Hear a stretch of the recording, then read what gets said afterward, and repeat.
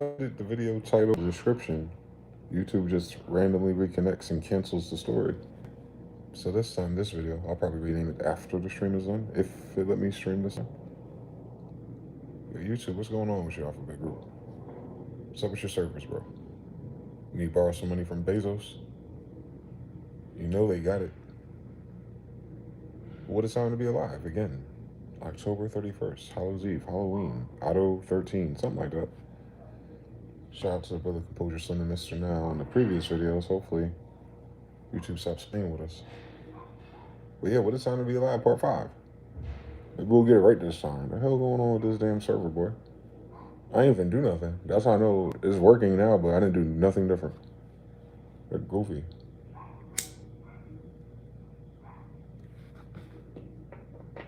Mm-hmm. Goofy as hell, boy. I can't talk about horses. That's the craziest shit. Yeah, horses got new eyes. Like on some Mandela effect shit. Check that shit out, boy. I don't like that. But this is one of the ones that's weird to me because I don't remember what it used to look like. When I look at it now, like, nah, that's not what horses' eyes look like.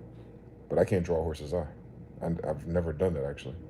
I've rode horses before, but I wasn't really like... I know it wasn't a goat eye. I know it wasn't a rectangular retina either, for whatever fucking reason. But now it is.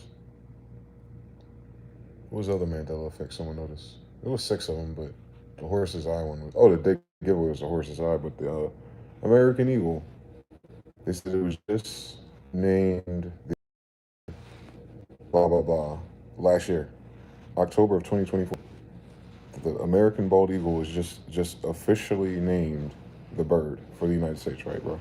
Like with all the money, with all the quarters and everything, like with all of that behind us, October of last year, it's official. I'm like, all right, cool. That's a weird one because it's a word game. Official. What the fuck does that mean? It's been the American bald eagle the whole time. You even got like outfitters and shit named after it. The fuck they talking about?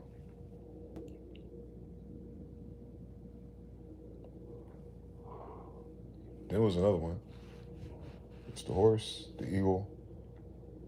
Horses with mustaches, I don't fucking know. I know they breed all kind of weird shit, so that one wasn't really alarming. Oh, I knew this because of Tartaria, but now they know it. Camels in America during the Civil War. I showed you that picture of Mansa Musa and his brothers on a alpaca over here. That just proves my point. There's camels in the Civil War. They actually have camels in the Confederate cemetery. So they're down south. Imagine that, where the Moors are. Can you fucking imagine? The America's book has a picture of them in it, by the way. Like, it's not a guess to us. It's only a guess to people who like to steal countries and lie about being the wrong people. But as a Mandela effect goes, other people are finding proof of camels in quote unquote this timeline. And there's like Civil War picture of random white people standing next to them. So yeah, that happened previously on X-Men. Horses with rectangle eyes, camels in the Civil War, and goddamn Berenstein Bears, and the damn eagle being the official bird last year. Fuck out my face. For the first time in human history, they do that? Nah, fuck you, bro. It's always been the American eagle. The fucking it's an American eagle, bitch. It's the American bald eagle, boy. And white people didn't pick that. The Indians did. Tell them stop fucking playing with us, boy. On eagle feathers. Don't do that. It's not even like it's New Ingle's Landing. That's why you call it England. It's Eagle Land.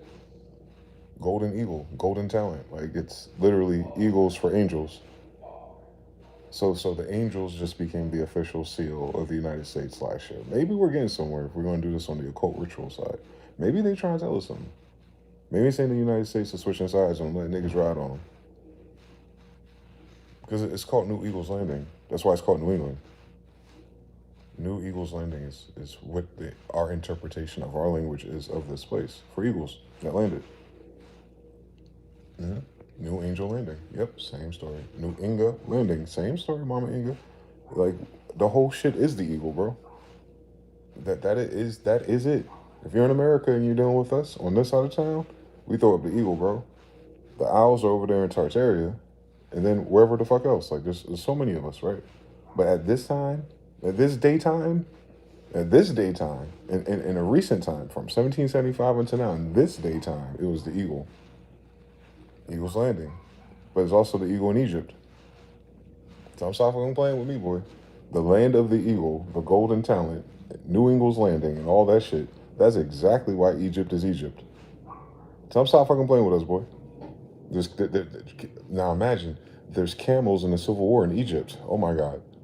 Oh my God. We might give these people a Grammy for not being able to hold on to their own fucking lie. Maybe that's what it is. We ain't trying to fix the timeline. We're just getting the lie out the way. We be trying to prove their timeline. That's the problem. Their timeline don't exist. You're in Egypt, and those are camels. The end. So every time you read in the Bible about camels in Egypt, it was here. Same fucking story, Bruce. But now the Mandela law has happened, which means our physical reality now supports it on its own. It's no longer a mystery, allegedly, right? It'll be common sense soon. Watch, watch, watch. They keep fucking around with the right variables. The horse one bothering me, though. I don't like that horse rectangle eye shit. On all herbivores, huh? They all got gold eyes now. Fuck out my face. No. Man, they just doing too much. They're just doing too much. That's okay. But they put the camels back in Egypt. They put the eagle at the head of it on its seal officially. All right. All right, New England. All right, New Eagle Land. All right, New Egypt. All right. All right, New Angel Land. All right, Ingas. All right, all the same damn thing, nigga. Mm-hmm. Mm-hmm. 13 eagles landed. 13 eagles landed in New England. 13. That's why they're blue. Mama English red. Still don't know who white is. Might just be Asia. Tartaria. But the blue is the smallest portion. The whole thing is red and white. Stripe by stripe. The original quilt. Mm-hmm. Then blue came down here with 13 eagles.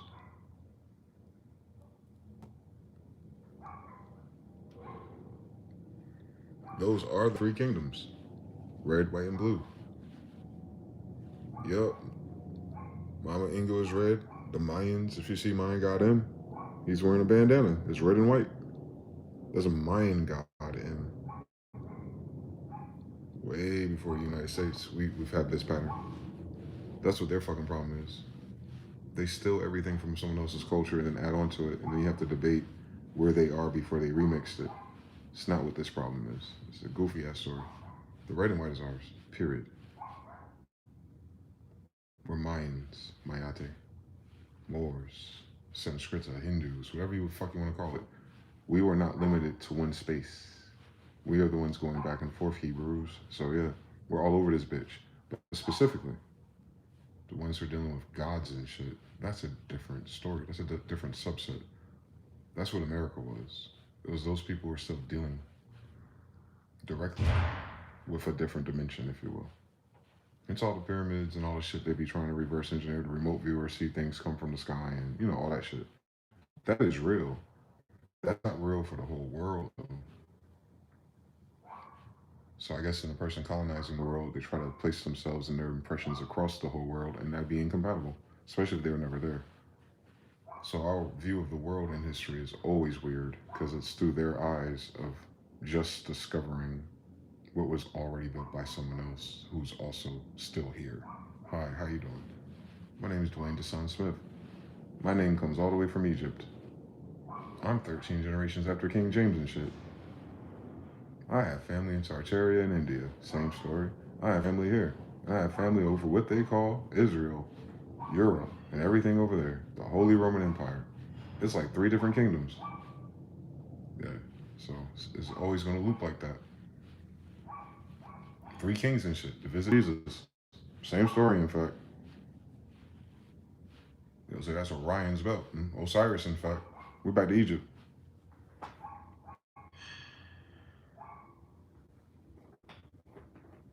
Mm-hmm. way they wrote that story is a damn timekeeper in its damn self. That's what's ingenious about it.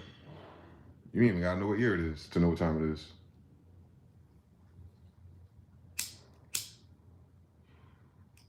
That book, Math and Science.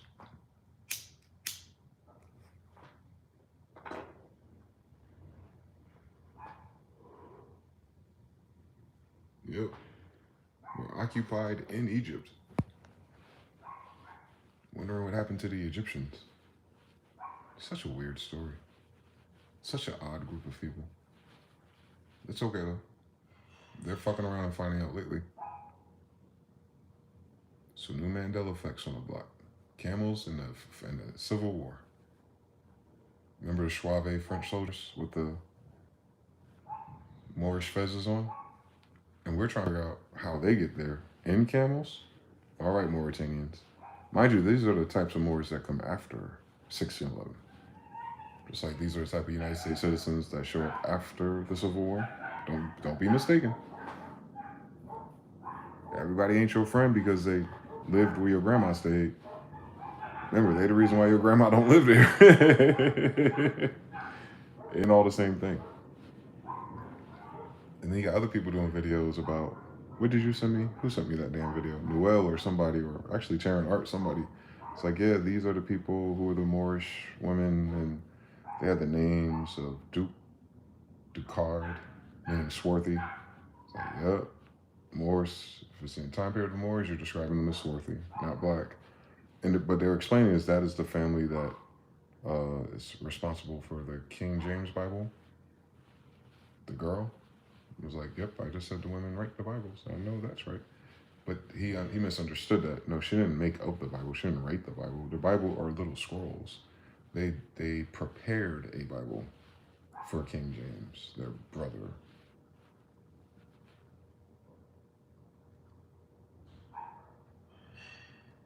It's like the stewards. Mixed in. There's all these different kingdoms going back and forth. So once a boy is a steward from his father, it's like the first time the stewards, blah, blah, blah, blah, blah, blah.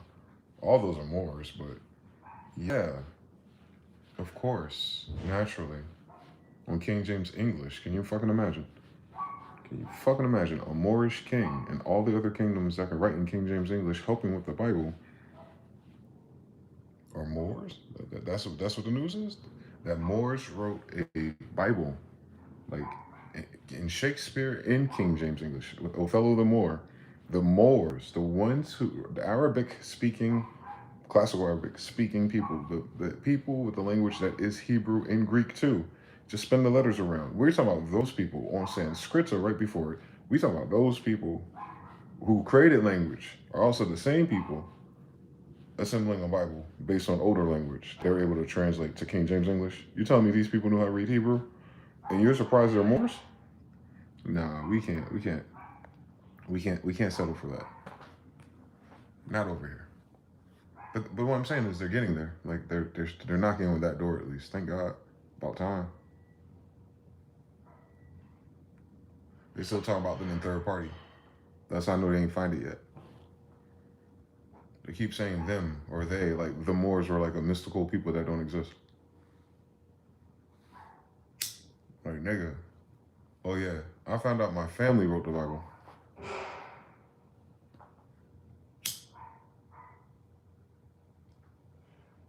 They'll get there. They gotta figure out what their grandma say at first. I keep telling you, that's the first step. Everyone skip that step.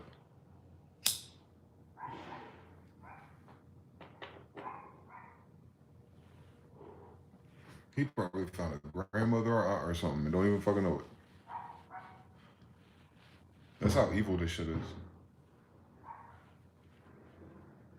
That's the evilest shit about our story, right? It's not like about proving shit being black or something, because like that should have never changed anyway. And they tell you they changed it. Iconoclasm and whitewashing. Like there's two words created out of nowhere recently, and that's what they did. So that's the fucked up part. Like who does that? But for any reason, it doesn't make sense. It's a specific type of stupid and evil. But especially if you want to program everyone based on it being fake. Like it's eviler than just disrespecting someone, but then you're going to make everyone after you stupid. Because you're going to miss so many connections. It's because it was never about what color a person was. But if you make the people a different color, it makes it impossible for the real people to be who they say they were. That's evil in itself too. Like the whole decision was stupid as fuck, and it's biting them in the ass these days. I've noticed something. So like to go from there, and then you go study this stuff, and you find out like the hidden history, like the unwhitewashed history, and then you're still talking about this shit in third person when it's your fucking history they whitewashed. So you feel like you're studying the history or someone else's history when you're the one being whitewashed. Like, nah, nigga, they didn't whitewash someone's history. They whitewashed my history. Not black people's history. My history. My history existed before crayons and colors. They whitewashed my history. Once we get to that part of the story, then it was like, oh shit. Damn, we might be under occupation. See? It's going, all roads lead to occupation now.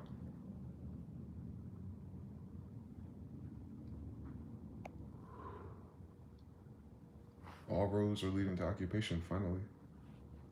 Got people, questioning the occupations. Finally. Yeah, you're in an occupation as society that has been corrupted. What could have fucking possibly went wrong with this shit? Like, can you fucking imagine everything based on lies and because I said so or else? Just turning around and not actually being very productive and enduring through time and change and social developments. Can you fucking imagine that? A place that had camels and lions, like I told everybody. You can't even see them no more. Like, whose bright idea was to kill all of those? That sounds kind of psycho-fucking-pathic. But imagine that stock trying to create a government that lasts into the Jetsons. What movie is that?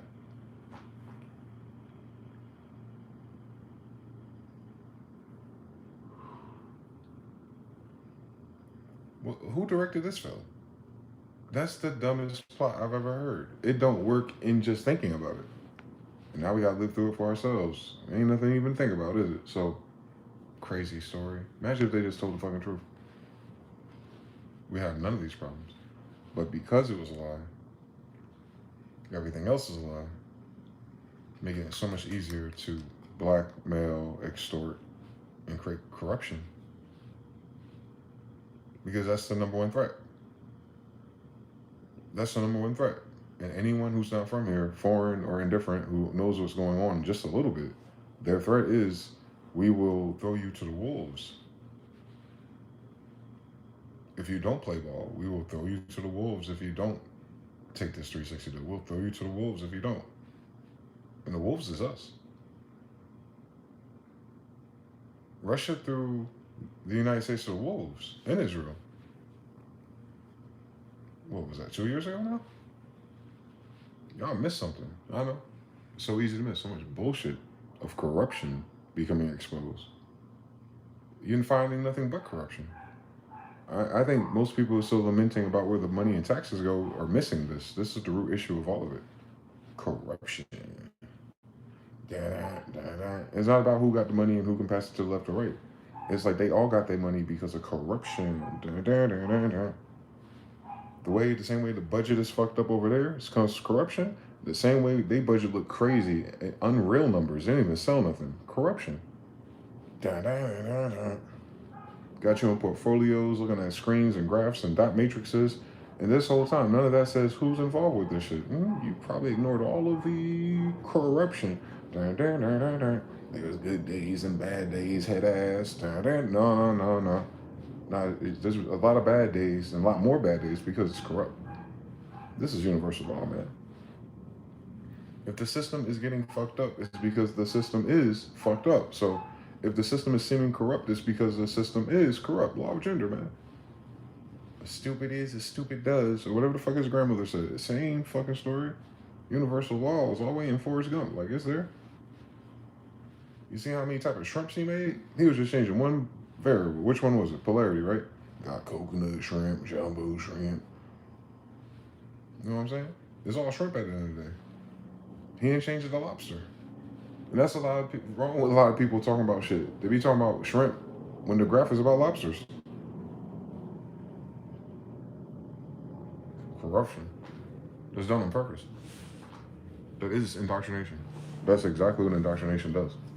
What is this determined side effect? You tell a person the color red is blue, and no matter what you do, in their head, it's going to be blue. When you know it's red, you don't want them to know it's red. Like, that's indoctrination.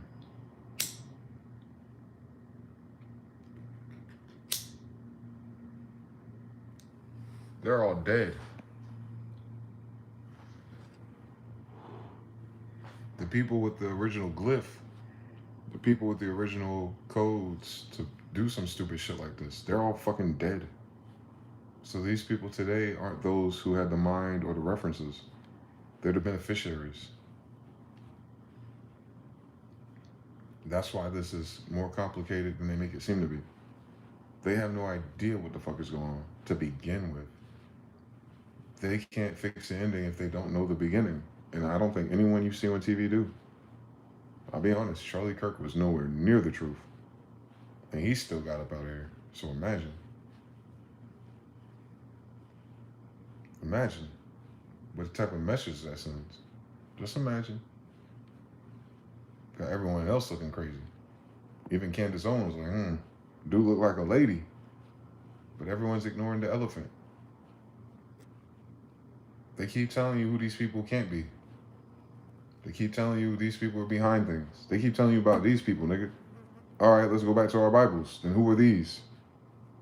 That's the fucking elephant in the room. If that ain't who they are, and things ain't what they seem, fuck them. Quick question though. If it ain't them, then who is it, nigga? Candace Owens, who is it? If it ain't them, who is it, Candace? If it ain't them, who is it, Tucker? If it ain't them, who is it, Nick? If it ain't them, then who is it, niggas? Who is it, niggas? Oh, it's gotta be. Who else could it be? If it ain't them. Who else is in this nationality lottery? All right, then. So, sometimes I think things the way they gotta be. They play too fucking much. Don't forget that. They play too fucking much to begin with.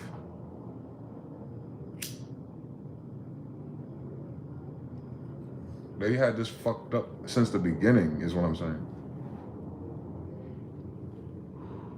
That shit normally don't hit until the shit hit the fan. And now that shit hit different. I know. I've been trying to prepare for it my damn self. There can't be no other way. Because it's corrupted. It's a corrupted fig tree. It's cursed. It doesn't bear any fruit. All dimensions. Literally all dimensions. So it's a cursed fig tree on Jesus. That's their favorite guy. He said that. What happens to these things? So they're fitting all the parables and all the metaphors all in the same year? That's a crazy fucking story right there, my dude. For it to be written by some fucking Hebrews that don't exist.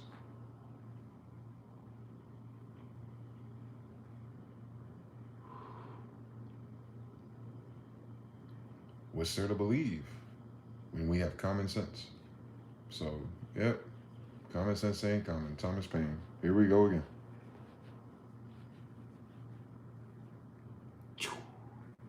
These pigeons make me feel like I'm playing duck hunt.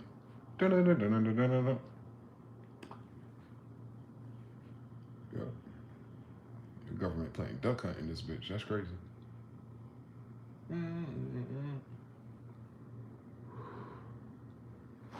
They about to throw it all away for some Venezuela. That's a weird fucking story. They're gonna restart their nuclear program. You know what? That's why Nevada looks like this. They tested all the nukes out here. Whatever those are. Very hot fire bombs. Yeah. Notice everything keeps on growing, though. No Chernobyl. Weird story. But yeah, they want to turn that shit on. Why does Trump want to turn on a nuclear program, but he can't turn the food stamps on? I know that's what you're wondering. A nuclear program testing. Remember how much each of those missiles cost? He wants to restart spending $1 million on testing things, not to build something that's going to turn a profit.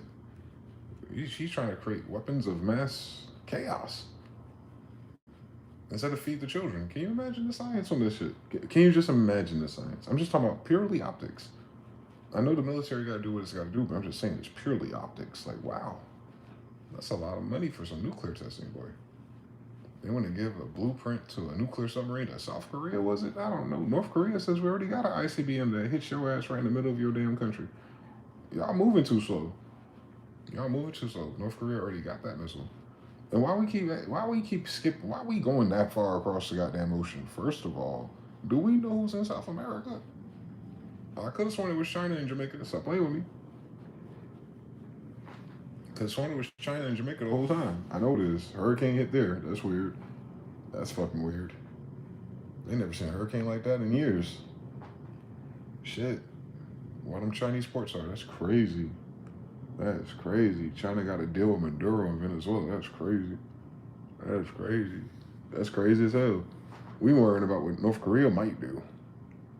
China right there, nigga. I don't know. I seen the missiles that Russia make. They fit on shipping containers. They can launch them off of a tractor trailer truck. I'm a nerd like that. I watched the whole fucking video about it. I'm like, that's tough. You wouldn't even know they're missiles. They be in that shit like Optimus Prime. They put that shit right in the fucking 18-wheeler. And them shits go everywhere. Them shits go crazy, actually. Can you imagine what's on those Panama shipping containers?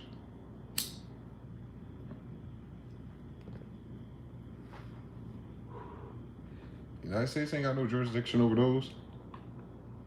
Man. They better not fuck around and find out. They so goofy. Remember Maduro said he thwarted a false flag attack? He said that last week. This all happening really fast. But the government shut down, but the government's not shut down for a war. Remember, he renamed the Department of War. He must have knew something a long time ago. But in all that knowing a long time ago, they're going to do something stupid? They had no money for food? They got to hit their streets. They acting like a dad from the hood. Wait till the last minute. Got to do something they ain't supposed to do just to feed their kids. That's a crazy story. They call us niggas for that. They call us niggas for that. That's crazy. They call us all kind of things. What do we call this? What do we call the effects of this society? So all the genders, all the hires, and everything in between us. And all the corporate fires. And I know none of those corporations look like me and my kids. So what does a nigga even mean? If everybody a nigga, nobody a nigga. Thank you for joining my TED Talk. How y'all doing?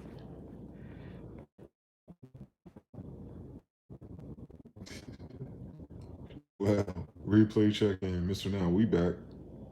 As if the military badge wasn't the evil the whole time. Unicorns popped up in the KJV Bible numbers. Yeah, I seen that one a couple years ago. TBFB 13 salute. Peace, Noel, and everybody. Boom, boom, boom. 13s, 13s. Elijah Denny Jalil. Wave check. Bad math again. Man, what a wave check shit. I probably got him. I just ain't got enough hair. Da da da da da. But yeah, cooked. Venezuela. They said it's gonna start in the next few hours or next couple of days. That's why that's kind of important. If that listen, you need to fucking listen. They ain't making this ain't breaking news enough for me, buddy. They said Donald Trump said, so the president of the United States, because everyone's ignoring that right now. They said that Donald Trump said that him and his friends want to start a campaign in Venezuela. From that news story release within a couple hours or within the next couple of days. This Halloween after all, man. Remember I told you about the portal and the veil and all those things? You want to add up dead bodies? Weird ritual, buddy. But anyway, so if they start tonight, probably, and tomorrow they have the food reactionary crisis when it's real to people who check and it's actually zero, right? And then there's 5 states bailing people out so far. Virginia and Delaware being 2 of the 5. Can you imagine? Right there with all those federal employees they just fired next to D.C. They would want their former feds to have food. Very biased here. But then there's still 45 other states, and I told you about Hawaii. Anyway, so states got to make some decisions because now the other 5 states making them look bad. And they got to decide by tomorrow, right? That's the illest shit about that. Only 5 out of 45 states was like, all right, we pull up 5 out of 45.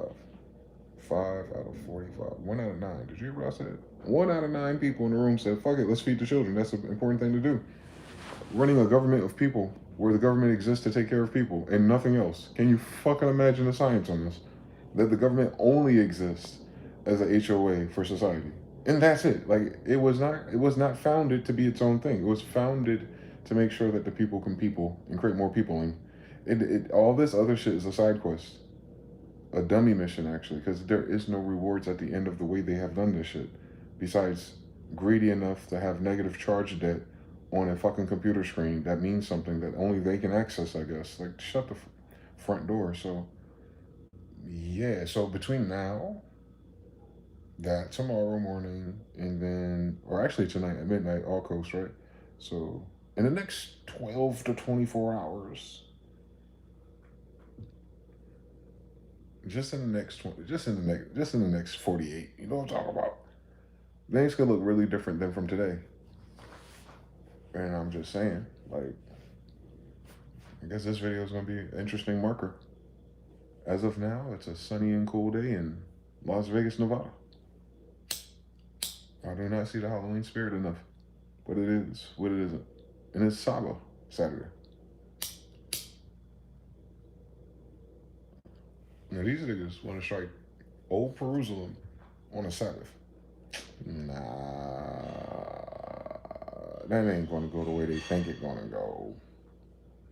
They got the wrong moon rituals, dog. They just keep shooting themselves. So the campaign is to hit land targets, right?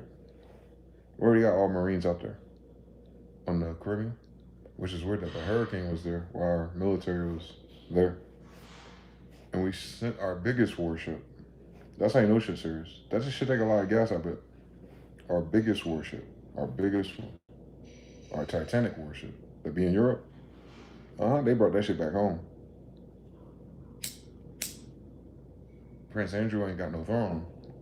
He got kicked out of his mansion. I thought his family owned it. That's a weird fucking story, London.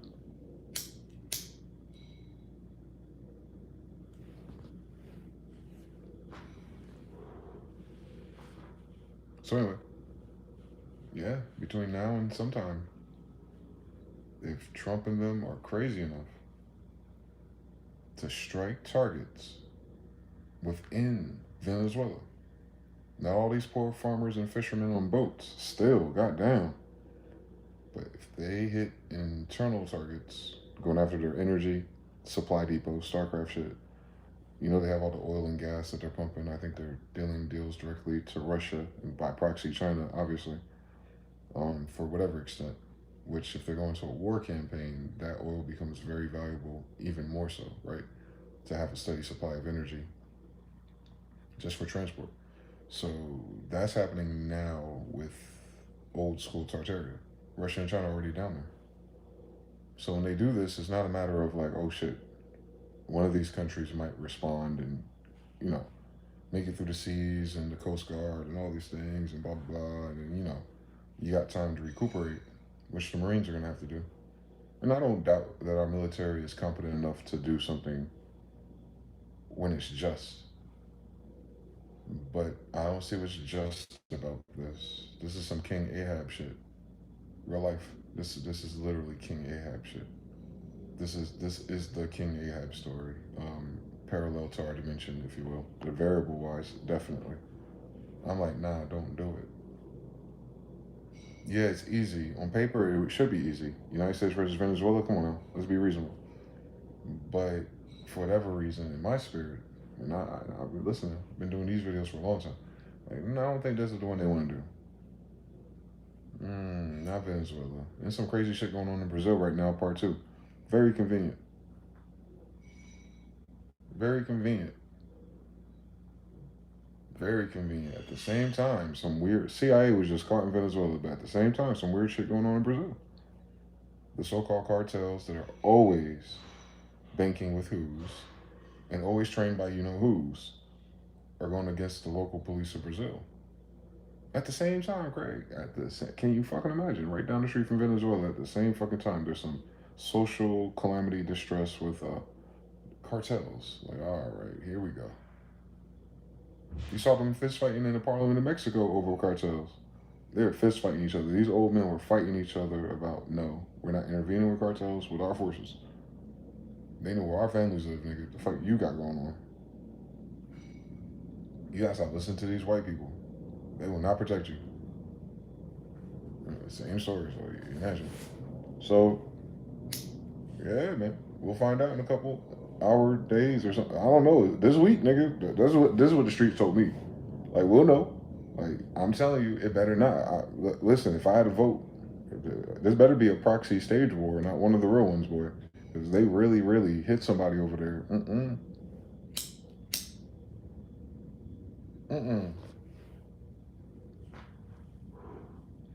If they've been, if the alleged crime is sneaking drugs and people into the United States for years, we gotta really think about the story here. If the thing is they're bringing fentanyl or cocaine here, whatever the fuck, Colombia right there, right? But let's skip that. Neighbors, but you understand, just like Dr. Umar and Tashriq Bey is, and you wouldn't even fucking know it depending on what they're saying, right? Same story, Venezuela, Colombia. So Venezuela can just get to America with all those drugs for decades, anytime they want to. This ain't, hold on now, hold the fuck up. That's just drugs. That's not a per capita issue. But you think those same supply lines cannot be traversed by, because you fucking imagine, the same people that form their militias would be their cartels. That's 8 million people. My city got 600,000. Venezuela got 8 million soldiers ready for action. That was earlier this year. He already started spinning his gears. Yeah, Russia over there signing some papers about some money. And then China, Xi Jinping just stood up. He said, what the fuck else he said? He be talking. I'm telling you, that he be reading tweets or something. What did Xi Jinping say? That he gonna back up Venezuela, period. And then some other shit he's just said about the United States. They tested Poseidon a couple of days ago, nuclear submarine, playing in the United States space. But it wasn't that. It was something else Xi Jinping said that, like, basically he's talking like they ain't got nothing. Because what they don't understand, what no one seems to understand in our unfortunate society of politics, because we're so myopic about the money, which makes sense, but that's not what's going on. But that's, well, yeah, it is. It is. The money, the thing happening to us is going on, but that is not what's going on. That is the, I hate to say that. That's the most of our concern. That's the least of the United States concern. There we go. There we go. Listen. So, not a unilateral thing going on here. Everything's corrupt. Everything's going the wrong way here. But the most important thing going on over here is that if they're right, if the Donster and his JD Vance flirting with Erica, that's so indecent, horrible actors. Must be the pills again. If they really do say fuck it, we're going to hit Venezuela where it hurts and try to slow down the supply line of resources to China and Russia without saying their names like they're boogeymen, then what happens is this is what happens. I'm almost certain this is what happens. Whatever treaties and ideas they had militarily over there in Asia, the Pacific Sea and all that shit, China Sea, all that shit. You know, there's a little island over there called Taiwan. Mm-hmm. The United States has been posturing itself to protect it in case China makes a move on it, because China wants to make a move on Taiwan. China is going to make a move on Taiwan. It's just a matter of when China makes the move on Taiwan. The United States sent its biggest warship this way. Y'all play StarCraft before? They probably haven't. I think everyone who works in the White House should be a master at StarCraft before they even start talking to me. Anyway, so while you're coming back down here to protect the Caribbean, Florida, the Gulf, and all the things down there, like all the trade routes. Like all the trade routes, like all this. Remember, the United States is protecting trade routes. It stole trade routes. Postmasters, same story. So it's going to have to protect that region because that's where all the goods and foods and all that shit, even all that all that bad beef they're selling from Argentina, somewhere around there. So the United States been there, but they're gonna have to be there if they start firing missiles at South America. So they're firing missiles at South America. And depending on what the back and forth is, you know how this shit goes, it drags out. But you just said, all right, if we can do some bullshit like this, then China can definitely do whatever the fuck it wants to do with Taiwan. At the same time. At the same time, you got to worry about Venezuela, 8 million, the drones they got already, and the Russian subs are out there too. I don't know if they'll use them, but they're there. So the war is gonna be very surface level at first until someone gets froggy as fuck. But once China moves in on Taiwan, then it's a whole different game. That sews up the whole China Sea trade route right there. Hmm? It's over. Fuck South Korea. No, they want China. China wants Taiwan. They already got North Korea. Tell them stop playing. Tungsten, by the way. Minerals. You need tungsten for space, if there is such a thing. There's heating property. The only metal that can. So anyway, yeah, it ain't about how many missiles a person got. They're fighting over trade routes. So they're about to lose the Silk Road if they fuck around with Venezuela. What else they got? And if you start a war in South America with Brazil and Venezuela, and it's going to spread like wildfire. This is not like other girls. They're already starting shit in Brazil, and then they're bombing people in Venezuela. Where are the people in Venezuela going to go? You think? Probably going to head down closer to Brazil. I would think. Thus saith the Lord. CIA right there, ain't they? How convenient is that shit? So that means they started at Venezuela just to go down further, and then Argentina's at the bottom, pushing up. You know, the old Nazis. Don't forget what game this is. Donald Trump, the German. Don't miss it now. Just gave $40 billion for a rock concert to the guy of Argentina right there. I understand everything. They're sandwiching these places that are having conflicts all of a sudden, suddenly. This year, like, why the fuck we need Venezuela now, right? Cool fucking story, bitch. That's the United States version of history. You notice ain't nobody say why Russia or China down there. They act like they ain't down there. They down there, down there.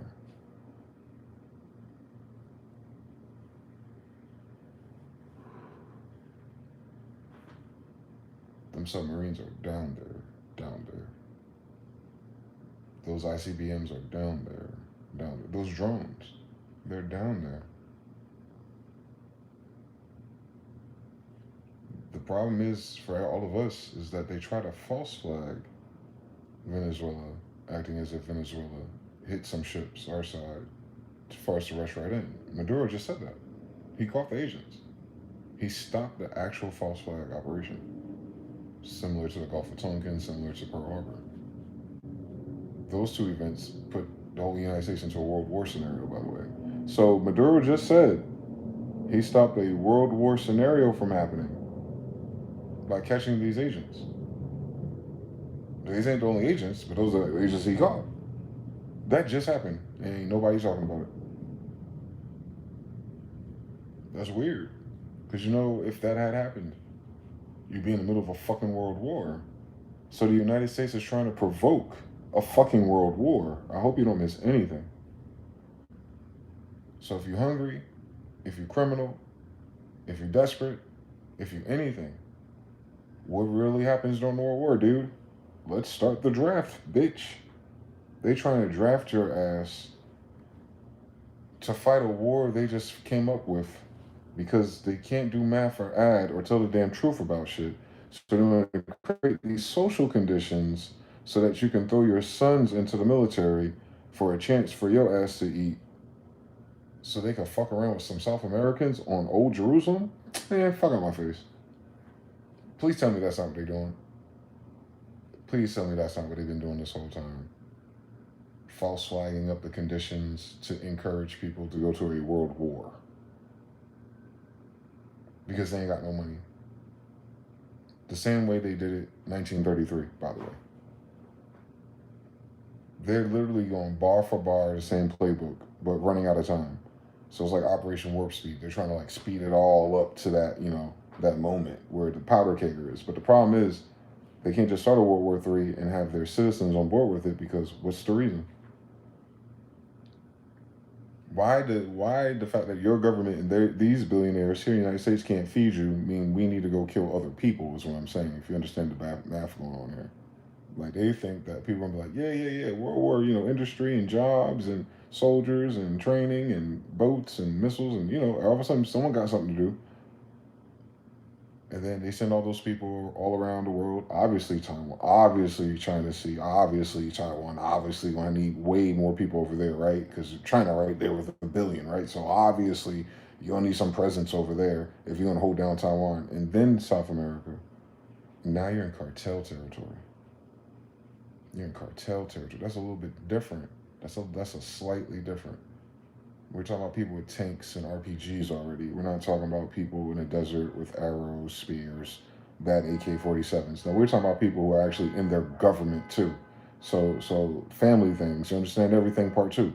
Like, we're talking about sending troops down there. This ain't a Tom Clancy novel yet. He died too early. Tom Clancy died too early. We don't have this Rainbow Six yet. This Rainbow Six ain't like none of the Rainbow Sixes we played 20 years ago. So like, nah, that's a bad idea, guys. The whole thing is a bad idea. All the headlines are a bad idea. I'm just telling you, this is another fucking bad idea. If this motherfucker really bombs Venezuela within the next couple hours or days, all my other forecasts are cooked. I can't see through the fog of that war right there, because I don't know if he's gonna do it. But I know if he do, my whole what I thought had happened, what I was gonna do it's gonna be a whole different story all over again. Maybe that's why shit ain't moving.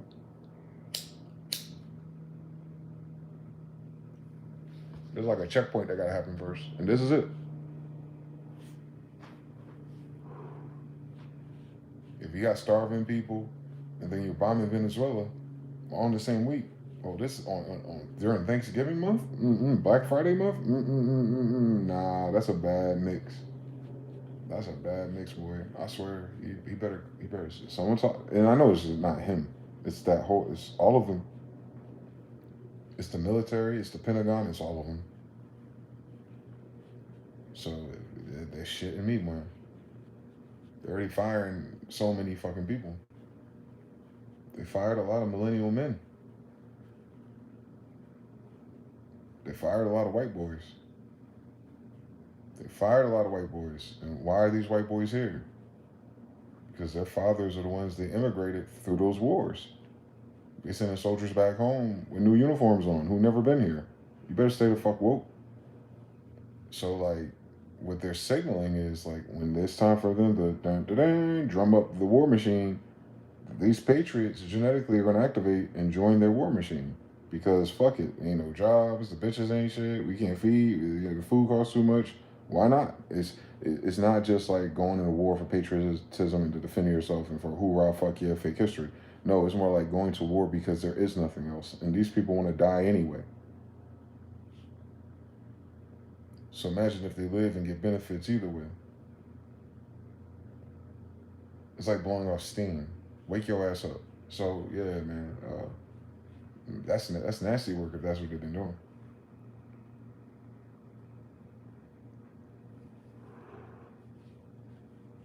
And this is peak society in the United States where the women say they don't need men.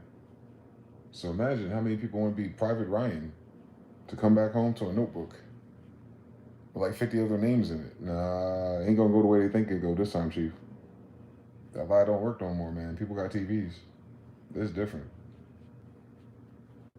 So yeah, that's where we're at today. We're trying to figure out if they're dumb enough to bomb Venezuela. This says results led spillage at random. Yeah. TBFV 13-3. Around with the Septuagint today. Come on now. Septuaginta.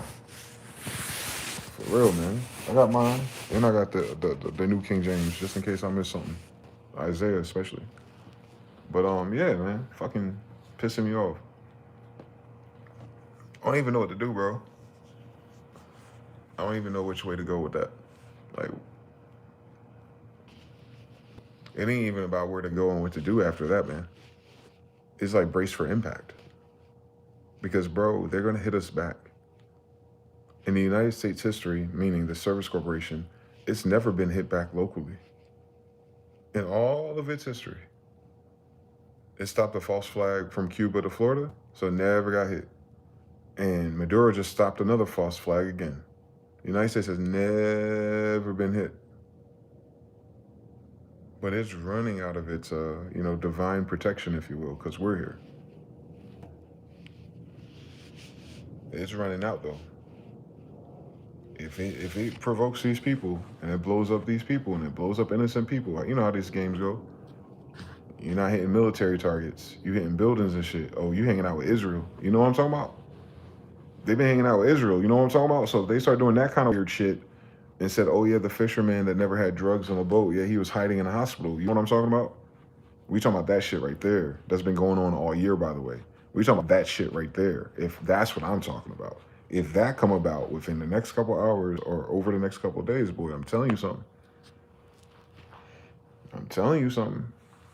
You ain't gonna have to worry fucking about no goddamn zombies at the damn grocery store. Yeah, that shit gonna upgrade us to a whole new set of problems. It's one thing to go through communism, the collapse of the currency, and that's all that's going on. But that usually breeds corruption, gangs, cartels moving in, and story goes. Say hi to Mexico, but in Venezuela apparently, and also Brazil. I mean, have you seen the news recently? So we know how that story could go here if that's all that was. But this is different. You got all that going on in drones. You got all that going on in bombs. You got all that going on in highways closed. You got all that going on in ports closed. You got all that going on in some. You understand what the fuck I'm talking about? We have never witnessed that in its hypothetical history of about 150 years. What I'm saying is knock knock, no trick or treats. Like this nigga is talking about that now. That's what I'm saying. It ain't the budget no more. Y'all don't understand anything. If they ain't got no budget, they got to go to war for the central bank. It's all wars are banker wars. They have to go to war. They're broke. That's what the problem is. Not how many kids you don't or don't have, and all the welfare moms ain't got enough fucking kids for it to make a difference in 50 years either way. Same story. So yeah, now they want to add missiles and drones to the story. Nah, nigga, I'm good on that. And this a nuclear testing site? Oh no, I'm out of here, buddy. No, I'm out of here, buddy. I'm saying, you want to tell me you want to go to war and then turn on the nuclear missiles project? And the nuclear missile project was right where I'm at. Area 51 right down the street, man. Groom Lake over there, S2 somewhere. I don't know. This is S4. It's installation 4. So there's 3 other installations. Now, if you got to make some new shit and you're doing your old playbook, then your old targets are the current targets. Nah, nigga. Yo, TSA, they ain't even pay them yet. Your ass can't even get in a plane and fly to Europe right now. Especially if that happens. Canada's already like, we got to slow things down because they're talking like they're preparing for a war too.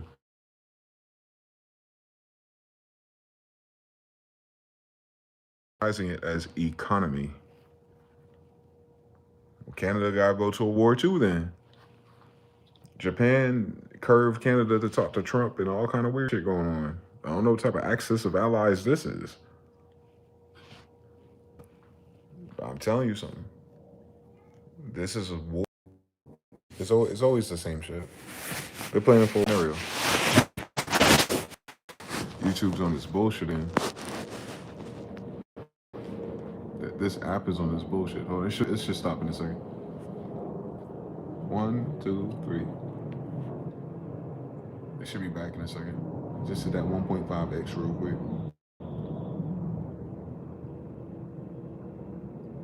They playing with fire. We back 3, we back. Cool. Yeah, they playing with fire, bro. I don't like the idea. I don't.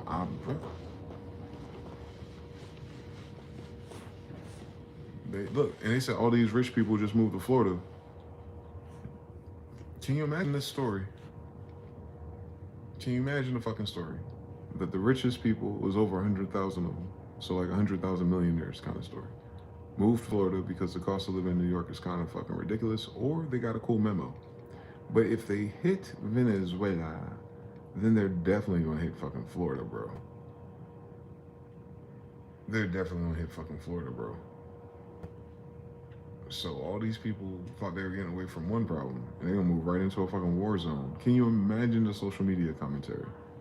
You're gonna start having millionaires doing TikToks in a second, boy. You ain't seen nothing yet.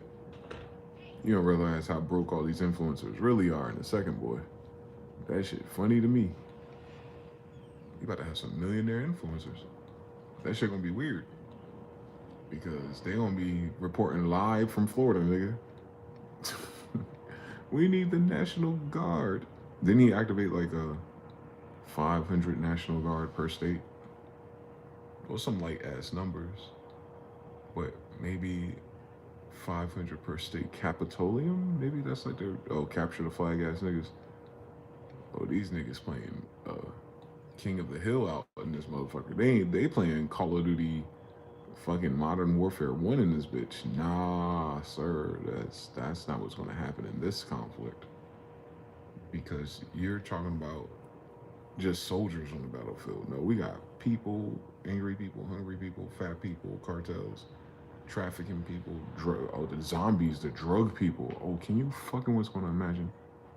In a martial law wartime scenario, and you can't get drugs to the streets like as easily. So even the people who have a weird pipeline, because I don't know, they work for the government, they get in, but the prices go up. But I'm just talking about relapse. I'm just not relapse, but withdrawal. I'm talking about like access. I'm talking about like and then the prices going up. It's like I need to steal more toasters. Like I'm talking about those dynamics. Like the trickle down dynamics at your local grocery store. I'm talking about the trickle down dynamics. If these motherfuckers are playing around on Halloween, that's all I'm saying. They might not do it. Listen, they might not shoot no missiles into Venezuela. That is the conditional statement here.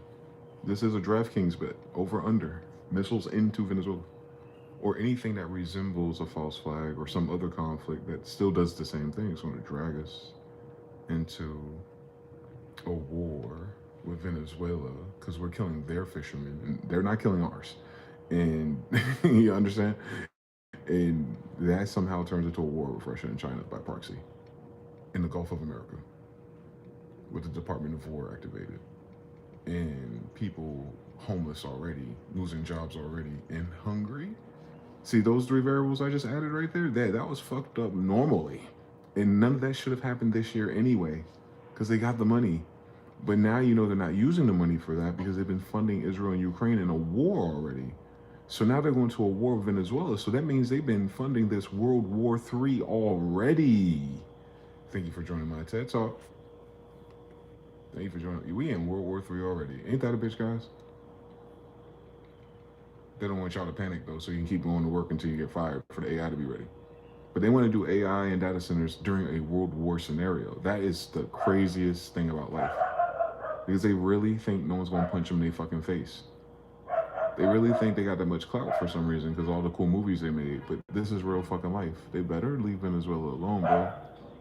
And just negotiate whatever fucking they need from them fairly. Can you fucking imagine? They can negotiate fairly. But if they don't want to do that, boy. The power grid. Are y'all serious? Riots in the street and King's protests, man. Soros, man. He's trying to go out with a bang, ain't you? You know he only got like a couple of months or a year or two left in his fucking heart. So can you imagine? Like, he is ready. Like, he been trying to see this shit since World War II, my nigga. Like, this nigga trying to see World War. Man, my nigga going World War for World War, man. Like, he the only nigga around that can really say that. Like, he was in the trenches of World War II over there. And now he funding all the social destabilization to create the conditions for it over here. Like, you gotta love America. It just let anybody ass in. You gotta love America. It just let anybody fucking come in and infiltrate your politics. As long as you got some money, man. Can you fucking imagine? That's the story they'll write about this place.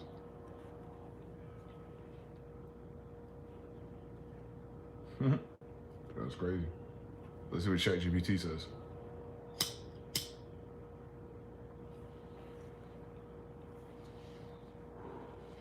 You better write your own stories.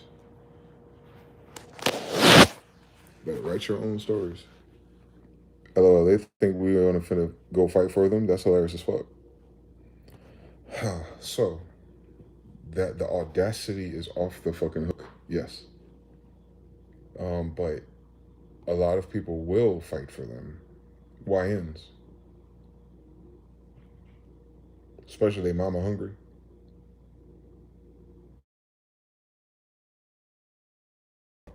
Trade routes are down, breeze are down, food is down, vibes are down, and your timeline and your news is buildings on fire.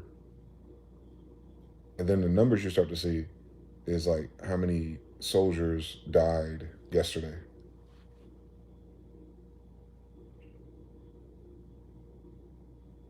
And it's not enough to win the war. You're right.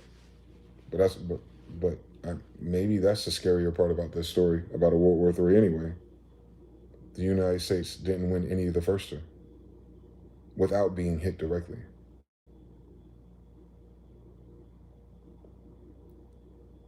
Against India, shit. India moving on Pakistan real fucking quick. They got 1 billion people. Russia, China, like billions of people. They'll USSR this shit all the way to back the fuck up, boy. They will listen. Zangief and Street Fighter was telling us something, boy. They will USSR this shit all the way back fuck up. Now, boy, they got India, boy, and then China's like, no, we'll hold you down. We'll get Taiwan, boy. They gonna shut that whole side of that map down, boy. Remember, the median age in Africa is 30. Remember all the diseases and vaccines and hunger and all the wars and Coney. Yeah, their average age is 30. Child soldiers grown up and shit. Can you imagine? So yeah. Nah. Nah. This ain't that. This ain't this, man. Yo, where's Tom Clancy at, boy?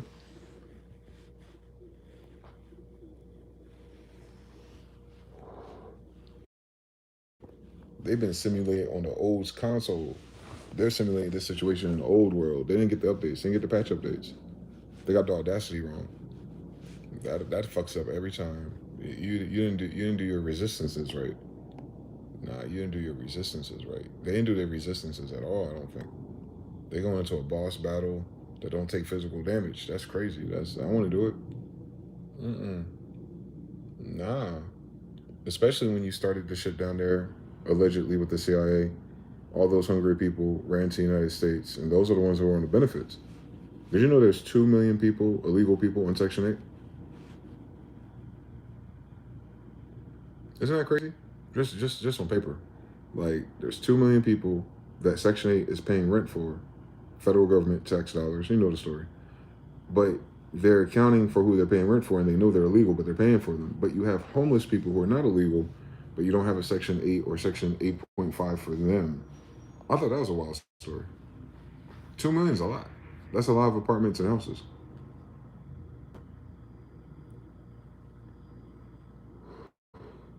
For people part of your country. You understand? Like, those dynamics is crazy. That's corruption, by the way. But just think about like the level of corruption where other people will be like on Section 8 food stamps, look at these numbers, find they're like their entitlement is already bad. Imagine it politically. Imagine it as people who are gonna do marches or some type of political grassroots movement in the catalyst, and they'll be using these data points. Like, yeah, but they had enough money to get food stamps to Afghanistan after using all of our tax dollars to blow it up. Right? Like, you gotta start, when you start seeing these shits connect, man, more than 2 or 3 steps at a time, people gonna be seeing the whole story. Like, they've been playing this shit for a long time. People just didn't know what the it was or what the point was. Like, I don't know, man, but I know Ahab had a point and he lost. This story sounds too much like Ahab for me to refuse. Like I'm saying, like bar for bar. Don't do it. Don't do it. For you will surely lose. I don't know how. I don't. It don't. Maybe on paper it ain't. You ain't supposed to lose. No, I don't think so. But you can't just go starting shit with people and then you're not taking care of your own people. These are two different timelines they done created. They got the unrest that they're creating locally, and then they're going to create more unrest for other innocent people minding their fucking business, trying to live. Can you imagine? Globally, nah, you ain't got enough credit karma for this karma. The United States ain't got enough credit karma for that type of karma, boy. What I'm saying is like they might not believe in that stuff because they got armor and missiles, but they the ones telling you about the time that Rome fell, right? Atlantis fell, Egypt fell. Like people be falling, boy, who be having everything. They be having everything and they fall, boy. Shit, the corporations, these people on TikTok right now, these people who had everything and they're falling, boy. So like this is a bad season for law correspondents to think that if the mightiest within your subset of civilians are falling from the top of the corporate jobs, from the top of the sports, from the top of entertainment, from the top of the record labels, from the top of the streaming services. Remember I was talking about like pretty soon it'll be Disney soon? Well, guess what happened today? Disneyland firing a bunch of managers. Like I'm telling you, this boy right here, man, I be knowing stuff, but I don't know how I be knowing it, but it be making sense. Same story again. So if all of your Mount Olympians of the simulation of the United States citizens in its dream are falling from the top of the pyramid, what the fuck happens to a king? Nah, somebody tell your boy to back up off of South America real quick. It'd be so much cheaper to feed the kids, boy. Someone tell your boy to back up real quick. Someone make that phone call to the Marines out there. Like, don't do it. Don't do it. Whatever it is, I don't know what it is. I know it starts there and it goes somewhere else. So wherever y'all trying to go, I plan it for another year, man. You better put that shit off to 2036 with some new leadership and some new humans. Let these people die off first and then re-strategize that trade route shit. Don't do that right now. You gotta play nice. Just play nice. What the fuck? They can't just play nice for a couple years until shit makes sense. Shit don't make sense right now. I want to do it.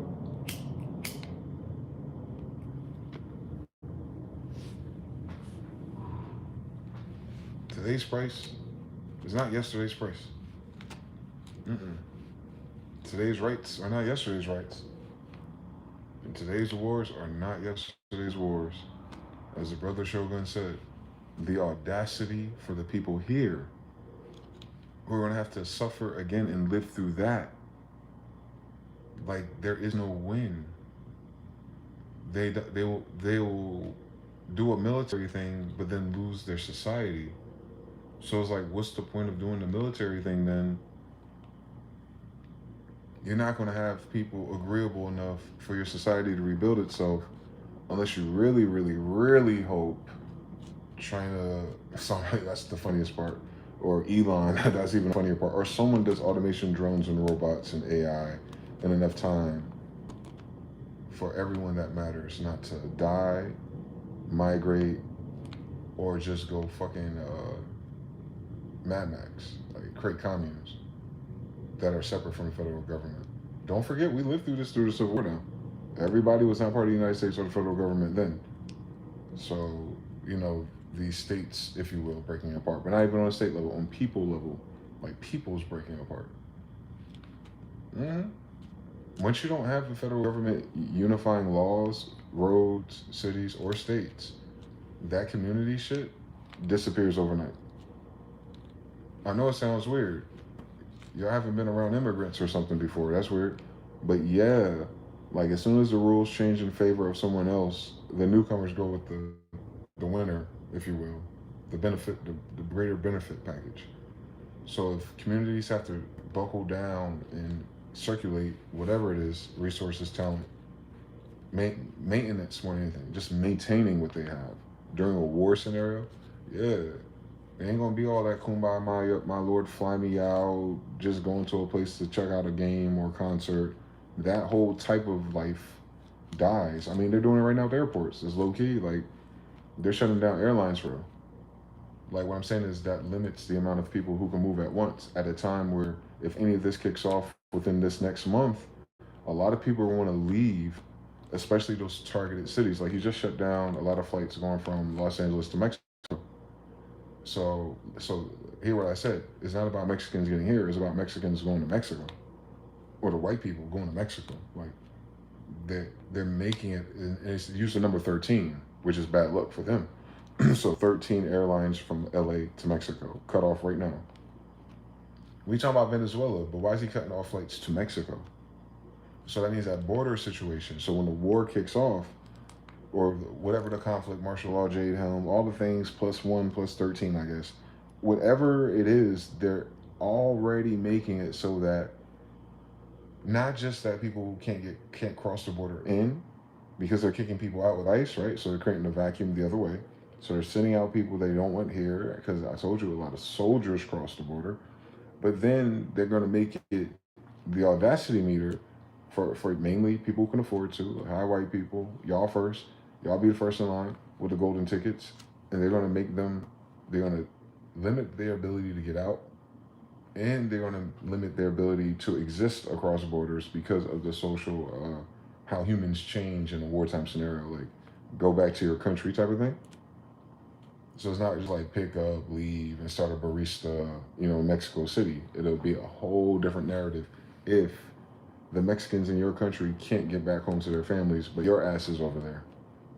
Don't forget, everyone got cell phones too. So like, it's gonna change the color of people's, you know, interactions with each other, without being a soldier or not. I'm talking about people. We lived through this. Don't forget, it's all happened to us.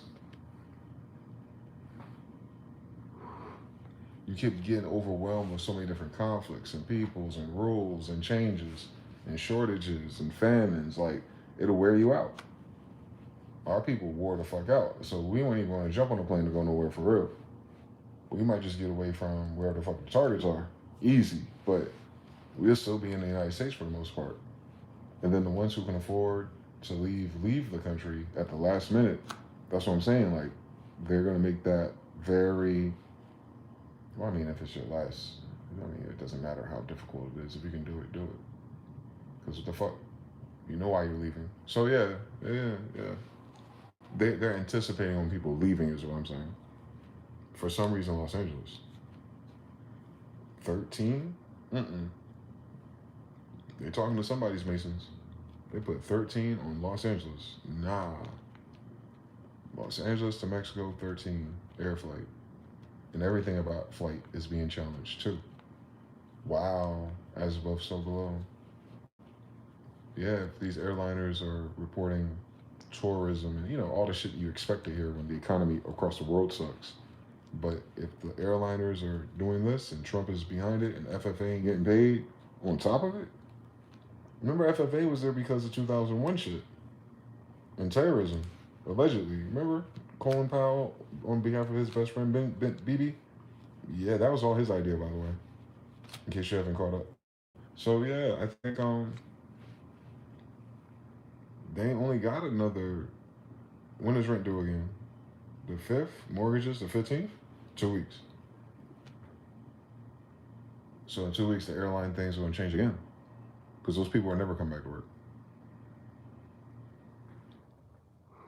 And they already said, if you're part of a strike or some type of boycott, you're fired. So that's kind of like freedom of speech on ass, right? Because then you realize that freedom of speech is ass if you're secondary or indentured to corporations.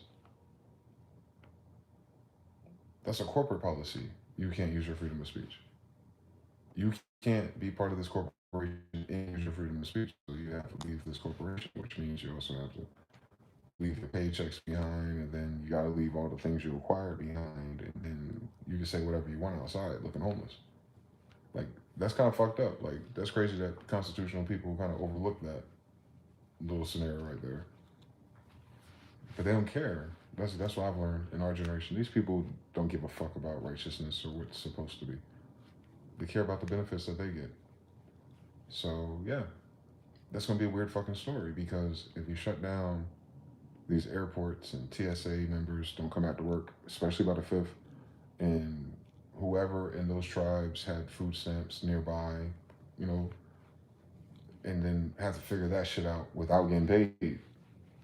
And some of these people have child support, can't pay the, you know what I'm saying? The baby mama ain't getting the baby mama ain't getting food stamps, and you haven't gotten a paycheck in a month already, and it's about to happen again. You're about to miss another one. I don't think so, man. I don't think anyone. I don't think. No, because these are federal employees. These are people who are in charge of the domestic consistency and safety and regulatory things. Like these are the people who are targeted. I'm telling you where the first point is. Fucking over your gatekeepers. So like if you're playing craft and you're like, because you don't know what the person's thinking, but you like, oh, they're being cute. I don't give a fuck what they think about you. All these supply depots gone. I know how much that shit costs. I know they need land to rebuild them, and I know they ain't rebuilding them here because I'm here. And they ain't got no room over there to build nothing, so they'll have to move soon. So you know what I'm saying? Like, you can have your plan, but you have a very weird blind spot, and they've never had to worry about it. They've never had this problem. The TSA didn't exist back then. Child support and food stamps and all that didn't either. So they didn't have a codependent society on their expense of a big federal government, which was never the agenda, but now it is, right? Everyone's crying to the federal government, something that's the antithesis of what a democratic republic would have done, by the way. But, war and overwhelming changes of banks, 1933, so people got with the program, silent generation. They should have said something, right? So we there, we right there. We want to see. I'm telling you. And even if he doesn't hit Venezuela, you still got to fix the feeding problem. You still got to fix the hemorrhaging economy problem. Still, the narrative is getting saucier because all the people getting fired don't actually want to go back to corporate America. And that's what I'm saying. You educated these people, and now they have an idle mind. Nah, man, not enough Vyvanse for this story. And coffee costs too much at Starbucks. Nah, this is torture for these people. You feel me? When you grow up in America as niggas, nothing goes right. So when things go right, it feels good. But when things don't go right, you're like, another day in Europa, right? But these are people who feel like maybe even entitled or even don't even realize their entitlement. That if I follow these steps, I get these results. And they did, for better or for worse. And now nothing they do is right because there is nothing else to do if they did everything right. Do that loop one more time. These are the people who did everything quote unquote right. They got into position, they got the money, they got the loans, they did the thing, they bought the thing, they're in the middle of it, in fact.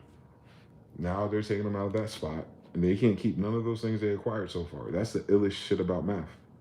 But then they got to find something else, and it's not going to be the same quality, and they're already burnt out, and all this other shit, and then they're never going to be able to get back on that road, and right now the Band-Aid is just called AI.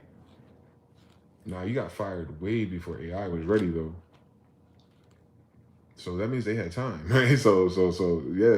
AI ain't ready yet, so they have time to still, keep you and pay you, but they're not. So they gotta figure out their life and pivot from that. I'm telling y'all something. Mental health issues be damned. Yeah, growing up in the hood and poverty, frame of references, and not knowing what you're missing is a different story. Unless you watch television, even that's half fake. But to actually seen it, I've seen the promised land, and to get knocked down into the valley. And then you're not the only one, so it's not like a personal hero story. Like if I just keep going, no, you're a whole, you're everyone in your Zoom call, actually, everyone in that nice little mid-rise apartment. Actually, you're seeing more and more U-Haul trucks pick up or packer rats. You know what I'm talking about? You're seeing way more people on your local Facebook. Fuck, you're seeing people on your goddamn LinkedIn talking about. On my 20th job interview, you're seeing it every day if you're them, is what I'm saying. We don't see it every day unless we're them. But if you're them, you see them in every day too. So that's the first time we've ever seen that. That's a generational problem. You feel me? I'm talking about the mental health aspect of that. Like, how do they see a way out of it? For real, yo. How do you go from almost six figures, or usually more for more extreme cases? Because they're firing managers, they're firing middle management, they're firing corporate people, they're firing people with salaries, dudes. So, what's a higher paying job than that for them? For that quality of people, like, what's a higher paying job than that? Ice cream yum on TikTok. You think that those type A personalities, that's what they're gonna do? They're gonna do something creative when they did everything right and even played the game with 48 laws of power and they won. Remember, they won that game somehow. And you say, yo, we want to take all that shit away. Ain't gonna be no more new alternatives.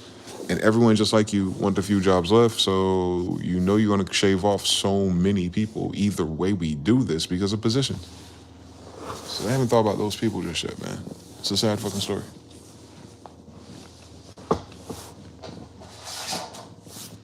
That ain't got nothing to do with the welfare queens.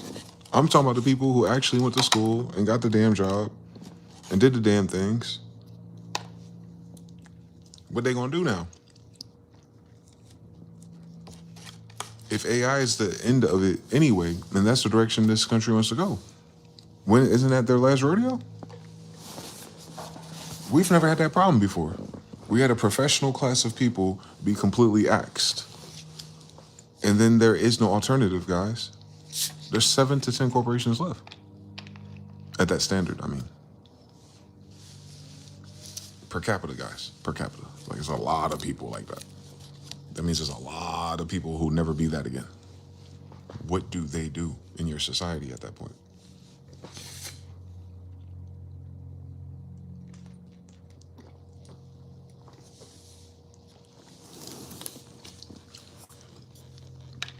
Yeah. They're the ones with those mortgages, a lot of them. And they're the ones with those car loans, a lot of them. Yeah. Them insurance policies, the good ones. Them. Yep. Those who are feeding into Social Security and taxes since their bosses ain't paying any. Yep. Them. What do they do? Most of them are single. We're talking about millennials. Stay woke.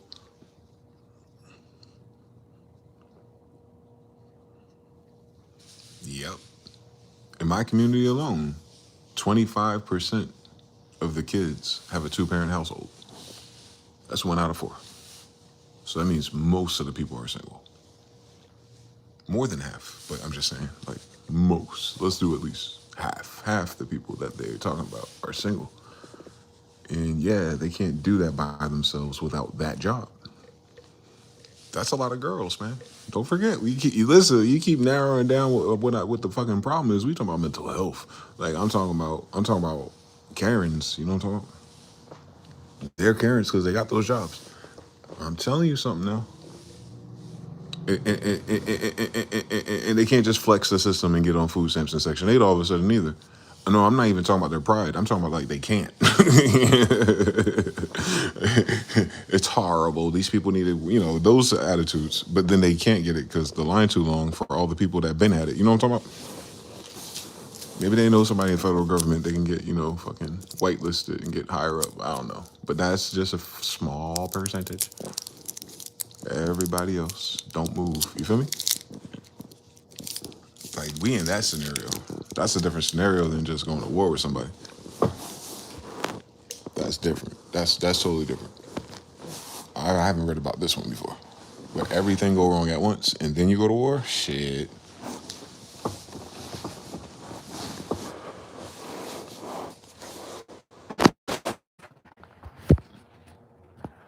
Less air travel worldwide as well? Wow, Denmark.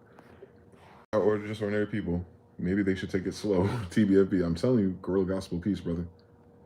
Not enough for them too. Russia too, plus Russia. Remember, China and Russia's a package deal.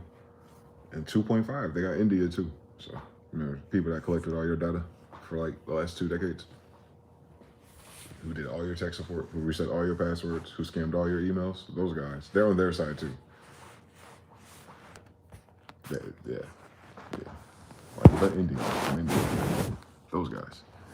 Bharata, the Hindustanis, those guys. They got all your data too. And they're making it so that they can't come here and get to work.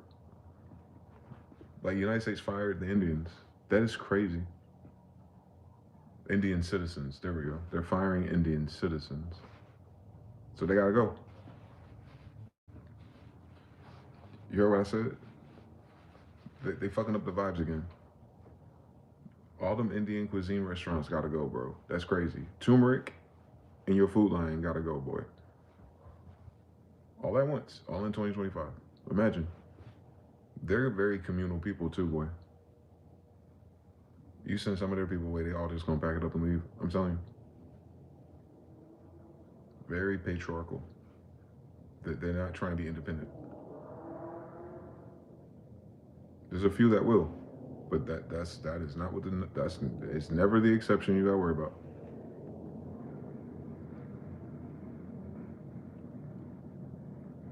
That's crazy, man. This nigga really drained the swamp for real, and then realized there was nothing else left but a boat.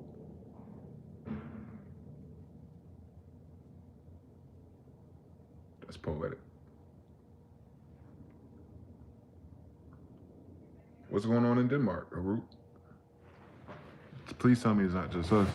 What the hell the UK got going on? I know Canada just keeps getting worse with its headlines, at least. Its headlines is like, we really have to prepare. We're going to have to expect a downgrade of living, blah, blah, blah, blah, blah, blah. I was like, y'all just noticed since the pandemic? That's crazy. They be telling the news backwards.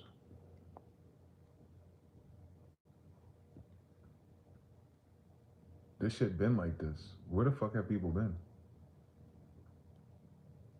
I was like, the price of eggs don't make no sense. Arizona going up. Like, no, it been like this.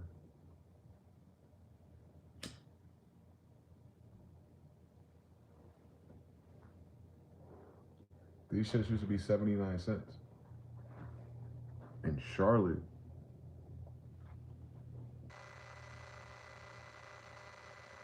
So, they just started noticing. Damn. This is the worst time to start noticing some shit. And then turn around and you're facing a war instead. Hell nah, boy. Mental health be damn, boy. I think people are gonna crack, y'all. I think people are just gonna be like, I just don't know anymore. And I'm not talking about in the spiritual or, taking the high road way. I'm talking about like, why they waking up and getting out of bed and taking a shower type of level of it for a lot of those type of people who have always been in the program. Once they lose that program, boy, they don't know what to do. Remember, they shut out all the side talks. They shut out all the conspiracies. They shut out all the rumors. They're very myopic. They don't consider the other side of the aisle. Very red or blue type of people. But instead of retiring and don't know what to do with the rest of their life, they're fired and they have the rest of their life to try to figure out something new at a time like this. That's evil, bro.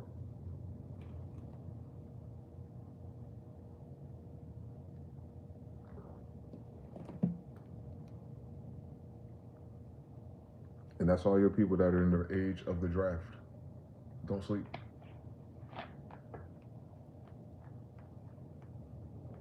Noticing, in fact, all the people who are boomers, they still buying houses and holding on to wealth.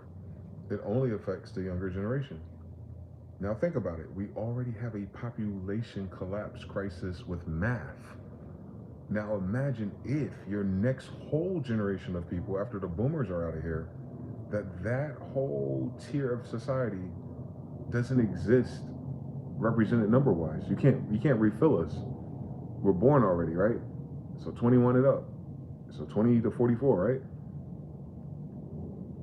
That's the millennials and Gen Z that they're trying to position in to do the things, if you will. And if we lose any, it's too much to keep this civilization the size that it is. So what are they trying to say? They're trying to like focus on Gen Alpha and Beta, which they're already undernumbered to keep up with us. So they're gonna create a smaller, younger society.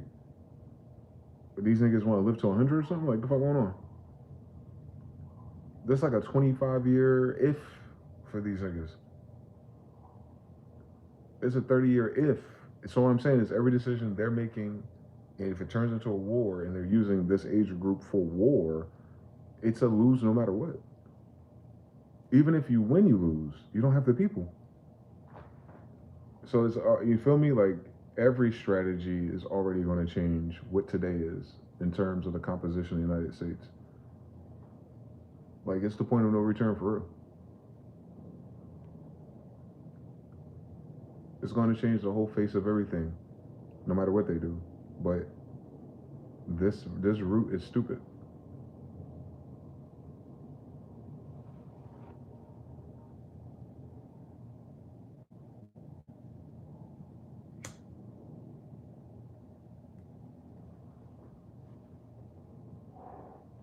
They can't afford food, but they're going to promise you a GI Bill. That's crazy. They can't afford the food, but they're going to promise you a charger. That's crazy. That's bad math, man. That's bad math if that's what they're doing. Or they're going to have to do it if it's a war, though. They might not intend for it to go that far, but if it do, that's a bad deal, boy.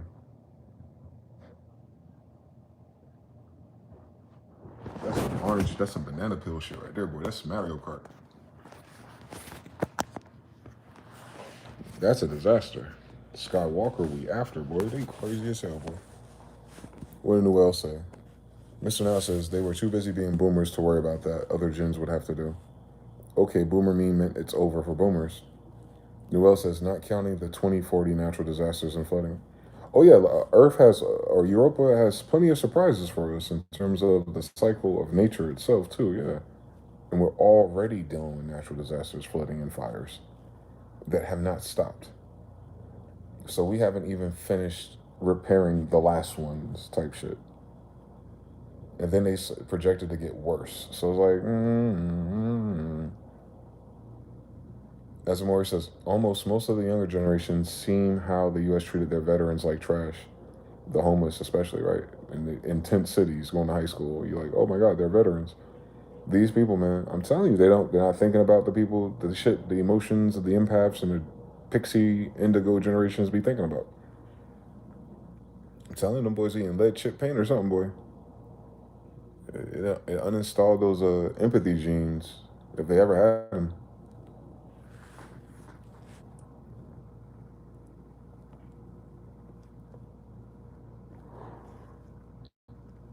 That's crazy as a generation, though. If the boomer generation is really that fucking cap, because we notice it, millennials notice it in our parents, like do as we say, not as we do. That kind of means you cap. But for the whole generation that have been programmed in the 50s and 60s to be like that, that's evil. That's peak Bernays too, ain't it? That's peak Mad Men. That's peak Hollywood. Yeah, it was all propaganda. And they be the main ones that don't be talking about where their grandma stay. Yeah, they got them good because they went from nothing to propaganda.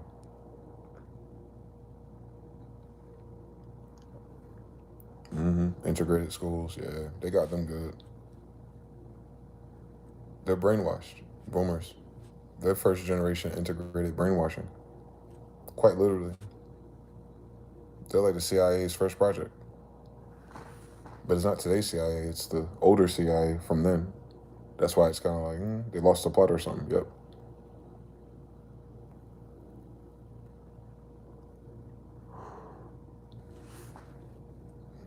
They're Nazi ass generation, boy. No matter what color they are. That's crazy. Set to self destruct. No Metal Gear. Some are loyal to how they feel. They were loyal to how they got paid. And they were only paid if they're fully immersed and believed in who was paying them. The second a question started, they were on their way out. Mr. Now, like question their own narrative. Yep. Shogun says Chief Quimby. Or yeah, this message is self to self destruct or something. Why ask questions when I can just credit card? Oh, you said they were living on autopilot once they got enough rubles. Once they were able to automate their bill schedule, they went to autopilot mode. All of us wanted to though. That's the illusion about it. That's not unique to them. It's just that they're the only generation per capita that could have ever done that. They're the first to do it and the only ones who could do it that way. Damn. I didn't realize how entitled boomers were until the older people died off.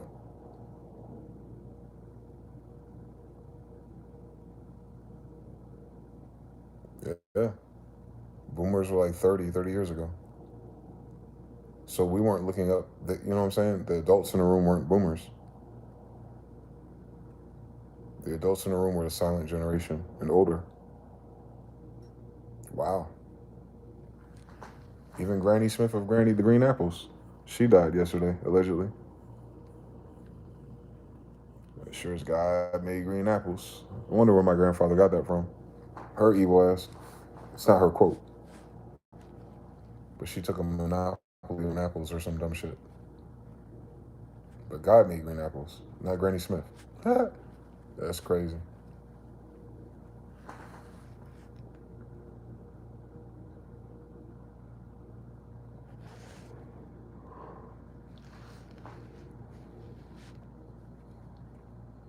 She created the meme, apple a day keeps the doctor away. That was her team on some Bernays shit. And they said more and more people went to the hospital because they did that back then, and she avoided the lawsuits. I was like, oh, she knew Pfizer. People actually took her seriously. That quote. The apple a day keeps the doctor away. So switched to an apple diet and got sick. Usually white people. They have different kidneys or something. They don't listen to us. They can't afford to go vegan. That's different genetics, if you ask me. But anyway, mind to my genetic business.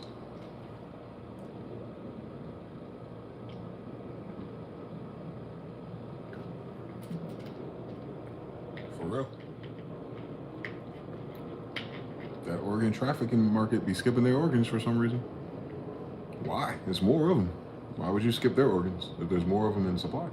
Why would you cross enemy lines to get the same thing? They tell you every time. They're not made out of the same things. I don't know how many times they gotta say that shit. Cognitive linguistics. We need melanated organs to fix our disease. So why do your organs have that disease? And how comes our don't? If you were first. Just science. You're injecting me, bitch. You inject your organs. Leave us alone, please. Shit. That's the good news about that decentralization shit. Nah, you go vaccine your own people, nigga.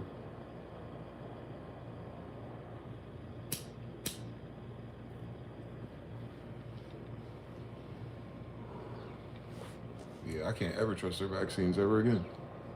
That'd be the dumbest shit ever to do. I'll be honest with y'all. They fucked up the pandemic and the flu. I can't trust them.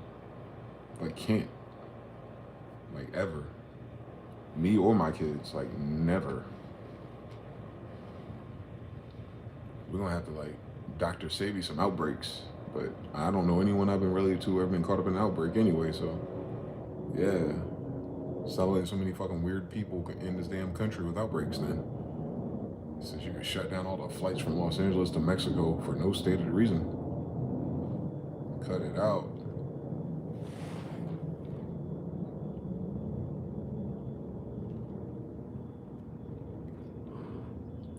As long as Dr. Fauci is free. That's a no from me, dog. As long as Fauci is free, it's the same shit. Nah, that's a no for me, dog.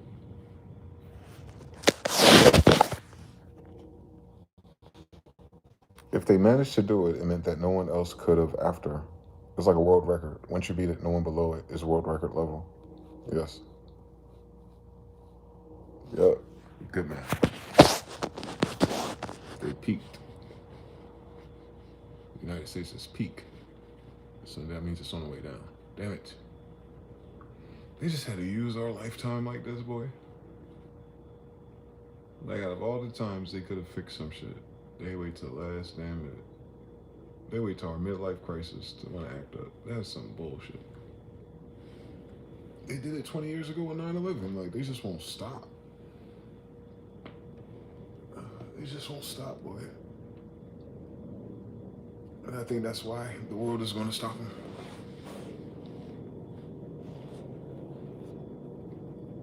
I think everyone's going to turn against the United States, Mexico, and Canada. The United States is surrounded.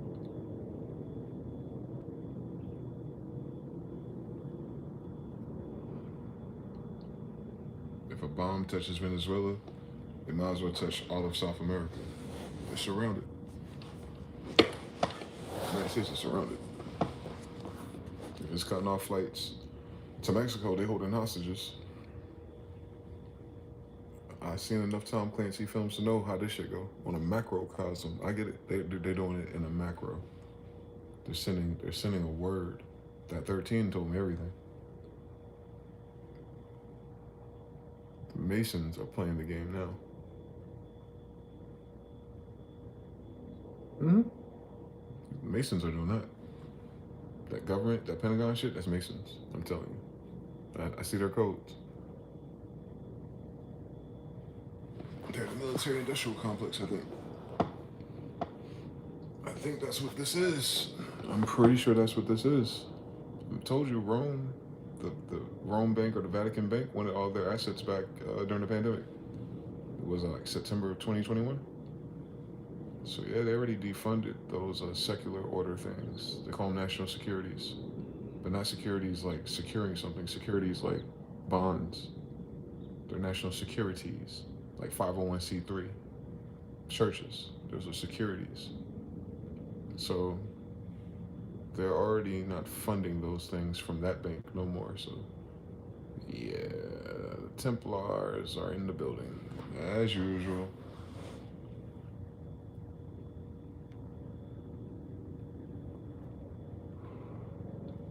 Rest in peace, Jordan Maxwell.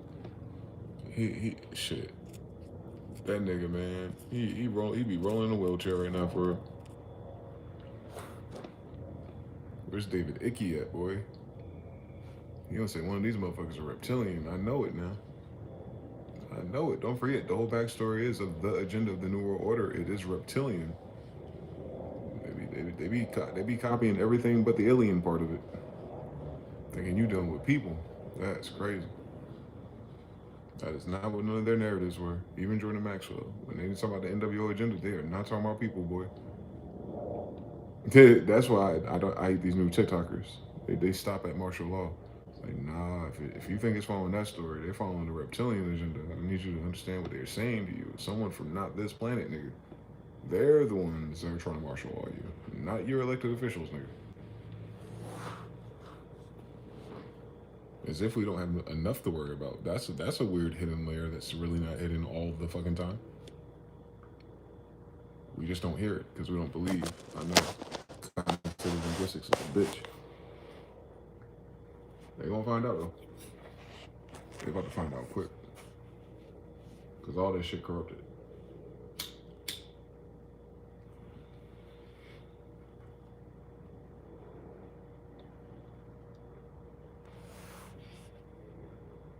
Mm-mm. This country cannot afford to let those people starve, boy. We cannot afford to strike Venezuela. We can't do both at the same time.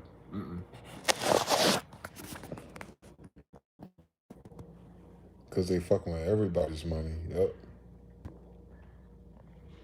They are. At the end of the day, it's the end of the day. It's going to boil down to benefits. And if the United States via Trump is cutting off Mexico and Canada trade benefits, then it's a trade war already. They said that out loud.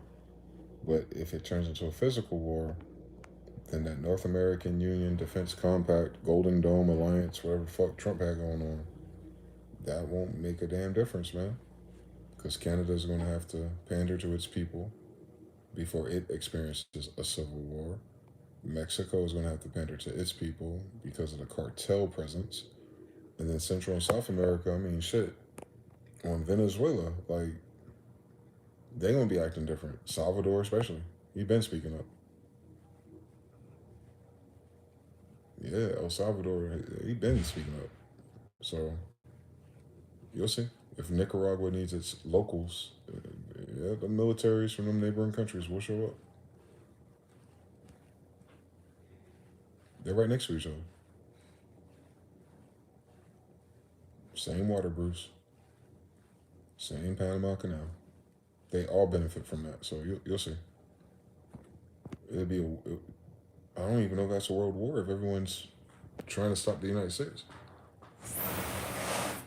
The United States of Israel, the United States of Israelis, I guess, whatever fuck, going Polish, German, something. Don't know what they are no more. They're something. They grew up together this whole time and they act like they're not related. That's a weird fucking story. They do the same story here, it seems.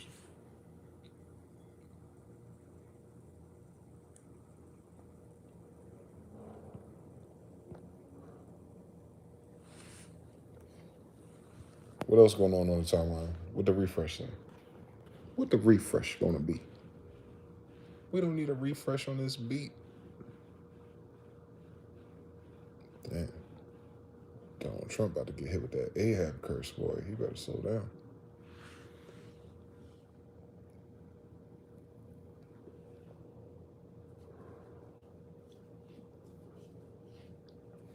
Let me see how Ahab got fucked up. That's on my spirit today. Let's go to Kings. In the Holy Bible, in the King James, New King James Version, if you're following along. God damn, sound like that nigga driving down there. Hold on, can I turn this around? Can I? Oh shit, I might got something popping now. We go to the Holy Bible. We want to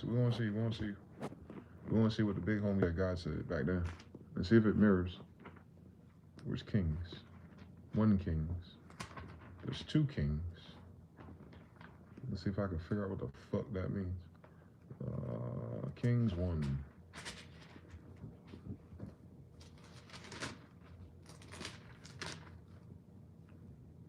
All right. So this is some King. God's second appearance to Solomon. As Moore says, speaking of the small hats, they keep passive aggressively threatening. It's talking about if we fall, the U.S. will fall. They're correct. Because of the bank.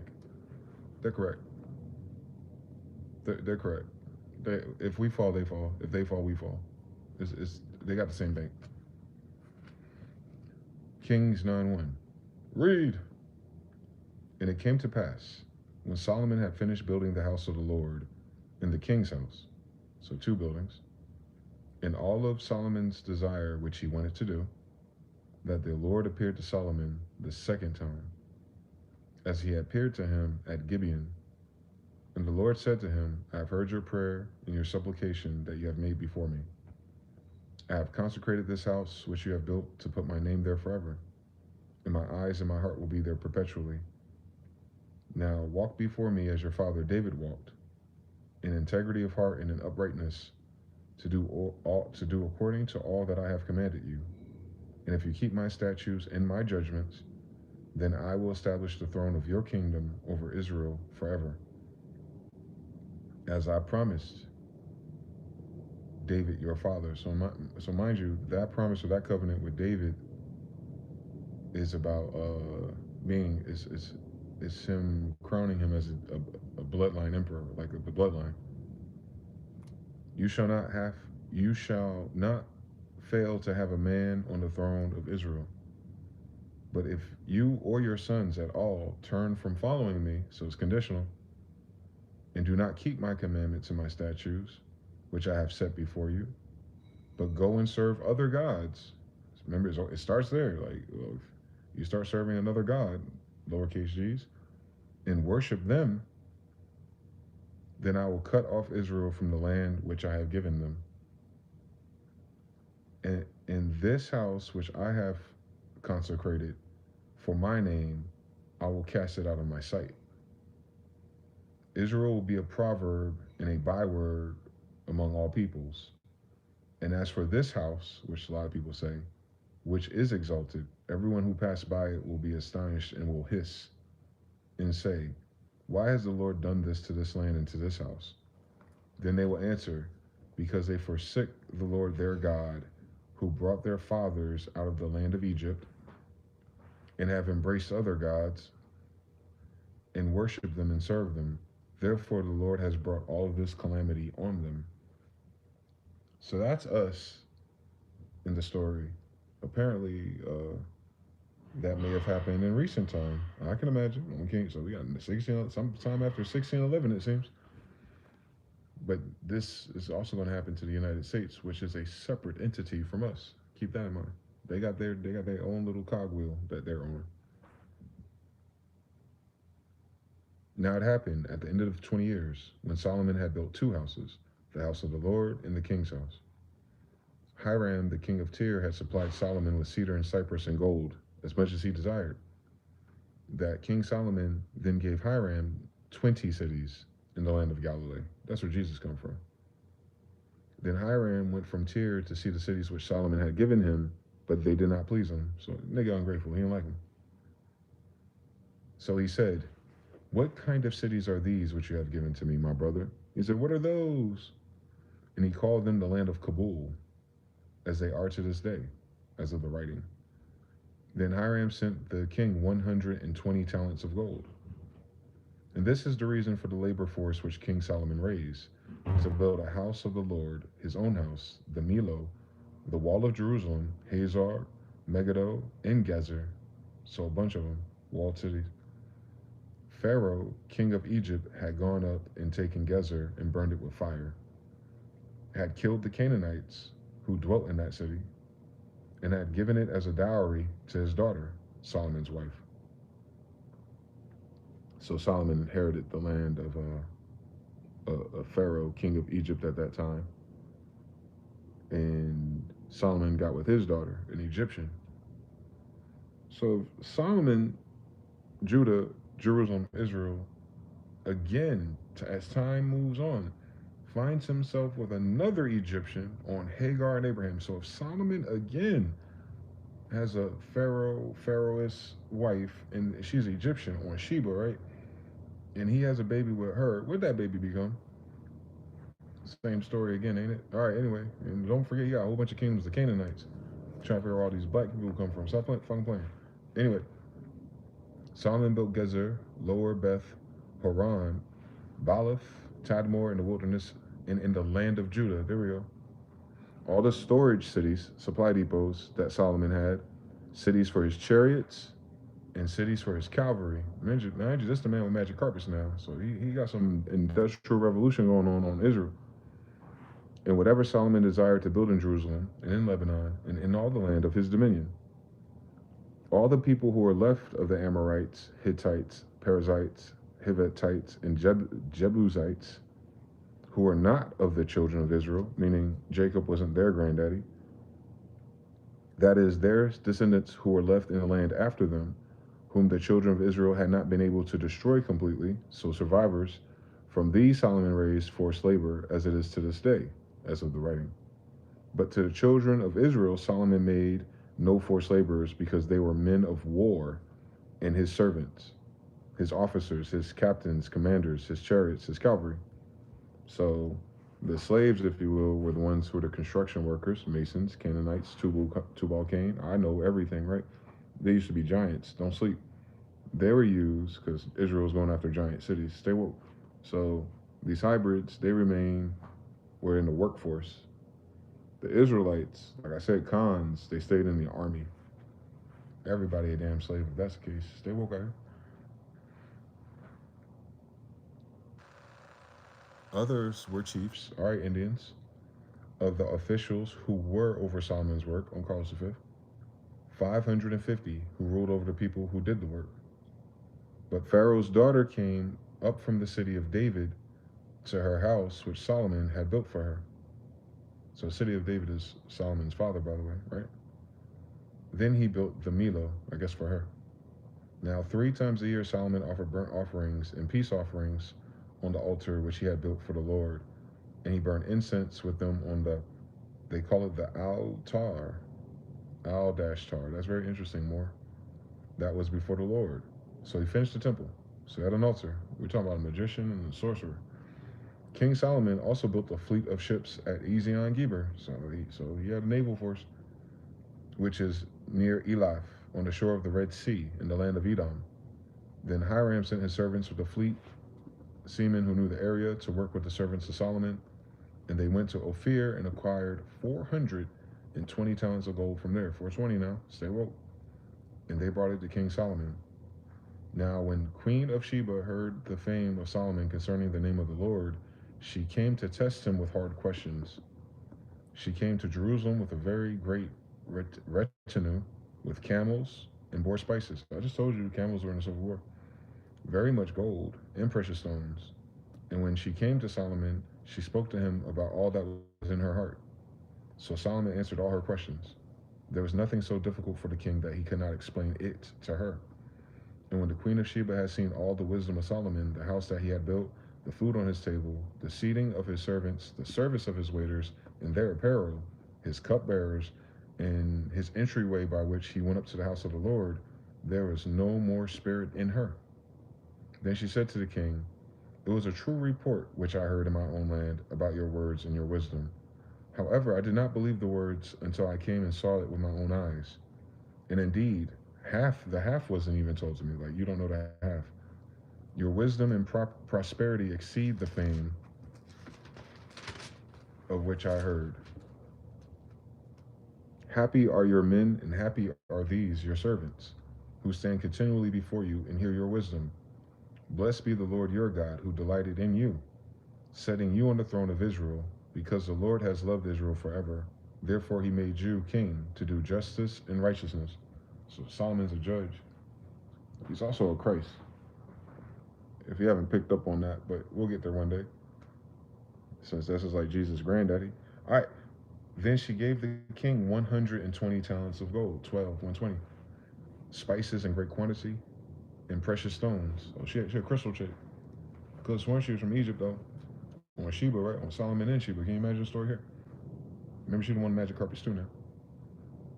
They never again came such abundance of spices as the queen of Sheba gave to King Solomon. Now, this is where the story gets wild. This is where the story gets wild. See. If people didn't catch that, they missed the thing that happened to Jesus. That's how I know a woman saved him. We wouldn't be here, but a woman saved him. I'm almost certain because what that just happened.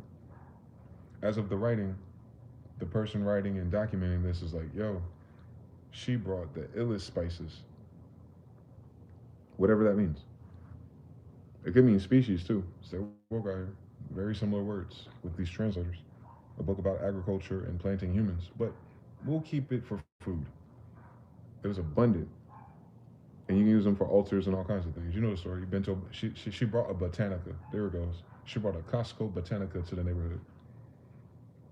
So when Jesus is getting his feet washed, the girl, she had the most expensive elements for such a wash. Like her perfumes were rich, and I think it was Judas or one of them that was like, "Hey, yo, bitch, if you have these, did you know you can sell these and feed this whole town?"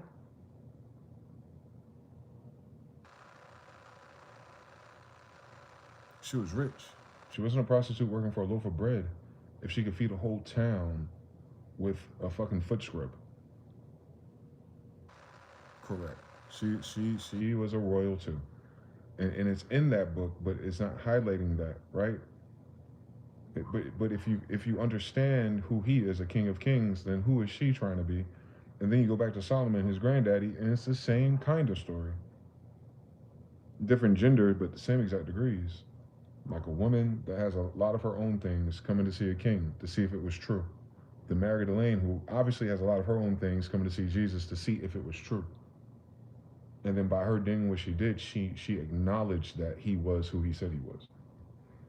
Because she's a queen, not a harlot, not a Quean.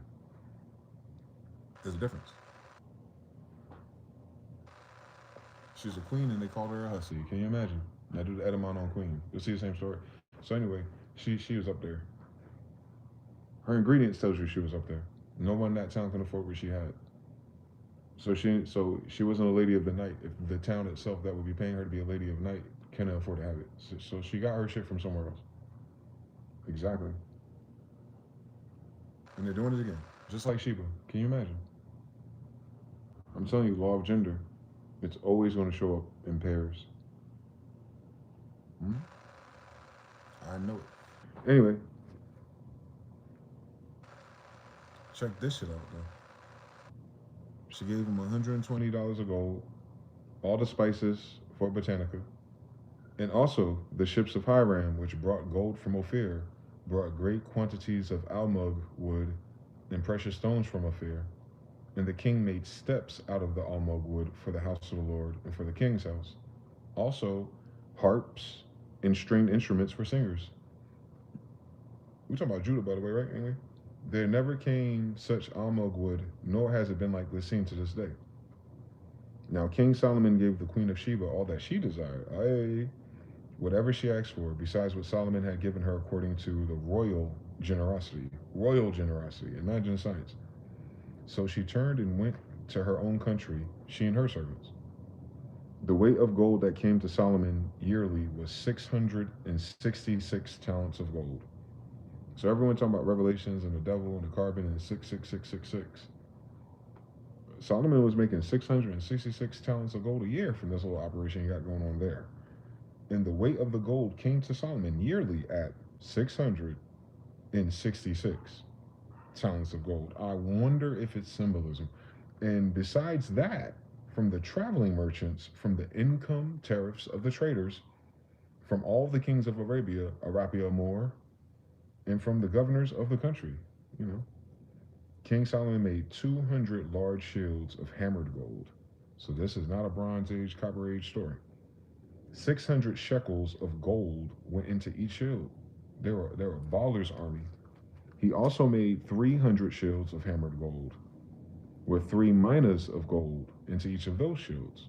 So 500 shields of gold reinforced with gold adornments on some Levite chest plates, on fucking Infinity Gauntlet, on some fucking Thanos type shit. Understand everything. The king who put them in the house of the forest of Lebanon. Moreover, king made a great throne of ivory and overlaid it with pure gold. The throne had 6 steps. There it is again. On the top of the throne was round at the back. All right, you know what kind of architecture you need for that, Mason?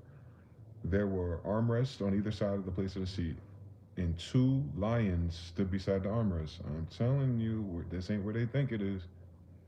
12 lions stood there. All right, Jerusalem and Israel, one on each side of the 6 steps. Nothing like this has been made for any other kingdom. All of King Solomon's drinking vessels were gold.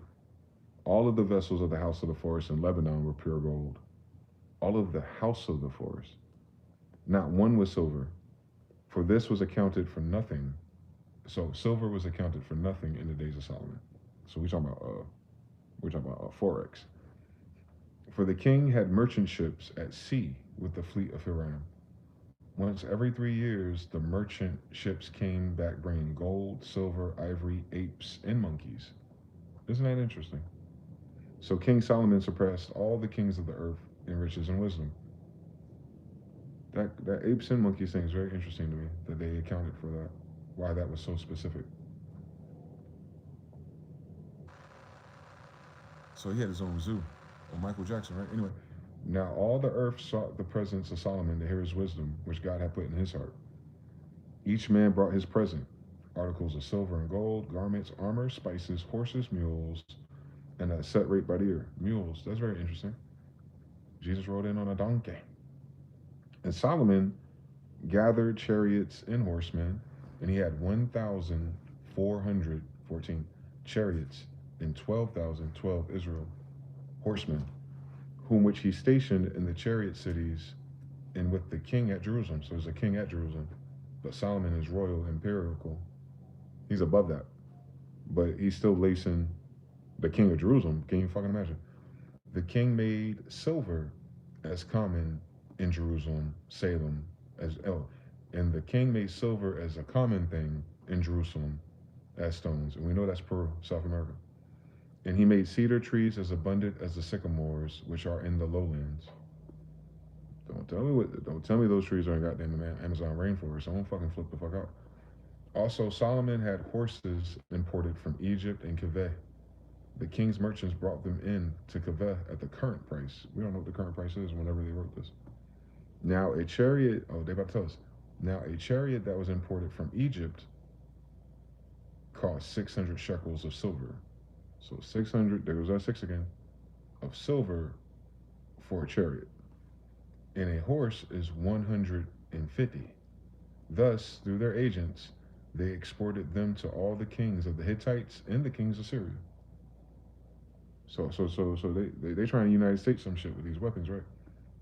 But King Solomon loved many foreign women. Here we go again. Here we go again. Here the fuck we go again, boy. We just can't do nothing right.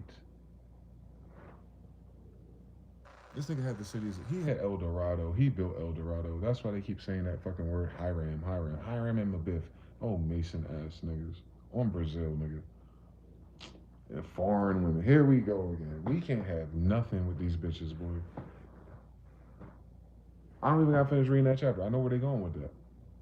They gonna lace it all up and tell you like how rich the nigga was, what his reported income was, and like how much shit was cost, how much a brick cost, and like his army was ill, and then like enter bitches. Like, oh my god, why wouldn't he have so many? I mean, nigga got a fucking his temple for his homies is like made out of gold. Ain't no gold in Mexico City no more, Montezuma. What happened? How about you, Carlos V? Since you have Solomon's staff and shit, and his crown and his damn necklace, what happened? 16 generations ago.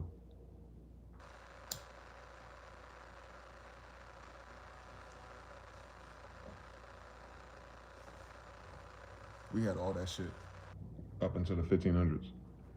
What happened? But King Solomon loved many foreign women, as well as the daughter of Pharaoh.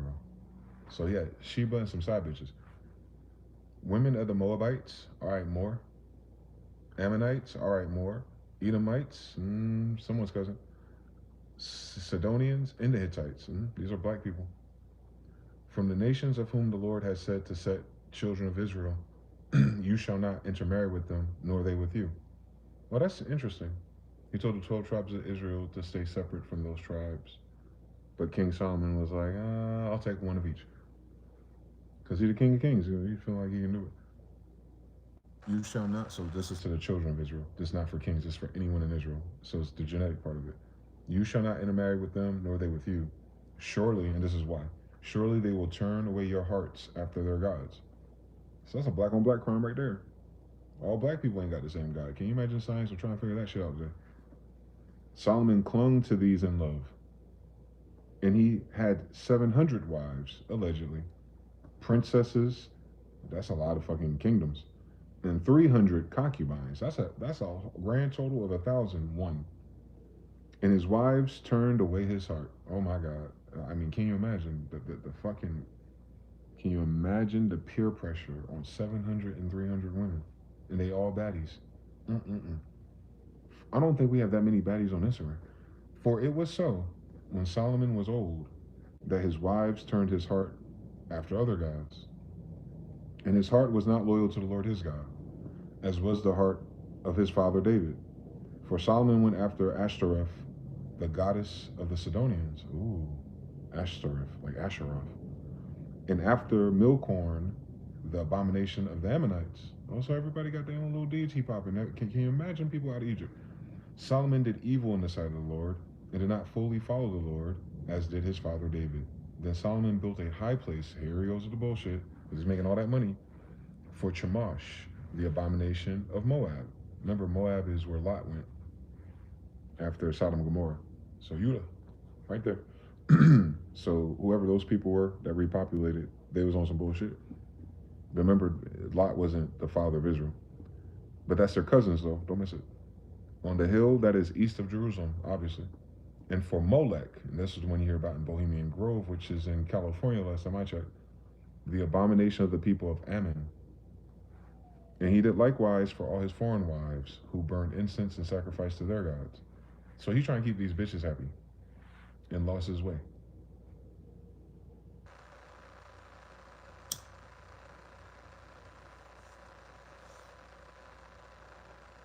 Instead of leading them and putting them on the set, he let them do what they daddies do. And he started tricking, basically. And it got out of hand, part two.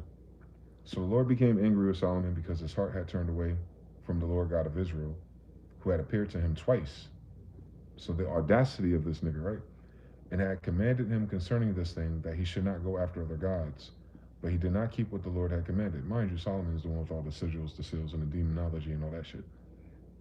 Therefore the Lord said to Solomon, because you have done this and you have not kept my covenant and my statutes, which I have commanded you, I will surely tear the kingdom away from you and give it to your servant. Hate to see it. Hopefully they're related. Nevertheless, I will not do it in your days for the sake of your father David. I will tear it out of the hand of your son. Jesus Christ, can we have anything? However, I will not tear away the whole kingdom. I will give one tribe to your son for the sake of my servant David and for the sake of Jerusalem, which I have chosen. So right there, before the game gets weird, Solomon got weird. Now the Lord raised up an adversary against Solomon, Hadad, the Edomite. He was a descendant of the king in Edom, so he's a royal. But he might not be the firstborn. For it happened when David was in Edom, and Joab, the commander of the army, had gone up to bury the slain after he had killed every male in Edom, because for 6 months Joab remained there with all Israel until he had cut down every male in Edom. That Hadad had fled to go to Egypt, so he's a royal that escaped. We've seen this story before. And certain Edomites of his father's servants was also with him. Hadad was still a little child at the time, similar to like a reverse Moses. They then arose from Midian and came to Paran, and they took men with them from Paran and came to Egypt, to Pharaoh, king of Egypt. Remember, this is Sheba's dad, who gave him a house, apportioned food for him, and gave him land. And Hadad had found great favor in the sight of Pharaoh. I mean, he's a royal. So that he gave him a wife as the sister of his own wife, that is, the sister of Queen Tapenes. Then the sister of Ta bore him Genubath, his son, who Ta weaned in Pharaoh's house. So his son grew up in the house of the Pharaoh. And Genubath was in Pharaoh's household among the sons of Pharaoh as well. So they became a royal family together. Oh shit. You already know how this shit go.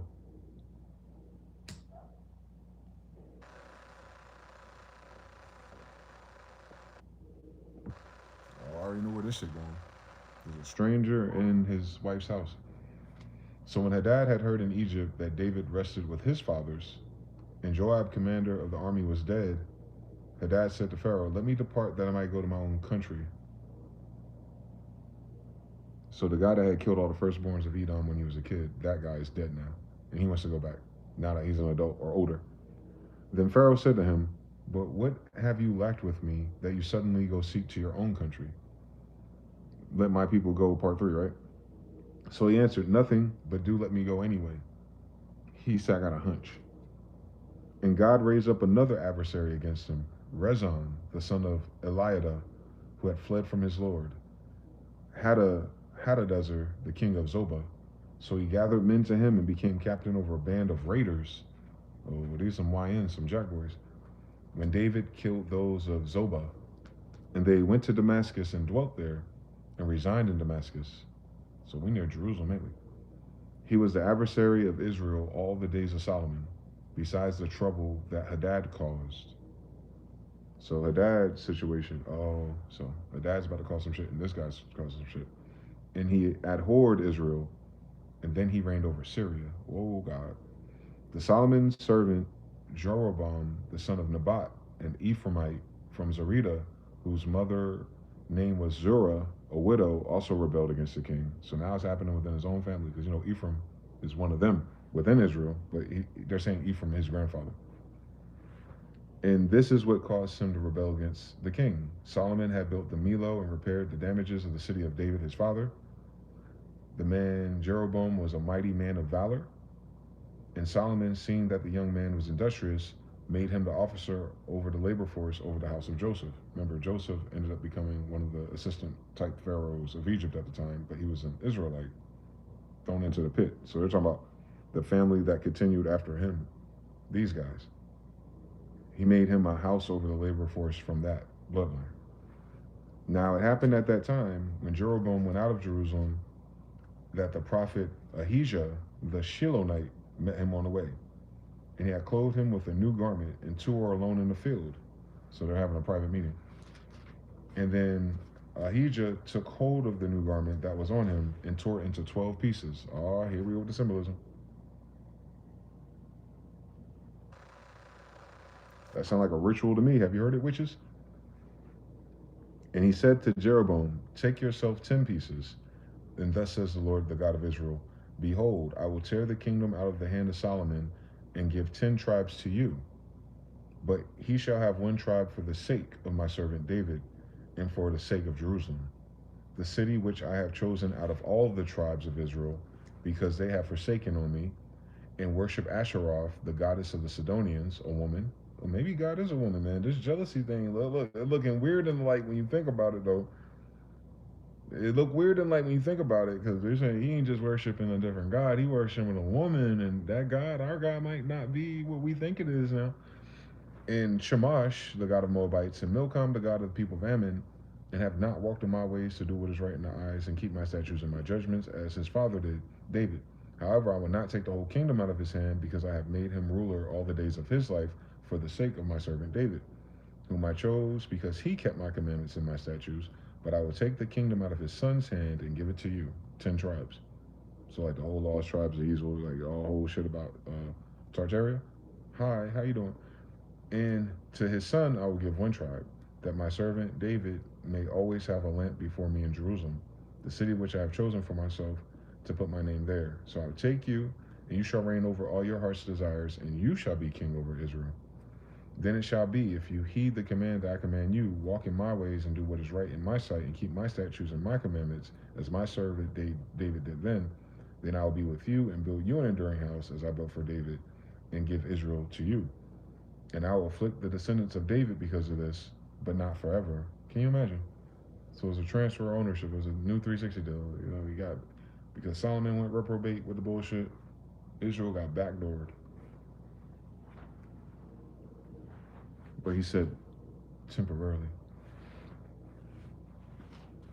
Solomon therefore sought to kill Jeroboam, but Jeroboam arose and fled to Egypt. Mind you, all the other homies that are his ops are already in Egypt, having a hee ha ha ha time with Pharaoh, right?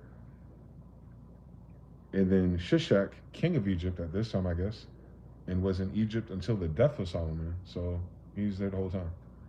Now the rest of the acts of Solomon and all that he did in his wisdom are not written in the book of the acts of Solomon. So it's a question actually. It says, now the rest of the acts of Solomon, all that he did in his wisdom, are they not written in the book of the acts of Solomon? So this person is this kind of like a research paper actually. In the period that Solomon reigned in Jerusalem over Israel was 40 years. There was that number again. Then Solomon rested with his fathers, that was buried in the city of David his father, and Rehoboam his son reigned in his place. And Rehoboam went up to Shechem, for all of Israel had gone to Shechem to make him king, his son. So it happened when Jeroboam the son of Nebat heard he was still in Egypt, for he had fled from the presence of King Solomon and had been dwelling in Egypt, that they sent and called him. Then Jeroboam and the whole assembly of Israel came and spoke to Rehoboam, saying, your father made our yoke heavy. Now therefore lighten the burdensome service of your father and his heavy yoke which he put on us, and we will serve you. So he said to them, depart for 3 days, there we go again, and come back to me. And all the people left. Then King Rehoboam consulted the elders who stood before his father Solomon while he still lived, and he said, how do you advise me to answer these people? And they spoke to him, saying, if you'll be a servant to these people today and serve them and answer them and speak good words to them, they will be your servants forever. AKA do the right thing, law of reciprocity. But he rejected that advice, niggas, which the elders had given to him, and consulted the young men who had grown up with him. So he went back to Oblak, who stood before him, and they said to him, what advice do you give? How should we answer this people who have spoken to me, saying, lighten the yoke which your father put on us? Mind you, I think this boy was raised in Egypt, away from Solomon. Then, so he's talking to the ops kids, basically, if you think about it. Then the young men had grown up with him, spoke to him, saying, thus you should speak to this people who spoke to you and say, your father made our yoke heavy, but you make it lighter on us. Thus you shall say to them, My little finger shall be thicker than my father's waist. And now, whereas my father put a heavy yoke on you, I will add to your yoke. My father chastised you with whips, but I will chastise you with scourges. So they're saying do them even worse. Can you imagine? Can you fucking imagine? Ask the ops kids what they should do. And the ops kids, remember, one of the ops kids' fathers is the one that doesn't like Israel all the days of his life. These are all black people, by the way. I don't want y'all to miss this shit. They all ain't Israelites, apparently. I'm reading it.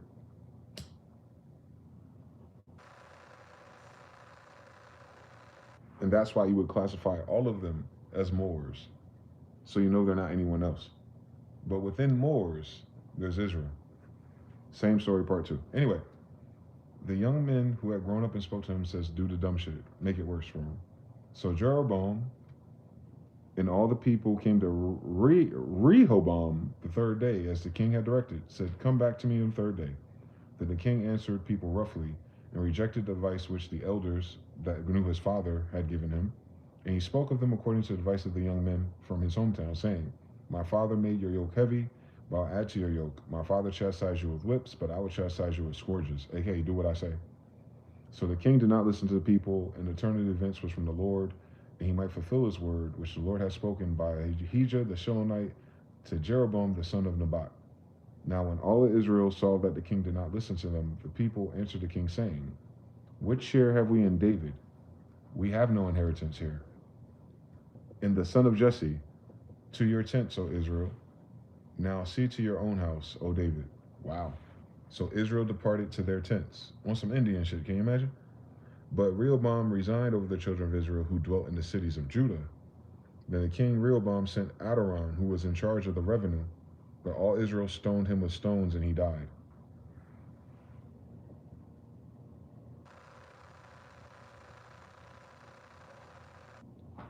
He was fucking up the money. He was fucking up the SNAP benefits. He was probably embezzling. Therefore, King Rehoboam mounted his chariots haste to flee to Jerusalem. So as soon as he died, he hurried up and got there.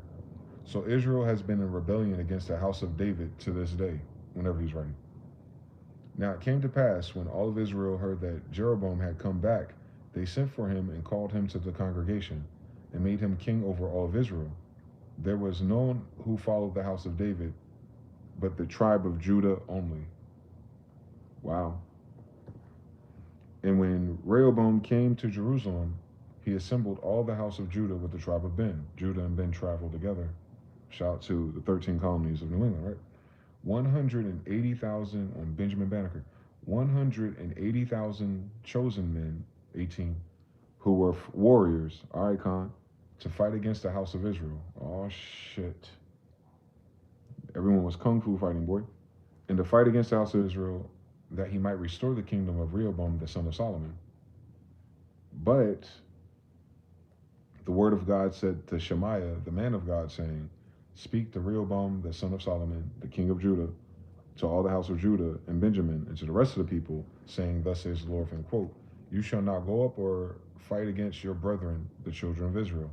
Let every man return to his house, for this thing is from me. Therefore, they obeyed the word of the Lord and turned back according to the word of the Lord. Oh, so see, God said substitute. He had to do a substitution. Like, hold up, let me send one of my Hebrews 13s down there and say, yo, chill the fuck out on God.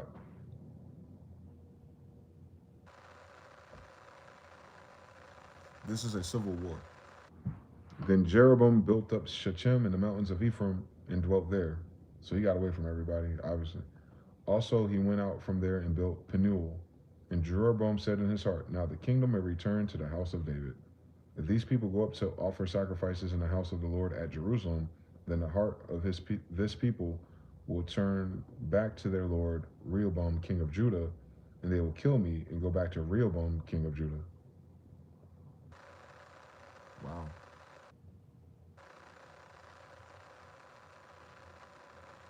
The harvest people will turn back on their Lord, me, and they will kill me and go back to Rehoboam, king of Judah. They said the same thing twice, but there might be an alliteration device I don't understand. Therefore, the king asked advice. He made 2 calves of gold. Damn it, Aaron. And said to the people, Is it too much for you to go up to Jerusalem?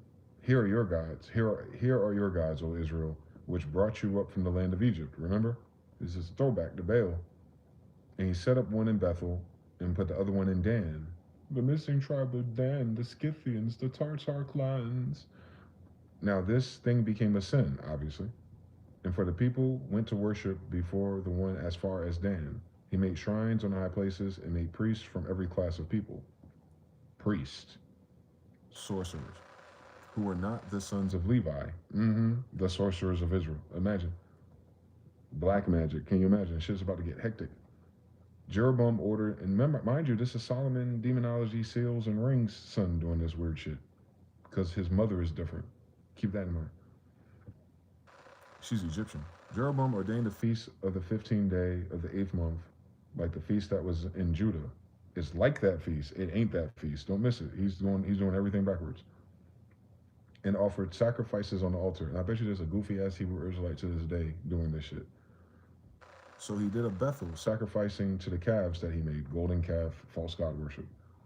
In Bethel, he installed the priests of the high places, which he made. So this is some new shit he made up.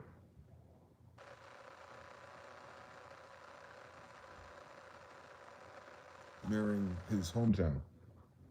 So he made offerings on the altar, which he had made at Bethel on the 15th day of the 8th month, in the month which he had devised with his own heart, which would be right now. It would be October, it would be 8th month, it would be October 15th he does this. And he ordained a feast for the children of Israel and offered sacrifice on the altar to burn incense. So that's where it gets confusing.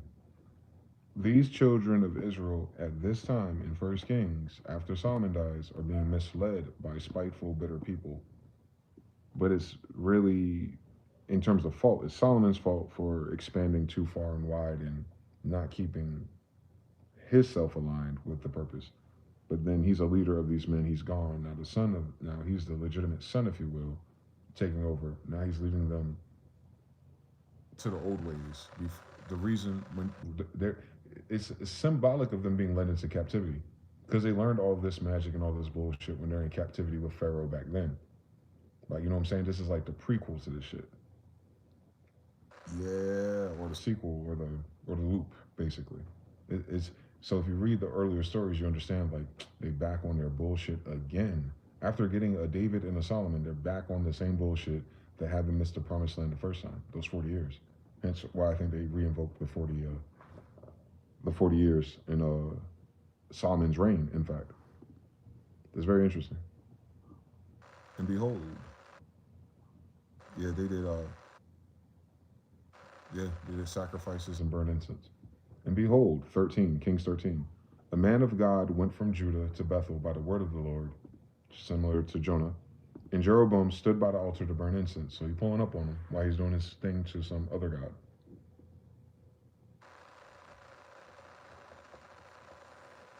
These are all rituals. Imagine a book full of sorcerers. Then he cried out against the altar by the word of the Lord, and he said, quote, O altar, thus saith the Lord, behold, a child, Josiah by name, shall be born to the house of David, and on you he shall sacrifice the priests of the high places who burn incense on you, and men's bones shall be burned on you. So he's saying, like, when Josiah shows up, he gonna end up killing all these niggas that you raised up on this reprobate shit, because you're turning Israel, right? And he gave a sign the same day, saying, this is the sign which the Lord has spoken. Surely the altar shall split apart, and the ashes on it shall be poured out. So this is God attacking the not just the altar, but the fact that this altar is symbolic to golden calves of the reprobativity that fucked them up before God already made the promises and freed them. So it's telling you, like, it's a continuation of what God promised to Moses and Aaron. And they're trying to reverse, the decisions because of reprobativity. And then it's showing you that God's going to send, again, another messenger and straighten this shit out again. Watch. Because it's proving that God's word doesn't come back void. No matter what the reprobate or the fuckery is. You know what I'm saying? He can use one person and defragment, if you will. So it came to pass when King Jeroboam heard the saying of the man of God, who cried out against the altar in Bethel. So to him, it's just a normal guy, some Hebrews 13 guy, who's probably not rich or anything significant, but he heard what the fuck he said. And he stretched out his hand from the altar, saying, "Arrest him." Just like hey, there's some Ahab shit, boy. They always do that when they reprobate. They try to get us out the way when we be trying to save their ass. Like, look, if you know God gonna do it because of this, then why don't you stop doing this?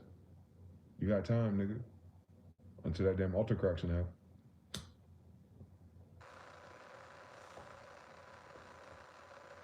God be giving everybody time limits. Anyway, arrest him. Then his hand, which he had stretched out toward him, with withered, so that he could not pull it back to himself.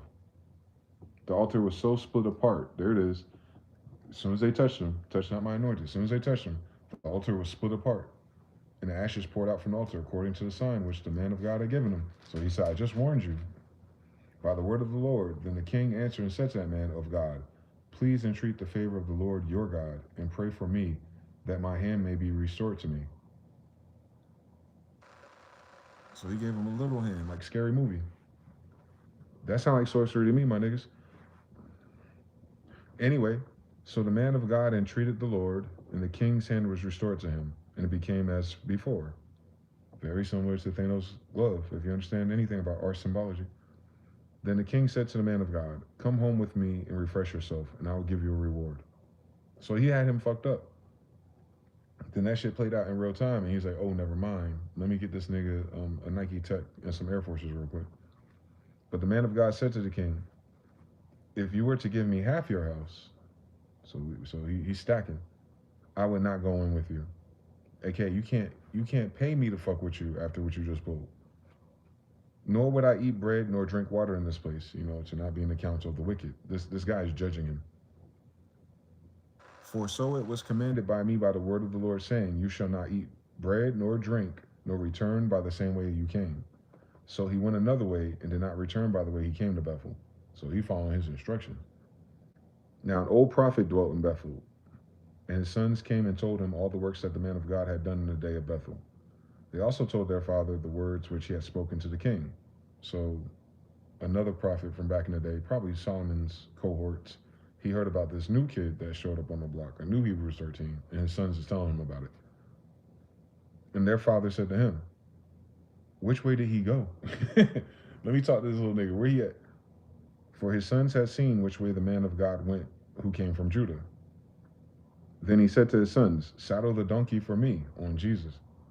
So they saddled the donkey for him, and they rode on it, and they went after the man of God, and they found him sitting under an oak. Then he said to him, "Are you the man of God who came from Judah?"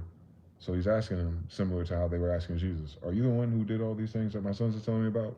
You know how these niggas be on TikTok. And he said, "I am." Hebrews 13, initiation, right? If you know, you know, right? Because God's name is I am. Then he said to him, "Come home with me and eat bread." So God told him not to kick it in bullshit out at the king's house, because now he about to rendezvous with him, one of Solomon's homeboys. And then he said, "I cannot return with you. Neither can I eat bread or drink water with you in this place. For I've been told by the word of the Lord, you shall not eat bread nor drink water there, nor return by going the way you came." So he on a fast the whole time. He said to him, "I am too a prophet as you are." He says, real recognize real. Hebrews 13 on Hebrews 13. What's going on? "And an angel spoke to me by the word of the Lord, saying, Bring him back with you to your house, that he may eat bread and drink water." And they put in quotes in this. This is crazy that this is in quotes. So some translation shit. He was lying to him. So old school player prophet is trying to see if this kid will get off his pivot. Because remember, this whole time he's testing him anyway, because he heard about him. So he went back with him. Damn, set his dumb ass up. And ate bread at his house and drank water. And now it happened, as they sat on the table, that the word of the Lord came back to the prophet who had brought him back. And he cried out to the man of God who came from Judah, saying, "Thus the Lord." Hold on, let me run that back. So while they were sitting down together, the old prophet and the new one, the word of the Lord came to the prophet who had brought him back. Oh, so the older one got a download while they're sitting, and he cried out suddenly to the other guy that came from Judah, the younger one, and he said to the older one, saying to the younger one, "Thus saith the Lord, because you have obeyed the word of the Lord and have not kept the commandment which the Lord your God commanded you, but you came back, ate bread and drank water, you broke your fast in the place of which the Lord said to you to not do,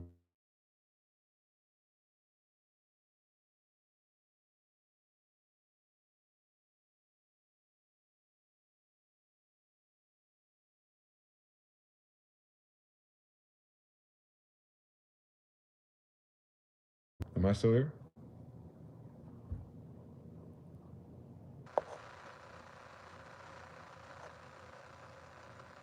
Am I still here? I don't even know.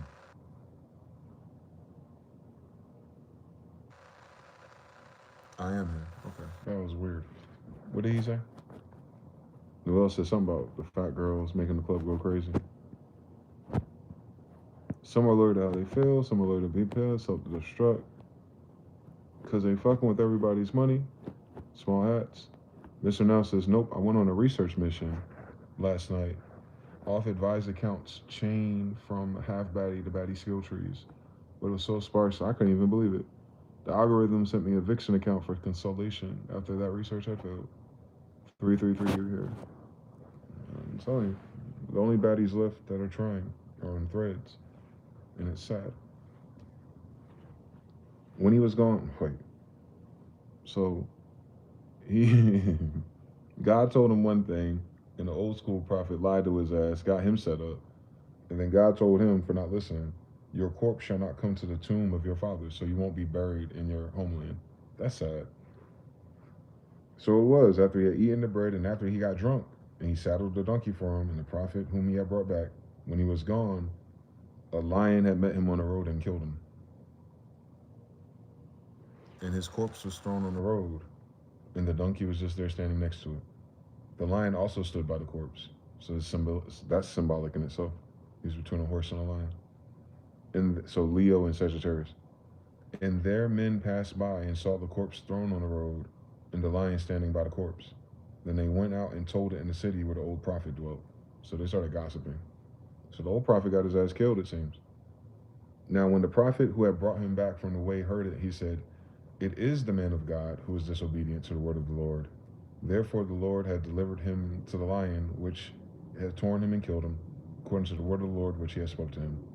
And he spoke to his son, saying, saddle the donkey for me.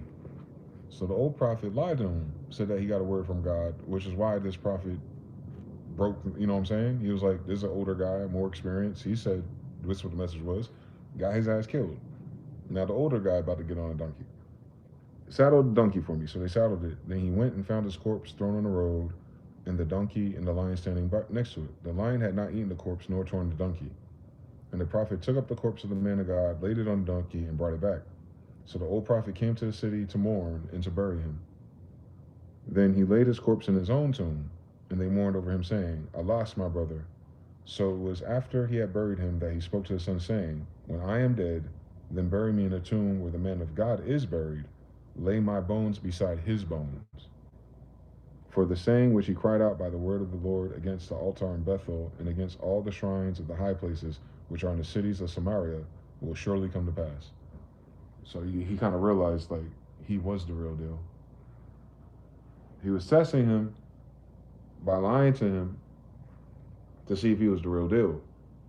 But because he was younger, and he must have heard about this prophet because his sons, you know what I'm saying? Like he knows where he at. So he just, took it for granted. And then his dumbass got his ass killed.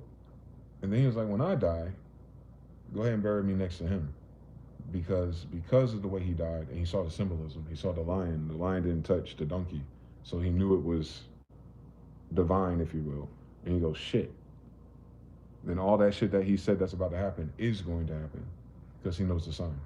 On Judah.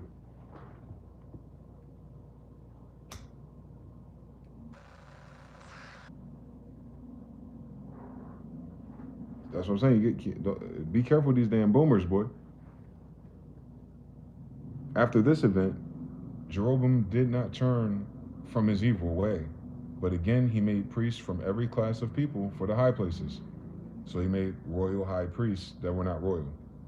Whoever wished, he consecrated him. So he started giving out certificates and licenses. Like, he opened universities for black magic. And he became one of the priests of the high places. And this thing was the sin of the house of Jeroboam, as to exterminate and destroy it from the face of the earth. So yeah, raising up people into this divination school just because they signed up for it get you fucked up in this game, right? Secret societies and Eastern Stars and everybody else with the benefits package Masons. What the Bible say? On Hiram, what the Bible say? On Judah, what the Bible say? On Solomon. Stop playing. Stop playing. Stop fucking playing, boy. Same story, part 24.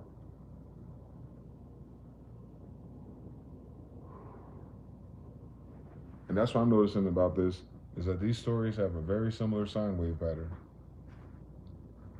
And the root issue for all the people who get fucked up is what? They don't fucking listen. My people perish for lack of knowledge. Well, it's hard to learn something if you ain't listen. 14. I'm looking for Ahab in this bitch. Hold on.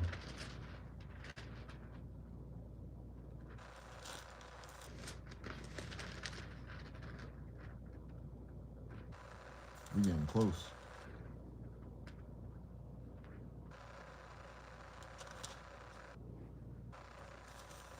King Asa, like King Asia almost.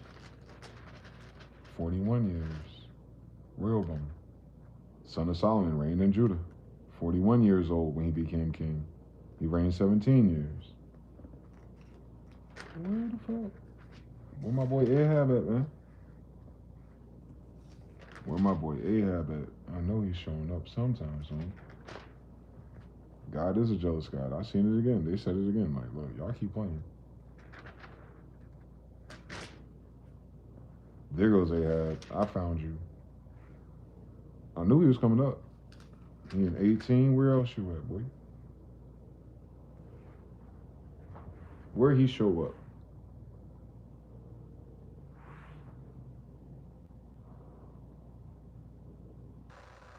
Elijah enters the chat. So all these stories after that, when they mention these characters, is actually after Solomon expanded his kingdom so much with the foreigners and the foreign gods that even his own son, having a foreign mother, went against. So this is Israel, not necessarily reprobate, but this is Israel in disobedience at its peak, going downward.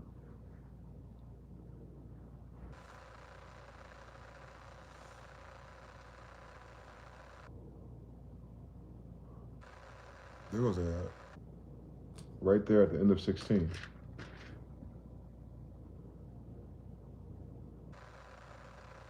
I'm trying to see if they mentioned him earlier.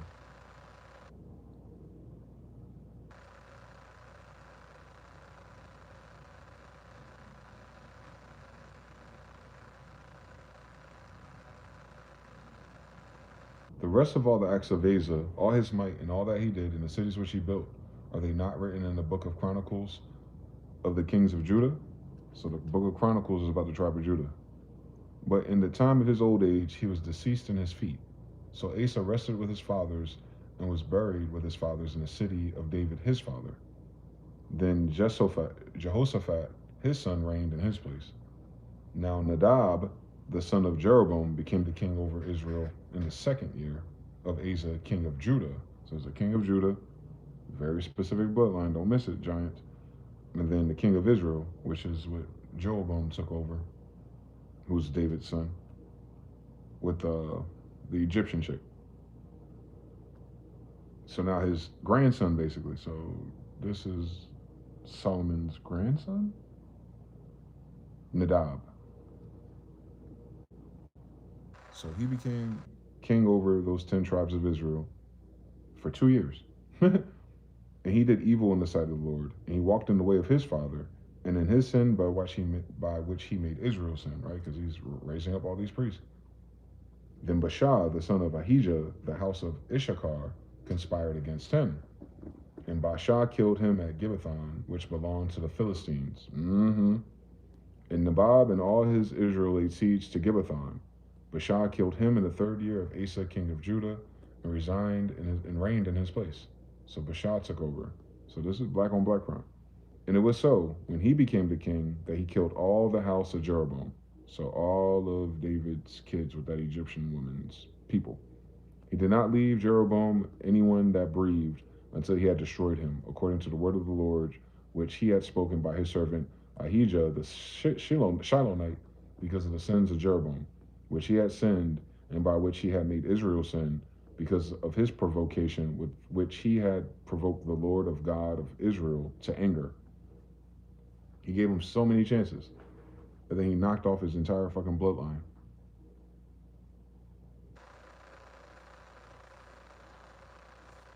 God Solomon had 1,000 women, boy. We be cooked. Anyway, that's weird. Anyway, moving on up, maybe we should listen. Especially when they got direct prophets. Can you imagine? Now, the rest of the acts of Nadab and all that he did, are they not written in the book of Chronicles of the kings of Israel? And there was at war between Asa and Baasha, the king of Israel, all their days. In the third year, Asa, king of Judah, Baasha, the son of Ahijah, became king over all Israel in Tisra, and he reigned 24 years. He did evil in the sight of the Lord and walked in the way of Jeroboam, and in his sin by which he had made Israel sin. So it never got better. Like they kept doing the same shit, whatever that society was doing with that concept of those priests and everything. Remember, this is Solomon's son's magic and bullshit.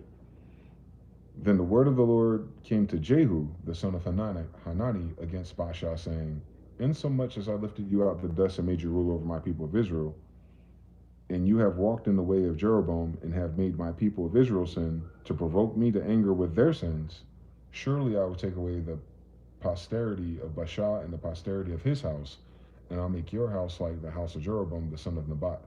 The dog shall eat whoever belongs to Baasha and dies in the city, and the birds of the air shall eat whoever dies in the fields. Oh my God.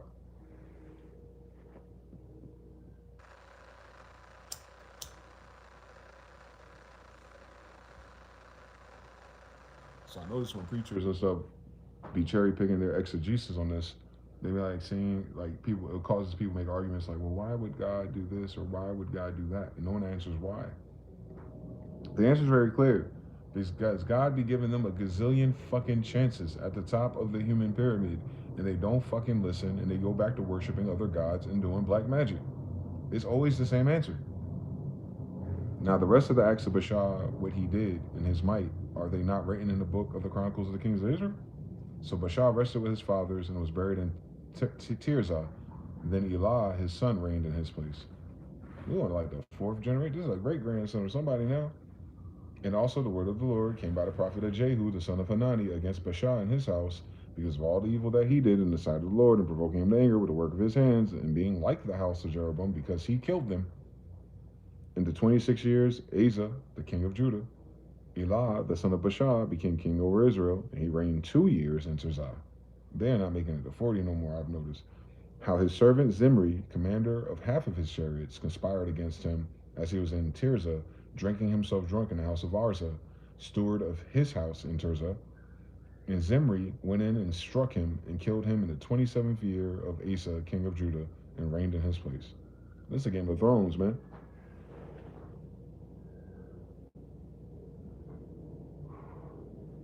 Have you noticed the pattern yet? God gives it to you, tells you what to do. You don't fucking listen. God finds someone else amongst you who don't like your ass for any reason, uses him to take over. He takes over, gets in the same position, doesn't listen. God finds someone that don't like his ass, takes over. Have you noticed the formula here? Then it came to pass, when he began to reign, as soon as he was seated on his throne, that he killed all the household of Baasha. And he did not leave him one male, neither of his relatives nor of his friends.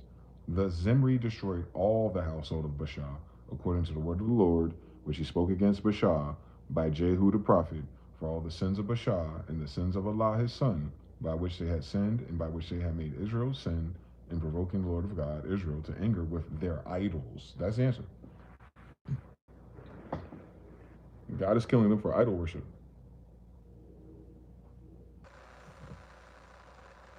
That makes sense. That's one of the Ten Commandments. That's an easy one to miss too. Like, just don't do it. Like, what's the point? Now, the rest of the acts of Allah and all that he did, are they not written in the books of Chronicles of the kings of Israel? And it's funny that that's what Jesus is saying to everyone outside. He's like, is it not written? You didn't read that Bible, did you? So whoever this researcher is that's putting this story together is telling people to refer to Chronicles as well. Right now, he's just documenting the transitions of power. She's documenting the transitions of power, how they got into power, how long they was in power, what year it was, and when they died, and why they died. But this book is a lesson And it's called Kings. It's like this was written after Kings. This is written about that time period, but this is not written during this time period. These are references because they're saying is it not written? So it means it's written already. Meaning the target audience that would read this already has a complete book called Chronicles. So this is literally written after Chronicles was written. So this is like a follow up, right? That's just obviously. In the 27th year of Asa, king of Judah, Zimri had reigned in Tirzah 7 days.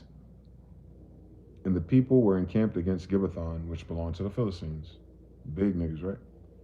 Now the people who were encamped heard it say, Zimri has conspired and also has killed the king. They snitching now, right? So all of Israel made Omri, the commander of the army, king over Israel the day in the camp. So they crowned someone. Then Omri and all of Israel went with him from Gibbethon, and they besieged Tirzah. And it happened, when Zimri saw the city was taken, and that he went into the citadel of the king's house and burned the king's house down upon himself with fire, and died.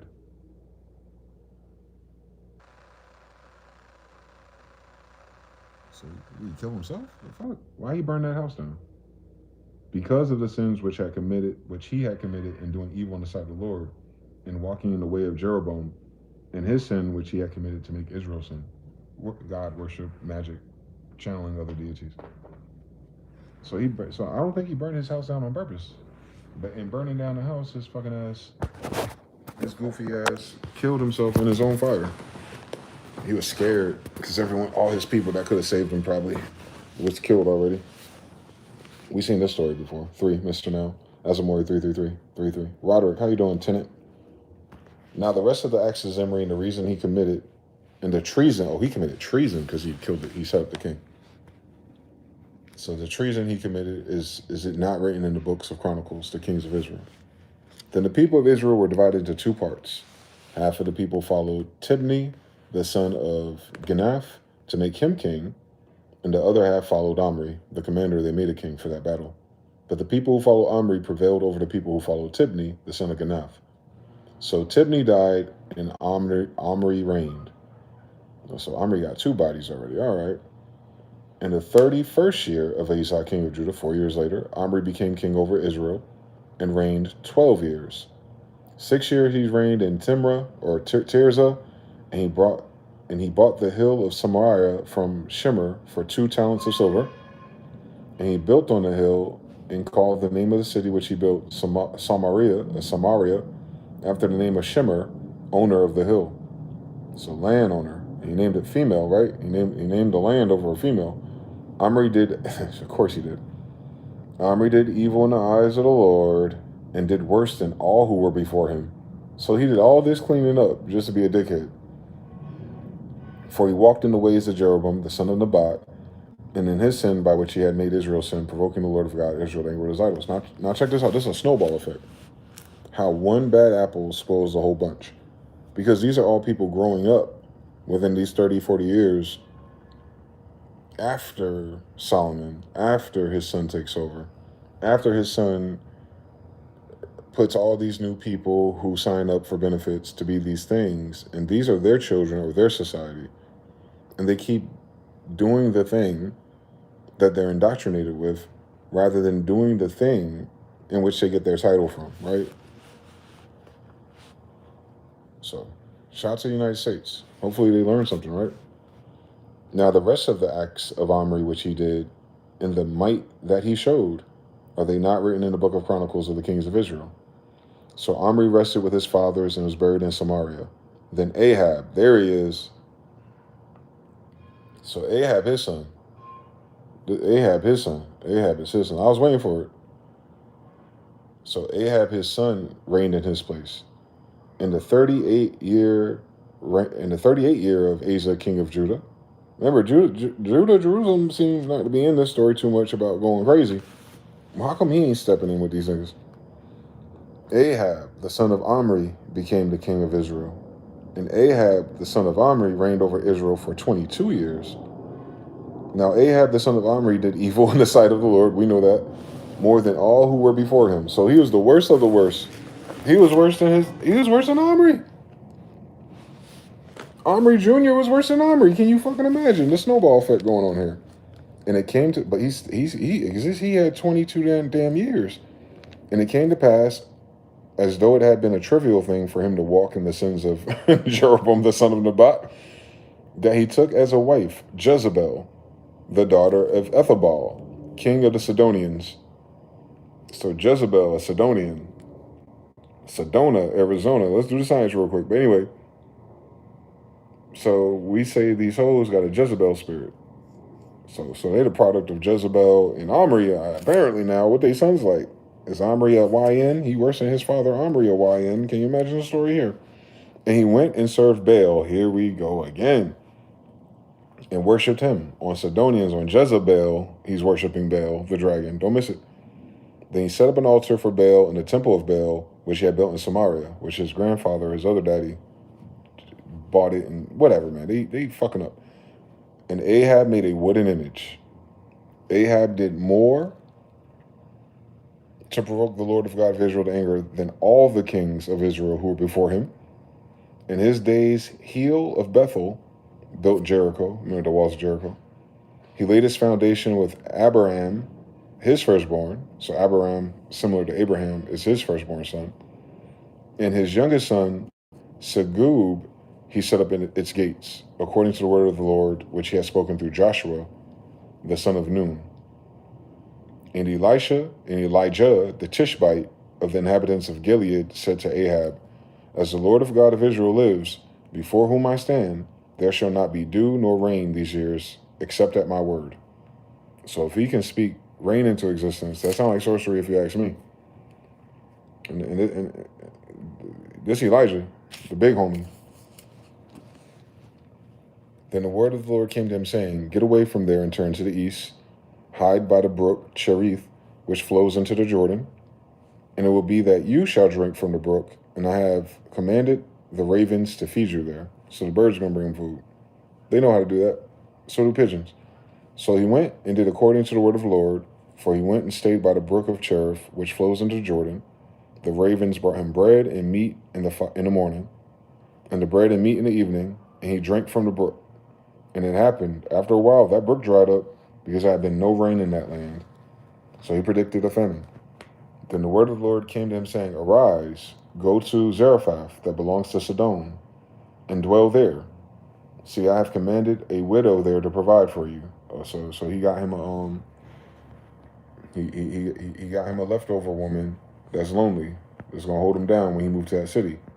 So he arose and went to Zarephath, and he came to the gate of the city. Indeed, a widow was there gathering sticks. And he called to her and said, please bring me a little water in a cup that I may drink.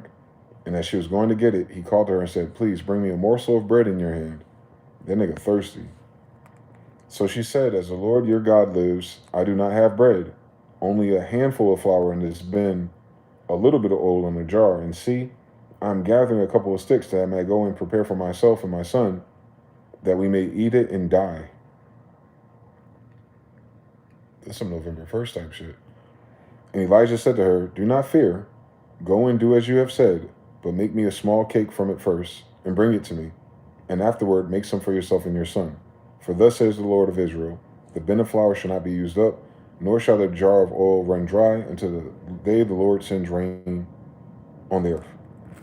So she went away, did what he said, and she and her household ate for many days. The bin of flour is not used up, nor did the jar of oil run dry, according to the word of the Lord that he spoke by Elijah, a prophet. Ain't that the same thing Jesus did? Turning water into wine and loaves of bread into fish nuggets and shit. Like he had a Chick-fil-A drive-thru at the beach. This guy did the same thing.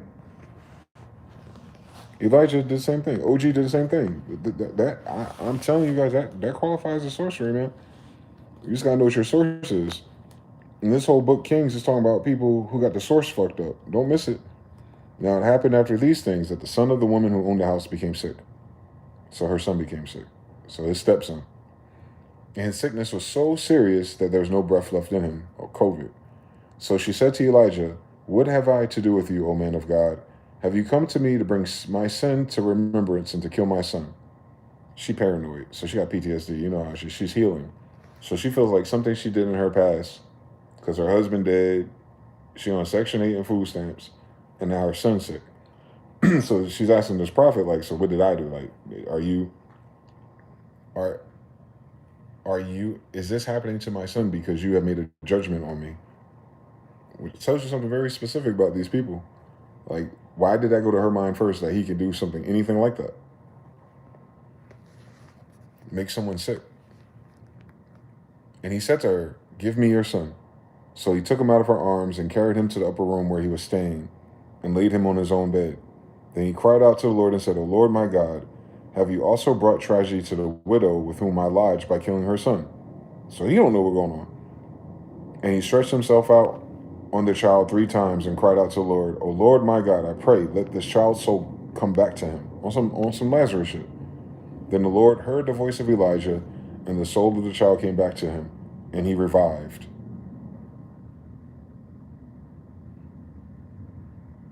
So these Israelites be bringing people back from the dead, man. That sound like sorcery, bro. I don't know, boy. I don't know if you ask me, man. I played enough Diablo to know that's a phoenix down if you ask me, boy. But he prayed to the Lord for it. And everyone leave that part out. Elijah took the child and brought him down from the upper room into the house, gave him back to his mother, and Elijah said, "See, your son lives." Then the woman said to Elijah, "Now by this I know that you are a man of God, and the word of the Lord in your mouth is the truth."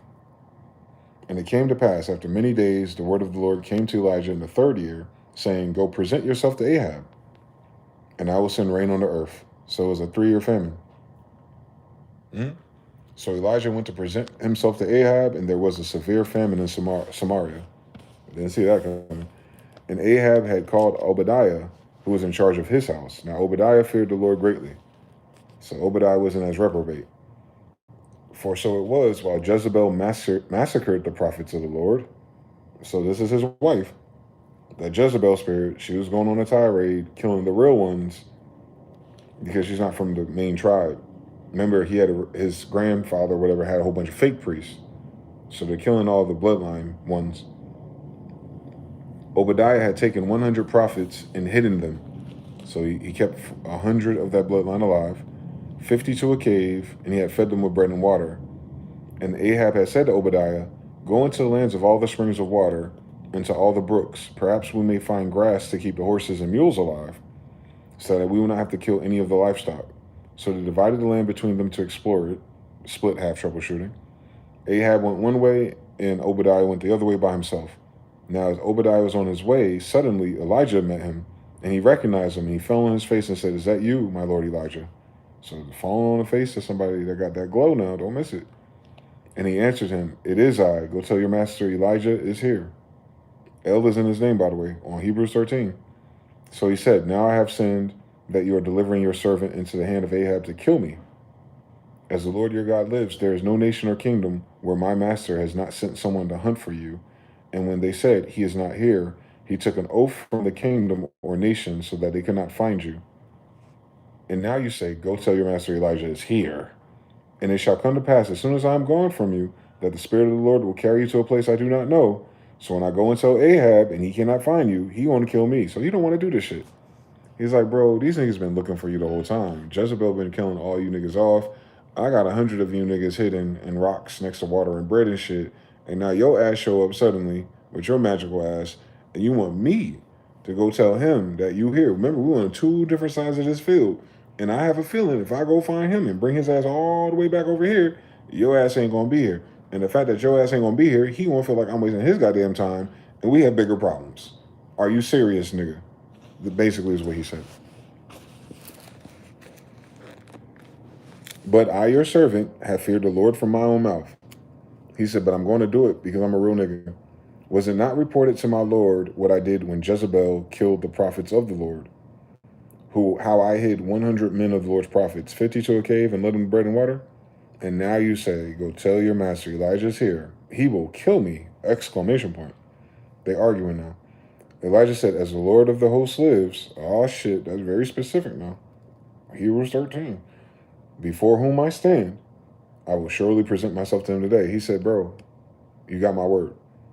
So Obadiah went to meet Ahab and told him, and Ahab went to meet Elijah. So they in the fields by themselves.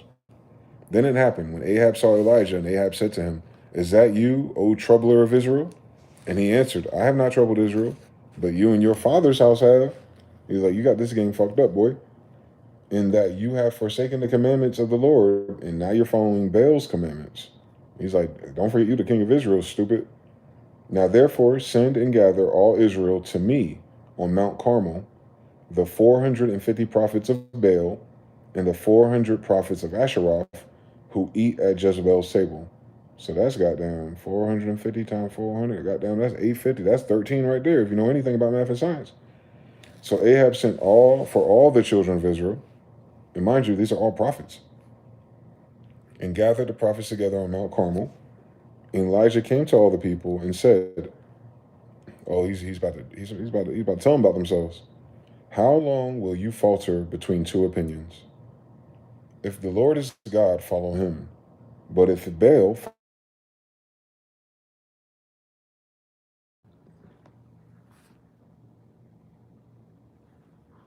3 3 3s.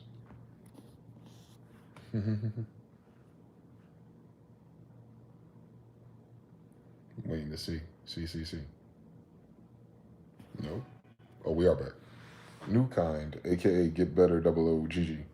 Bro, I have a deer chilling in my yard right now. Super close to the house. It's normal for deer to be in the yard, but not this close. Welcome to John. Man. That's John Deere right there, boy. I had two couples, 2 bucks and 2 girls, pull up on me around what? How many months ago was that? February, when the shit started for me. Yeah, February, January, February, or was it? It was close to March. They'll appear, and then the falcons start appearing, lots of them, and then the owls started appearing at night, different kinds actually, which is unusual.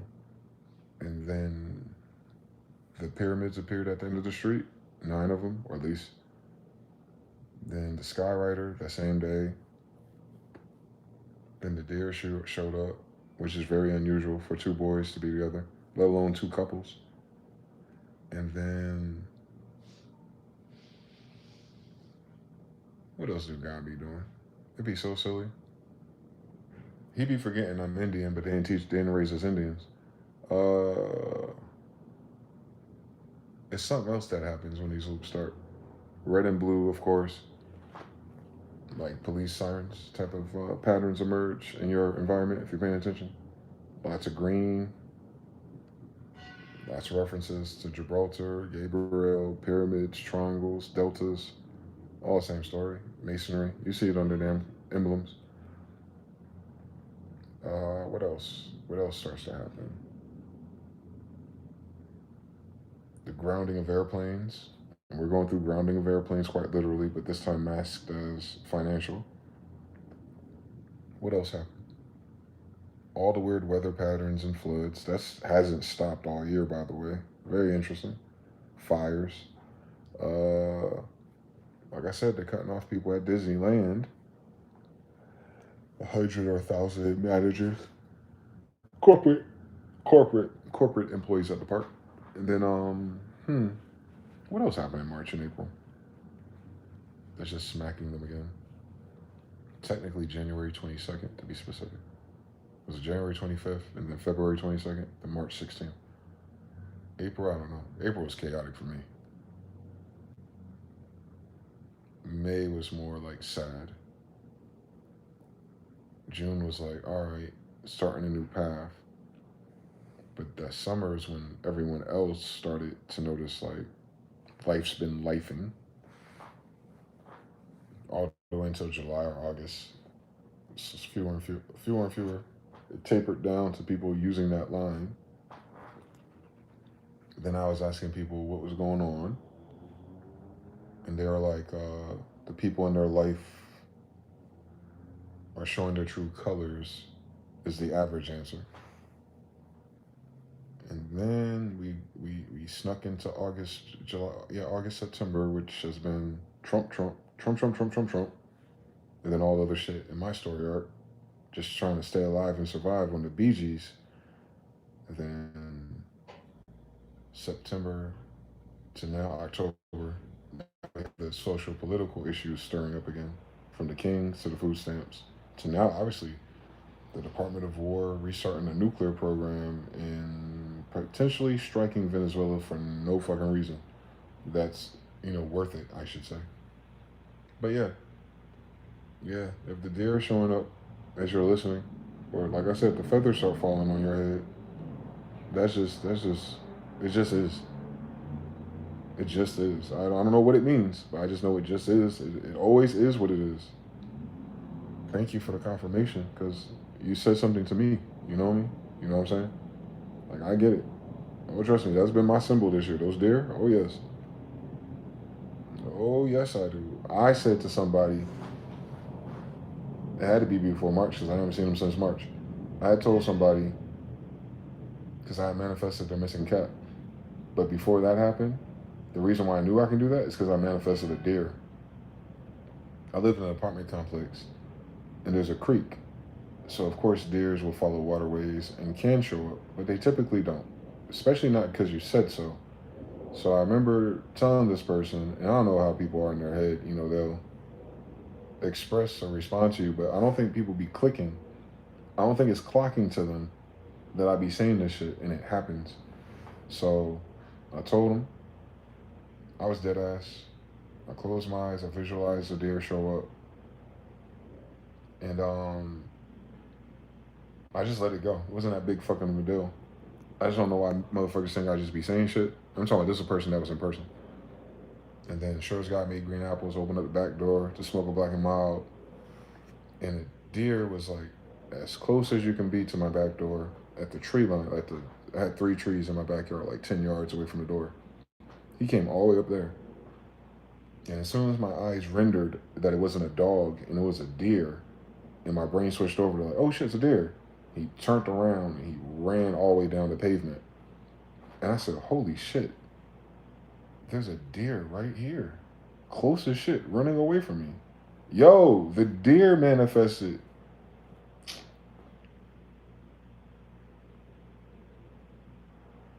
I had just said that shit a couple days back. I'd never seen a deer there before. I know there's deers in the area, but I'm just saying, like, I called it, deer showed up. And then when shit started getting weird psychically, that's when the pair of deer showed up. I wasn't looking for them. That was like a delayed manifestation. I was like, I already saw the deer, bro. You got me 2 bucks and 2 does at the same time. It was like a cluster of 4. Just they like ran up to a safe distance, like 20 yards away, and they just stopped and they just stared at my ass. And I was like, I got it on my phone. I took a picture of him. Like they actually let me take a picture of him, and I said that in my head. Like, let me get a picture. I've never seen 2 bucks in the same photo with 2 girls, because they fight over that. So it's unusual for them to hunt together or survive together, let alone together with 2 bitches. Like, they're on a 2-man. I've never seen deers on a 2-man. I got a picture of bucks on a 2-man mission next to my fucking sidewalk. So I'm walking, and they all turned at the same time and ran. To where I don't fucking know, but yeah, that is a part of the that's part of the benefits package, if you will. Mm-hmm. That's how you know you're related, because we're the only ones that find that interesting or talk about it in that way. Everyone else just thinks it's random or coincidence. It's not, and it usually never is.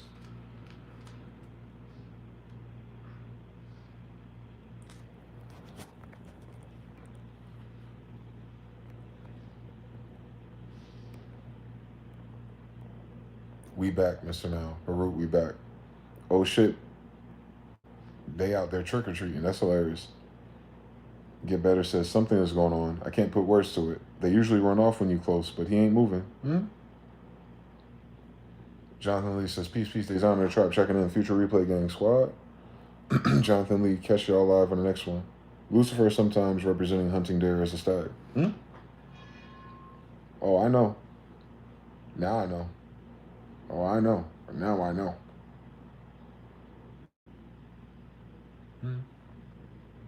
Yep, that's what that is. And we are the. I don't know if people can't tell by me reading Kings over and over again, but they just keep fucking up. You know what I'm saying? Because this is the bloodline of people who've been fucking up.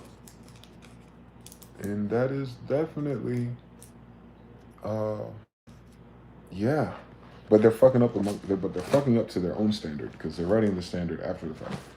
They're fucking up amongst themselves, not fucked up compared to the rest of the world that doesn't have none of that stuff to fuck up, let alone fuck it up. Easy to fuck up. Hard to not fuck up if you don't have nothing to fuck up. You understand everything. So they had a lot of shit to fuck up, and they did.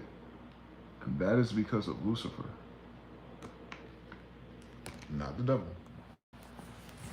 Just whatever that whatever that genetic is that'll cause you to rebel against God, to do your own thing.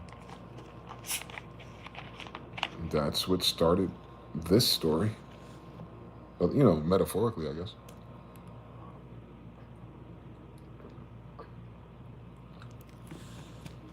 We start by coloring out the lines. And then we get course corrected. Every time. Like, since the garden itself. There's that little rebellious, not listening, placate the blame when someone else kind of bullshit going on. Mind you, they're day one niggas, so it's not like they had a school and a reference point, but I'm just saying, like, that, the way they describe that phenomenon, whatever it was, the whole Old Testament is describing it as not perfect. And there is no such thing as perfect. Thus, fear God and keep the commandments is as close as you can get to such a concept. That's it. Whatever that life manifests as, if enough people could do such things consistently, that is the plan. Like, because it will solve almost anything. But the spirit, the heart, the brain, temptation, others, it's always, you know, it causes chaos. But, I mean, it's worth it to know also, if you're reading it from the kingdom perspective of people who win and lose, it's one way. But if you read it as a person who's not that, and you're just in the kingdom or you're in that world or you're in that society, it represents another thing. It's like no matter what they got going on, God still looks out for everybody and moves them, you know. So like those prophets are not eligible or not in the warrior class because they broke it down earlier in Kings. So these other guys, they're not the warriors that are fighting back and forth and, you know, taking over shit. They're just descendants. And they're born with gifts. Some of them are born with their light on. And so they have a communion with God or a concept or subconscious mind or dreams and things. And their society at that time kind of, duh, right? But their king could be doing whatever the fuck, mixed with whoever the fuck, and they just stay straight and narrow. And then kind of like if you're reading the Bible, you're kind of there. You're not reading it as Solomon or his kids per se. You're not in a kingdom situation with altars and thrones and gold and resources and armies and militaries.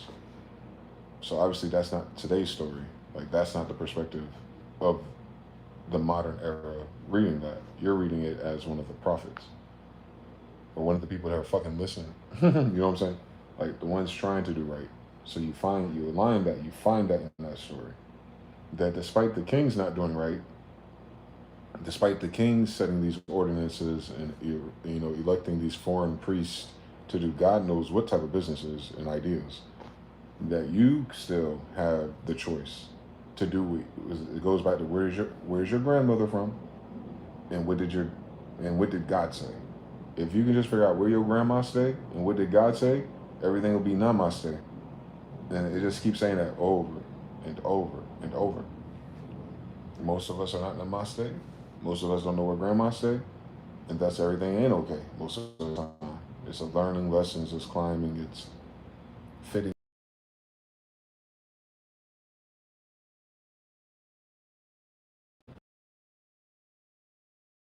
And more importantly, anything that does something weird to people.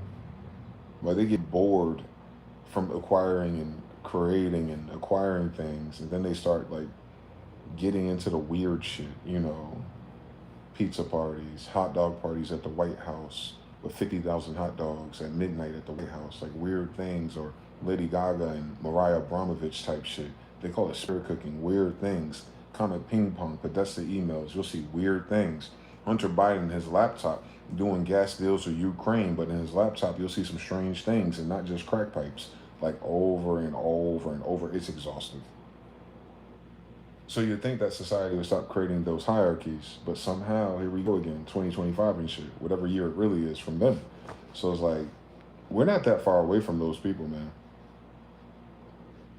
That book does not indicate 2,000 years ago by any habit, tradition, or culture. So they got to cut it the fuck out.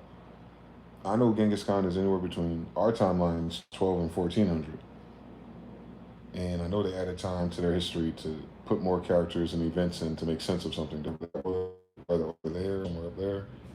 And then 12 years later, how convenient is that? Demonology, King James Version, which is the King James Family Bible, because now it's the king talking about it. But King James is very similar to the setup of all the kings in the same Bible that he put his name on.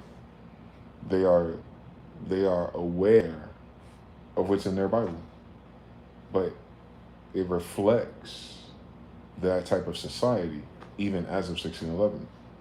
So when you see Prester John show up, royal high priest, sire, knight, and you watch his robes and stuff, or the way that he's dressed, that is very magical, bro.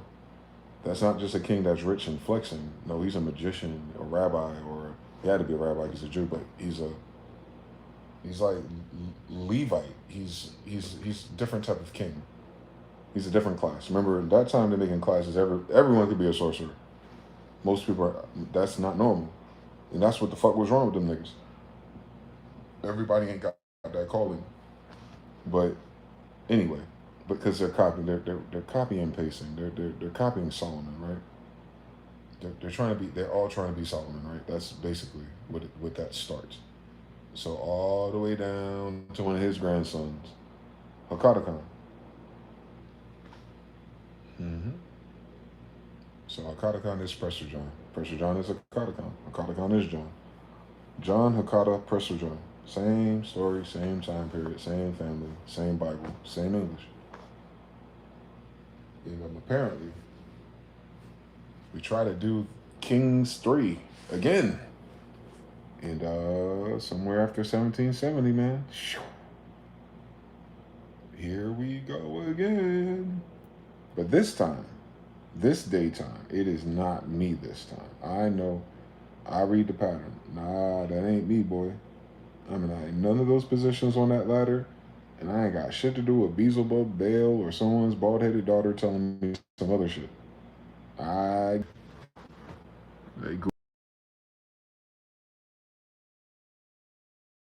children, aka, remember, don't miss, like, the highlight of that story is not to intermarry with them, yet they did. So a lot of those temples they were building are children, and you know, the society's going to lean towards the mother because the mother raises the kids. Thus, patriarchy, Abrahamich, thus Abramovich as Israelites.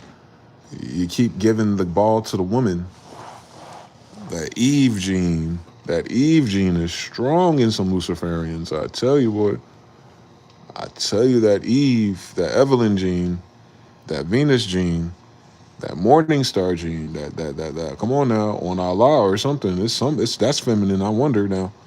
That light bearer, that wisdom, that light keeper, that wisdom keeper. Now you have knowledge of all these things. We talking about genetics, but we also talking about behaviors, like that Lily Lucy gene. I'm telling you something. That melanin come from somebody. I'm telling you something. Everybody ain't got it, so everybody ain't Lucifer's kid. Understand something. You start figuring out this story real soon on Michelangelo. I'm telling you something, boy. I saw my last thumbnail. I was walking down the street and I saw a Ninja Turtle, boy. Come on now. Stop playing with me. I know what they trying to say. I just don't know what the fuck it means. Shit. We gotta pay rent tomorrow. As society. Yeah, so we gotta pay rent tomorrow as society. How the fuck are we supposed to know what's up from down, left from right? It's a miracle we get anything right. I'll be honest with you. We don't have none of that support infrastructure any of those characters had. And yet, we still here. That is the trippiest thing about that Bible. If you count yourself as one of them and you're still alive today, that by itself is everything. Because nobody else survived. I'm talking about nobody else survived God's judgment against Israel. Not the world, not the plagues, not the recess, not the floods. I'm talking about the own shit that we did that keeps leaving us into these situations. If we use that, use that filter. But still, no matter how we got there, we're still here. And that's speaking to God's promise. So even when God fractioned them off, Benjamin, of Judah and Ben, and then the other 10 went to the other guy, they didn't kill him off, but it just, every time it got harder and harder for them to be.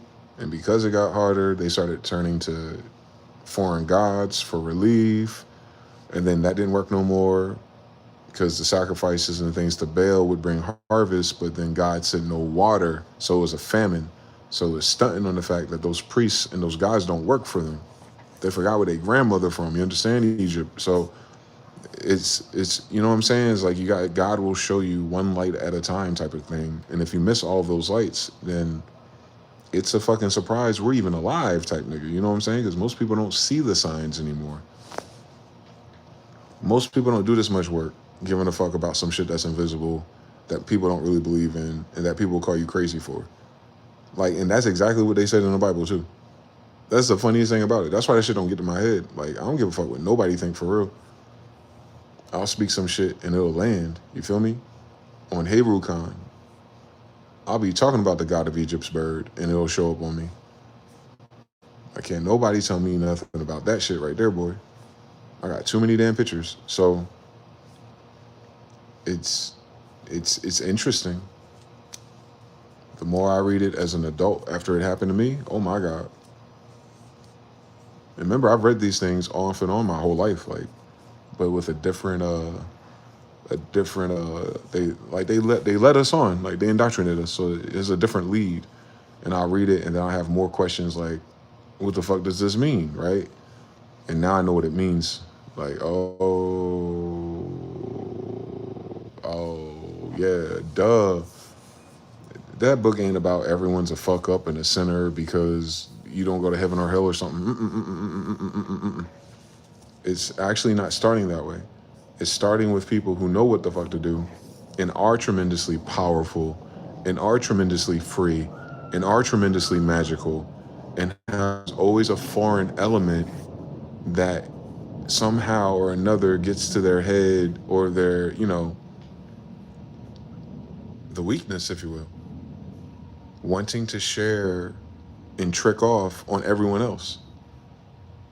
Like, we do that every time. Like, we get really lit, and then our new fake friends all around us start, steering us in this direction or that, just so that they can get a piece of the action. And then before you know it, you caught up in all kind of fucking Hateful Eight, The Goodfellas, and all kind of storylines, wondering what the fuck happened when it's gone. And that's the illest shit. But you can't blame Eve for that. You can't blame the serpent for that. What did God tell you? You feel me? Like, that's the end of the book is really, but what did God say? What did God tell you to do? And finding that and learning that and trying to figure out what that voice is or what the difference is or what that inclination or intuitive gut feeling is versus everything you've been taught, everything you've seen your society do. You ought to be going a different direction. If they're all going to hell,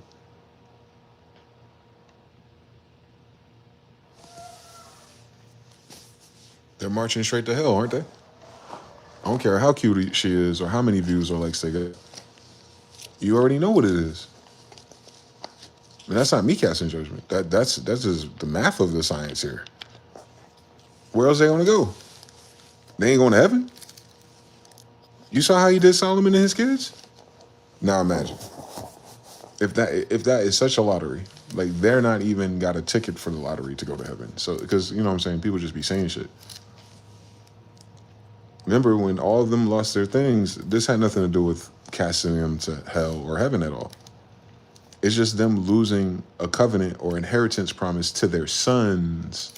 You know, their lineage. The Old Testament is talking about the lineage of things, not the afterlife of the individual soul on a journey through a cosmic play of soul contracts, nigga. Like these people from kingdoms are telling you, like, yo, this is how we keep this shit, and this is how we lost it. So, yo, for record's sake, is it not written? Can y'all please stop fucking up today? Part 3. Like, we care about the people on the side of the living. Let the dead bury the dead. We're not writing about that in that particular, tomb or scroll. They'll allude to it, but that's because that's if you know, in that society, like, they already had other gods and other beliefs and other things that obviously they have exposure to. So their word cloud of the unseen in the fifth dimension is way more wider than everyone else, actually. Because everyone else looked at them like, but your God and your magic, oh, that's something deadly. So you got to understand, like, the backdrop of these stories.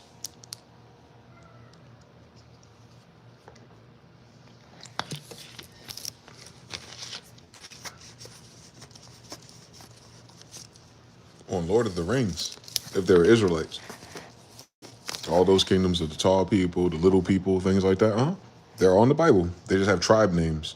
The problem is they don't have like a roster of what the tribes or tributes were.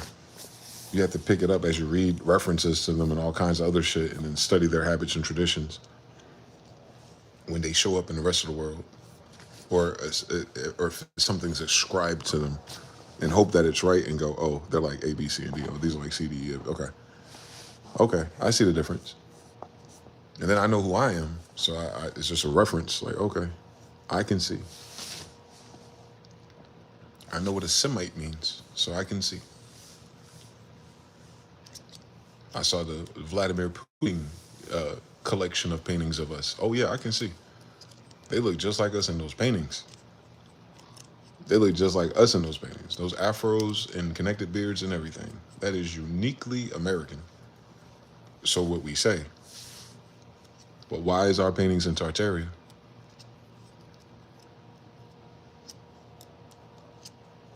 West Africans ain't got those connected beards and afros. Don't fucking play with me. And we talking about further years ago. Nah. So yeah, they look like Americans. That's the only thing you can compare them to, since they definitely ain't Vladimir Putin, are they? All right, then. So why does Vladimir Putin have our ancestors' paintings where we get our genetics from in Russia?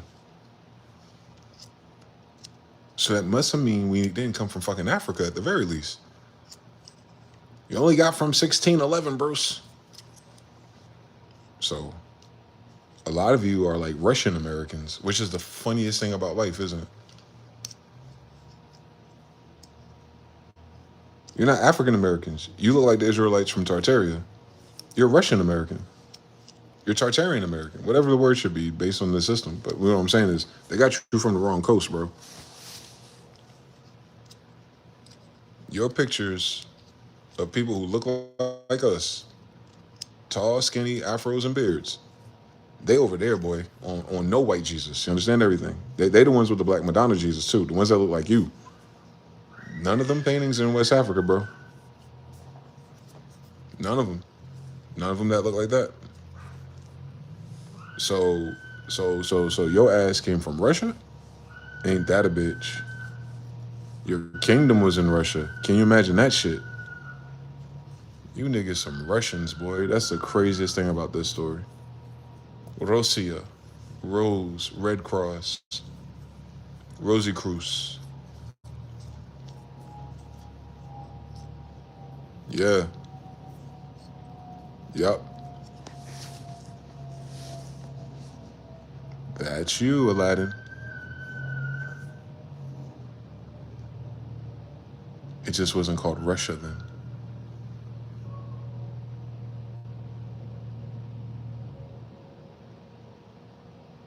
Afro-Asiatic.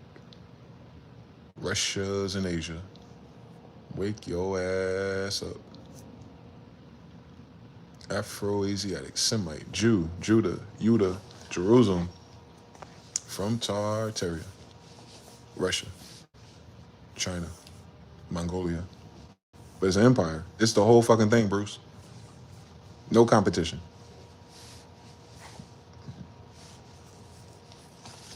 Yep. That's recent history.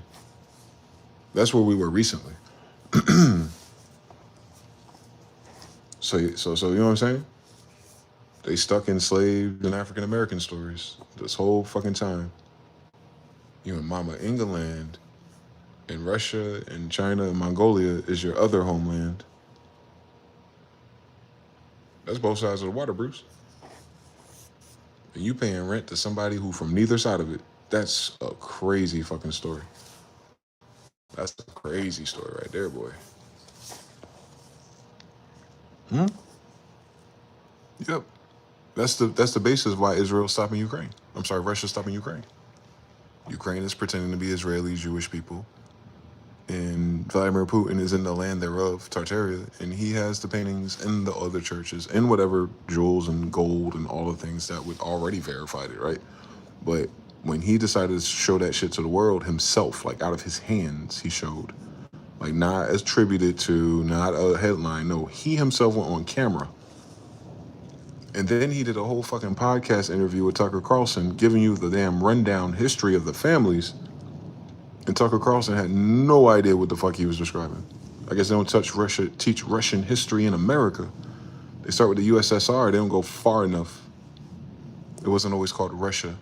So you ain't got the history of it if you're looking for the history of Russia now, do you? Exactly. What was it before? A kingdom.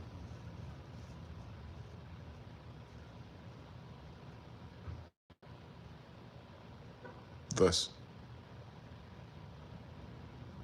Russia and China, Tartaria, are surrounding the walled city of the Maghreb, Al-Aqsa, what we call North America.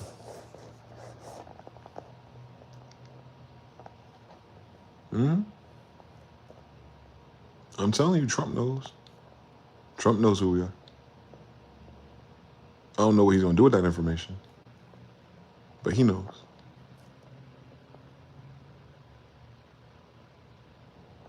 He's always signaling.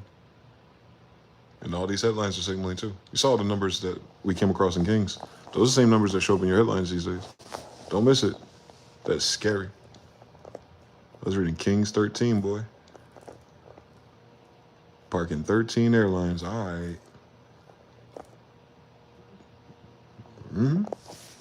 They about to fuck around with that matrix glyph pattern if they want to, boy.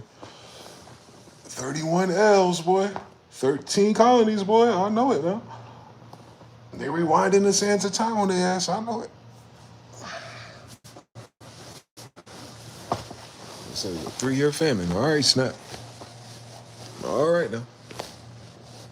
They gotta send away the prophets. All right now. All right now.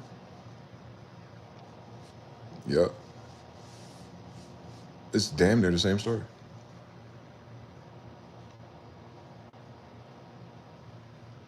Damn, boy. Well, at least we know education and money and being a different skin color doesn't make you more any of those things that you need to be to get it right. So I guess we all just been making shit up.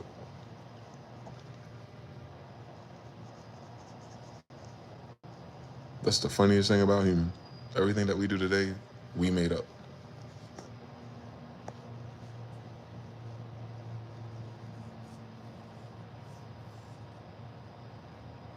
The whole fucking thing is made up. And you would think we could just make up something that works, that's cool, that's beneficial. Nope. Because you got to deal with other kinds of people. There it goes again, some who want to do something else, who just want it for themselves, who don't think anyone else, who don't give a fuck, who don't live long enough. On top of that. Yeah, man. Gotta stop following people who feel and think like that. Gotta give them a mountain or island or something. They'll fuck around and find out by themselves. I'm tired of going down with them. That's one thing I can say. I'm tired of being drug into societies and civilizations and currencies and kingdoms of a whole bunch of weird reprobate niggas, man. It'd be like all them kingdoms over there I don't never seen before, and I don't even fucking know they exist. Trust me, I want to mind it again. It's not our fucking problem. It never is.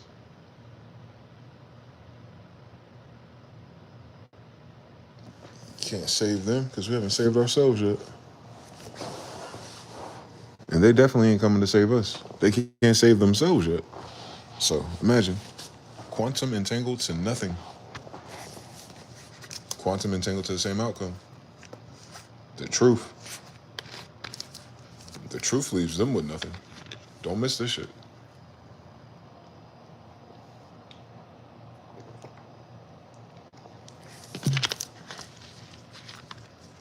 This list deeper than Epstein's. Yeah, my list is deeper than Epstein's. They hide in a different list of royal families. They've been hypothecating their names and our names with birth certificates. So I know they know the game, at least financially. So they can't say shit to me. So I know they can't say shit to the big homie. And anything in between us. So, yeah. They better figure out those food stamps tomorrow. That's all I can say. Every time that shit happens, their leaders go away.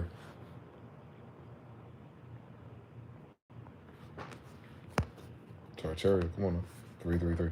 On Grandma and them, come on now. And Putin knows. The whole thing. Pootie Tang definitely knows Shogun. Tartaria all the way to the USSR formation, yep. 100 years ago, so it's all new.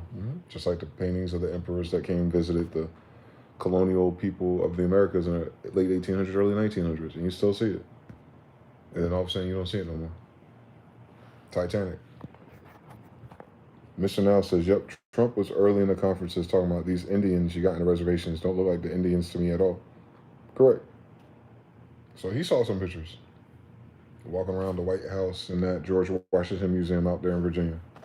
Go to the 13th floor. But where all these fezzes come from if those are the Moors? Shriners wear fezzes from Morocco. Moors. Why are these white boys cosplaying as Moors? You see what I'm saying? It's not actually a dead end. It's that most people don't even ask that question when they see it. They have disconnected people from culture and tradition so much that they think it's just like a regular. And what's regular about that? Like cosplaying and doing rituals. The people who you elect, but you have values and religions, and that's evil in your book if you read it, right? Like the spell would have broke itself if people actually took that shit seriously. And I can tell how many people don't say take that shit seriously. I was like, so why do you elect people who practice that? Shut your ass. That's why. Shut your ass. Halfway crooks. And it's okay. I mean, that's the standard, it seems.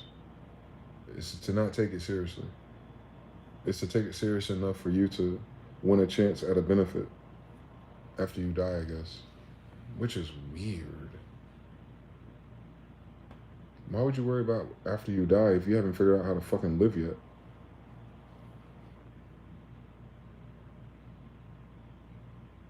Spend more time in church than they do in figuring out how to live here.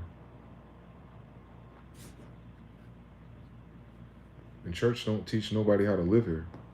But the pastor figured it out. He got LLCs, 501c3s, mortgages, houses, car payments, all kind of shit, different accounts and different names and shit. But he can't start a business paperwork program over the summer for all the fucking nights. Cut it the fuck out. They had a pastor, stupid ass, somewhere in the north, saying, lying about tithes and offerings is like, and when I bought the Bentley, that was for like all of us. And he's trying to make it seem all cute and symbolic. as inspiration to the congregation who paid for it. And something I'm thankful a man was out there. Well, can we drive it? Since it's for all of us? Like, oh no, God wouldn't like that. No, Jesus, no. Like, just like that. And like, they seen that and they stayed in the church. Like, you can't save those people. You know, they raised up all of these false priests and put them all over the land. And they're pissing off the God of Israel.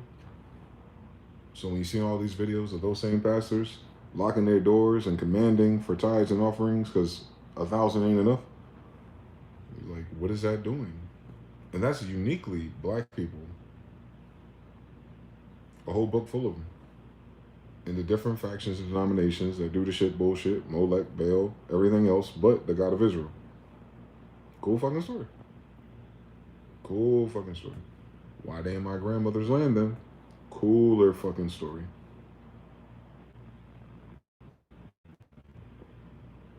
Why they speak my granddaddy's language? Cooler fucking story.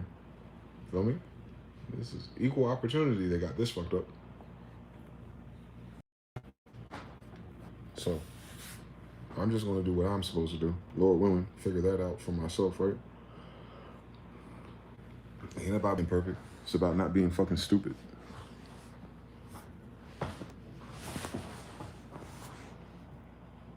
Yep, Trump was early in the conferences talking about TBFB says 1,000th. Trying to figure out what's next. It was almost 5 o'clock on a Halloween Saturday Sabbath. Nothing. Ain't nothing to do. Waiting for the Wi-Fi part 2. And I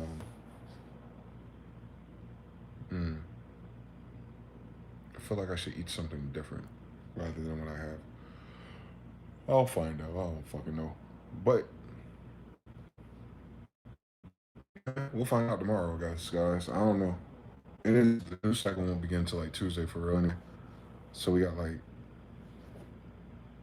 the energy on a Halloween. This don't feel like Halloween Day, do it? I guess it ain't nightfall yet. We'll see if people got their lights on and kids outside. I'll probably wait till the sun sets, probably another hour from now. But just the vibe and the spirit of most Octobers for me and Halloween's for me has a certain gradient to it. And I don't even be going trick-or-treating, but you can feel it when you're outside. I don't feel it here. I don't feel it. I hear it. I don't see it yet. Like, okay. Like, people are really bracing for impact, for real, man. It's not about food stamps. It's about if they let these people starve, then everything else.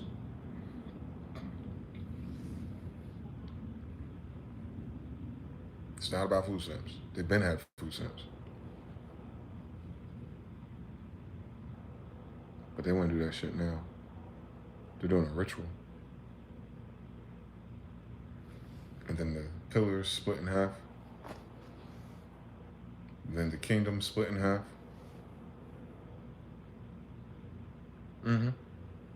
It'll split the nation in half. Civil war, North versus South type of 2 different boats going in 2 different directions. Those people you see in the White House and stuff that be on TV, like J.D. Vance and all that, that's some WWE storyline shit. Those people are saving face. Their actions do not reflect their panics and their fears are. I can read it on them. They look awkward. They're awkward because they're acting, and they're not good actors. So you can say, "Oh, what are they? Why are they performing emotionally?" Like, oh, they ask no time is up for something in their own. They don't have control of the narrative no more. So they'll always say what the spell is that they want you to believe, but I don't mean that they believe it themselves. If it takes a mustard seed of faith to build shit up, then it only takes a mustard seed to fuck it up. So a mustard seed of doubt will turn into a forest of doubt too now. If you understand anything about universal law. If a mustard seed of faith can create a forest, then the mustard seed of doubt, always watered and always worried and ruminating, will also create a plant, root, a tree, a forest as well. And I don't feel it. I seen all their kids doubting. So quantum entangled genetics. The people, the foreigners doubted. Their kids doubted. Their constituents doubt it. The people who are working for corporations, as it's a corporation of corporations, they doubt it. Um, Jinping, every other day, he got a tweet, he doubted, you know what I'm saying? Like, no one believe. No one believes in Donald Trump. And he's just the meta of the whole thing. If no one believes in Donald Trump, then they do not believe in the federal government. It's one. It's not one or the other. It's like it's a package deal now. Mm-hmm. And if people don't believe in the military because they're gonna do something fucking stupid and blow up innocent people yet again, in the same timeline, in the same kingdom, in the same millennial people who remember everything with the YouTube and internet, they do that shit again, then people won't stop believing in them. They're already protesting ICE. They don't believe in that National Guard and ICE shit anyway. You got ICE full of Mexicans. Like, it's hard to believe either way. Like, that's hard to believe. Like, damn, they got Mexicans deporting Mexicans. That's a weird story. It must not be the same fucking family tree. So, and ain't that what the Bible said? Yeah, man. It's like Mexicans are going against Mexicans already. ICE is deporting Mexicans. That's not all they're deporting, but I mean, you just gotta look at it. Like, these are Mexicans working for ICE and Hispanics working for ICE, and they out Mexicans and Hispanics for the United States. They already divided their kingdom. Hmm? Didn't they? Didn't they? Didn't they? They did. That's Kings was just saying that. Kings was just saying. I was reading the Bible, and it was just describing this shit. That's weird. It's weird that that keeps happening. And yeah, they eventually the cartels will crack that up if it's serious. It ain't though. They just can't afford it. But socially, it's creating that condition of it. Like your own people will just throw you out of your house. Hmm. I guess cotton thicker than water and blood. I guess I don't know. Cotton thicker than blood. Dollars made out of cotton. So yeah. Hmm. Hmm. Yeah, Israel's people starting to turn on itself too. People who converted or believed the thing. I'm sure they didn't read the book yet. If they read the Talmud, they would have figured it out before we did. So that ain't it. But they don't want to be associated with the backlash of it. Why? Because all of those same corporations, all those same Hollywood studios, all those same things that have all the clout and money is classically in the last 60 years very Jewish. So New York City, for instance, all the Jewish population there with most of the money moving around now, right? Mm-hmm. They're not moving around just because of money. They got all the money. They could afford to live there if they wanted to, but they're trying something new because they know the civil unrest is not just coming to the mismanagement of their elected officials that benefit them. Don't miss that shit, New York. All your APAC governors and senators are sellouts for them that gave them those cushy areas. Now they want to move that cushiness somewhere else, and they're running out of locations. Los Angeles is too dangerous even. So New York and City and Los Angeles is out of their influence. Have you noticed Hollywood is closing down and New York City's right behind it with their news media? So that was the left and right of this hemisphere. It's already disunited. So they're going down south towards Florida, right where the missiles will be going back and forth from. Imagine everything. Cape Canaveral. So I know they don't see what they're doing. Their migrations, they're not Indian enough for me, for a continent to be full of Judeans.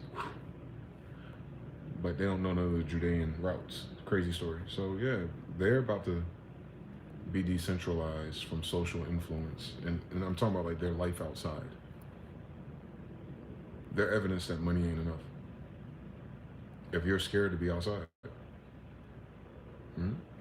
if you just yelling anti-Semite or telling somebody in Georgia, what is that, the defamation league or some dumb shit, that if they don't come to save you on your timeline, then they definitely ain't going to save you at your house. They definitely ain't going to save you at your store. They definitely ain't going to save you at the airports either, because TSA be gone, right? Like, they don't have that social security auto assurance, auto correcting decency that they were able to navigate around. Everyone's going to notice them.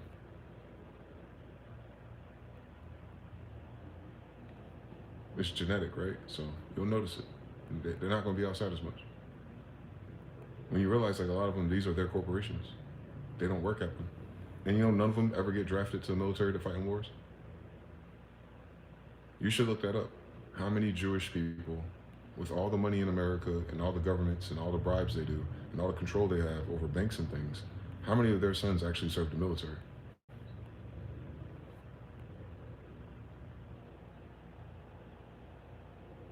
So they get all the benefits and do none of the fighting, correct? Just keep that in mind again. If you ever hear World War III or something, they've been robbing this nation the most, and you know it. All this corruption comes from them. They've been here the whole time I've been born, so there's no one else. And I can say that as an American Indian, and I can say this King James grandson, and I can say this Prester John's grandson, and I can say this Carlos Fifth grandson. That puts David and Solomon on my ancestry tree. These niggas ain't shit in every degree, including that Bible. So to me, it's not a mystery of figuring out if, you know, I don't even invoke God in that. Like, they're trying to be half and half with us. They ain't even a quarter of that shit. They're not even a quarter of what their moms is. So they're really the ones that are called to the table these days. They're actually the ones that Trump and them are relying on to fix things, to figure things out. This is their agenda. Benjamin Netanyahu started 9/11, bro. Real life. This is 24 plus years in the making. Dead ass. He announced it in the 1990s. Dead ass. No one's been paying attention. Cool fucking story. Just like no one paid attention to World War II. All they know is Anne Frank or something. It's a cool fucking story. But that's it. All it is cool stories. Reality is, this system is panicking and freaking out and moving things around because of them, for real. It's theirs. That part of it, that part of the system is theirs. The finance. This was their idea. I hope y'all never forget. Like, the Federal Reserve and these 360 deals with the government and all these deep state officials and all that bullshit.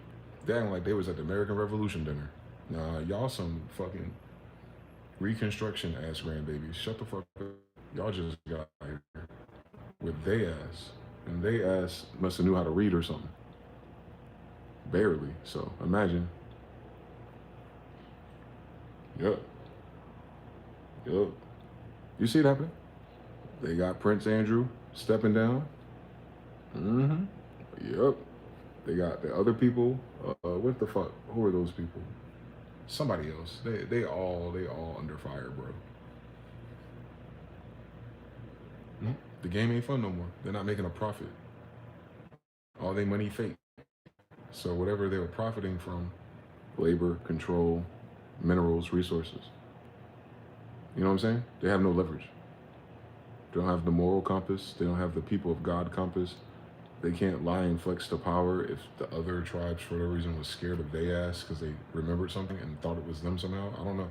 But that's a long time coming. That's a long time ago. 2025, nobody give a fuck. How do you pay my rent tomorrow? All your isms is from them. Don't forget.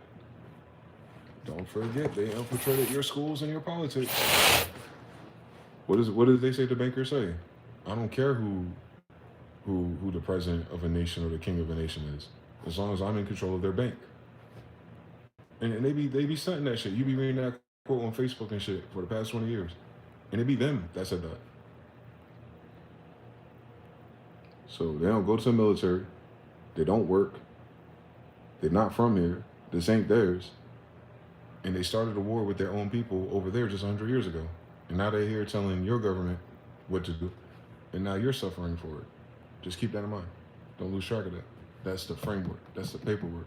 That's the system. The idea itself is theirs. So they're cowards. They'll run away and deflect and all these things, but they can't. TikTok on their ass. Nick Fuentes on their ass. Candace Owens on their ass. That was never supposed to happen. Anything that the CIA or the Pentagon can use to spread information or rewrite their more critical narratives, those talking heads, especially since Charlie Kirk, they're not even talking like that. They're never going to talk like that for the rest of our lives. It's always going to be Jews and Israel.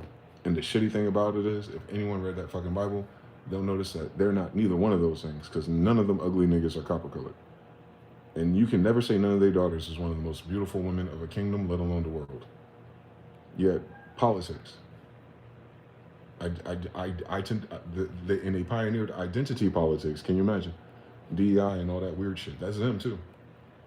So, but there's no wondering why now, because they're pretending to be someone else from a book they sold, obviously. So, salute to them for being fucking ridiculous. All millions of them. Like, that's a weird fucking story there. And unrolling that influence, uncoiling that snake hold on whatever the dear white man has fallen into, and not giving a fuck either way. But then what's left? It ain't just us. Nicaragua know. It's not just us. All billion Chinese know. It's not just us. All billion Russians know. Africa will catch up eventually.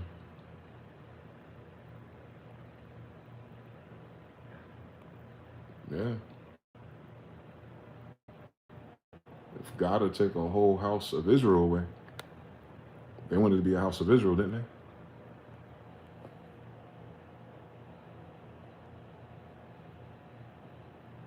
I saw God take a whole house of Israel away for not doing what the fuck. That's supposed to be what the fuck's up. And they wanted to borrow that covenant and that curse and be that thing. All right then. What tribe is you again? Have fun. I haven't heard of them.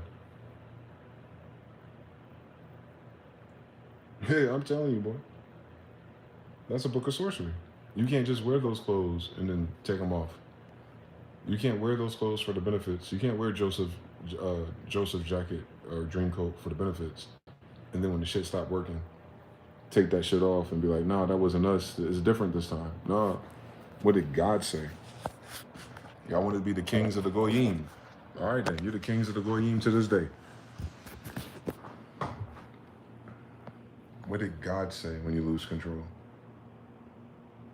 I'm telling you. So that's going to be a supernatural occurrence on their ass. They call themselves Israel. Cool. May all the curses that worked against my grandfathers work against them for claiming their names. In Jesus' name I pray, amen. It is what it is. Like, they should live up to it. I want them to experience what Ahab experienced.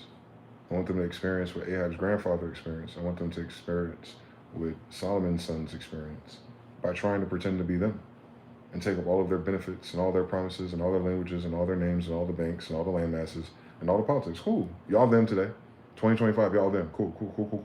Cool. Meanwhile, on the bloodline of Judah,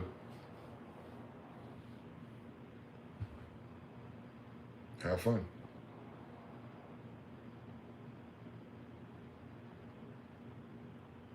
So that means the debt of the people who are Israel, they borrowed that debt. They bought your debt from you. Aren't these such beautiful, nice people? Very liberal. They bought the debt of Israel of after 1611. And they said, we're going to buy those bonds and we're going to buy those debts and we're going to wear them. Cool. Shit. That's a cheat code right there for real when niggas ain't minding their business. So they inherited the debts by claiming titles, by claiming our responsibilities of what it actually is, which frees up the kids of who it actually is, I guess. And then now they're going to have to pay for those consequences since they wagered their sins versus death itself. Archangel Michael, right? The wages of sin is death, because who got the keys to death besides Archangel Michael?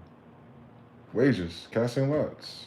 Book of Job. Now you gambling at a casino. Am I not in Las Vegas? You've been gambling with our name, nigga. They've been gambling on our bloodline. They've been gambling on our father's names, boy. They've been gambling like they don't just keep getting away with that shit, and people want to stay sleep, and that they just want to keep tricking the white man with his high IQ and shit. They just kept gambling this shit. All right, that's a high fucking wager, bro. They're already down 138 trillion, I heard, and then their souls. So, in that dimension, since that's what they believe, right? That's why we're on all these wars, because they really believe that they're these people and that they're entitled to these things. Cool, cool, cool, cool, cool, cool, cool. People can't feed their kids over here because they believe they're these things, and that you can pay all of their health care and you can pay for all their houses and you can pay for all their ugly ass women. They believe that they're them people and that they're entitled to it. Cool, cool, cool, cool, cool, cool, cool, cool, cool. But what God do they worship? Do they ever say, "All glory be to God, to the Most High of Israel, and there is no other"? Or do they just talk about themselves as Israelis? All right, cool. So they should know what the promises are. They should know what the curses are. And they should understand why the sun has rejected them and why their genes are going inverted. Why their daughters are all gay and why their sons have plastic in their testes. They should understand something. God will eliminate your whole fucking bloodline, nigga, playing with us.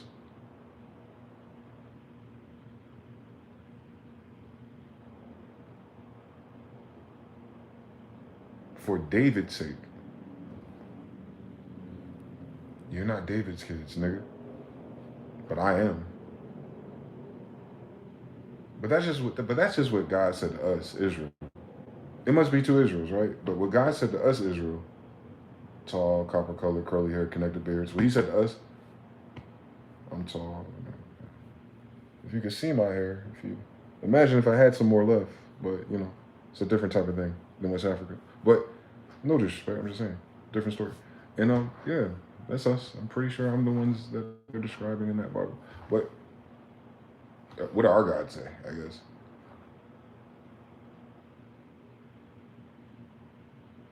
I haven't seen God be represented in that book making a promise that he hasn't kept, including whipping our ass if we get too far out of hand. So can you imagine some motherfuckers playing on my grandmother's land and my grandmother's language? Nah, nah, nah, nah, nah. On all my dead ancestors of this land, actually. All 13 tribes. On Halloween? Nah. Not with this portal open. Nah. I say let them have it. Let them have the justice, the judgment, exactly what they stored up. Whatever it is they stored up, whatever karma they earned, whatever rewards they saved towards, I say the Most High God of Israel should just let them have the results. That's the least we can do. It's the least we can do. Shit. You like it? Oh, I love it. Have at it. Have at it. Have it all. Have everything you worked on. Have everything you contributed to. Have everything you invested in. To the universal law of what it adds up to. All at once. Since they're rushing for some reason. Operation Warp Speed ass niggas. All right, well, maybe the chariots will hurry up. For the elect's sake. Just give them what they want, man. Whatever they wanted. They wanted something. They wagered something. What do they want? Show them what they've won. I would like to see it. I want to learn from this experience. It ain't in the Bible yet. Let's see what that looks like.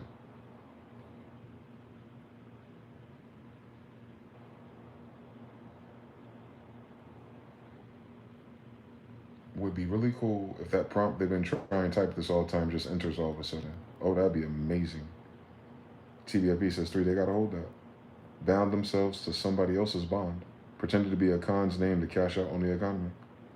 Shogun says, new report. Now snap will happen, but will be delayed. Situation's evolving. Yeah, I know. Like I said, I'm gonna keep speaking truth to power. I know a dumb fucking idea when I hear one. They better fucking work on it. But they still got another fucking problem. That curse is real. God don't give a fuck about their economy. They're fucking with us. This is a different story. They better take care of these people. Yeah, they better delay the fucking benefits. I told you they went for the Federal Reserve to cut that 1.5 or more trillion, which is just more debt, by the way. It makes the situation worse. But they're going to use that debt to move around the economy so that they can buy them some time while they're fucking around with the idea of declaring a war on Venezuela. I guess they think if they strike enough times, they'll get their gas deal and thus keep people on the petrodollar longer, thus feeding the people if you want to. I get where they think the math is going. But I always say, you're in the kingdom of heaven's representation on earth. What did God say to you guys? I want to talk to their rabbis in King James English. What did God say? What did your prophet say? A red calf, a red caliph? A red caliphing? You looking for one of us? An Indian? A chief? All right. I guess I'll learn how to read one day.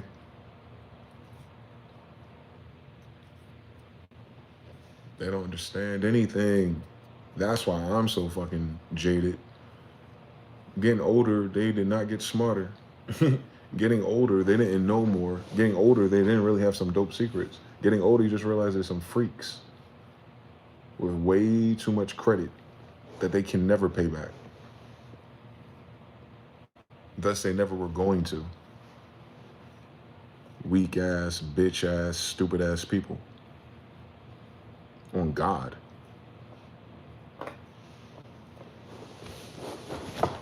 They weak as fuck.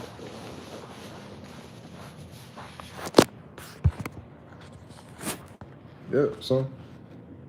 We'll see. They granted Trinidad and Tobago Venezuelan gas? I think so.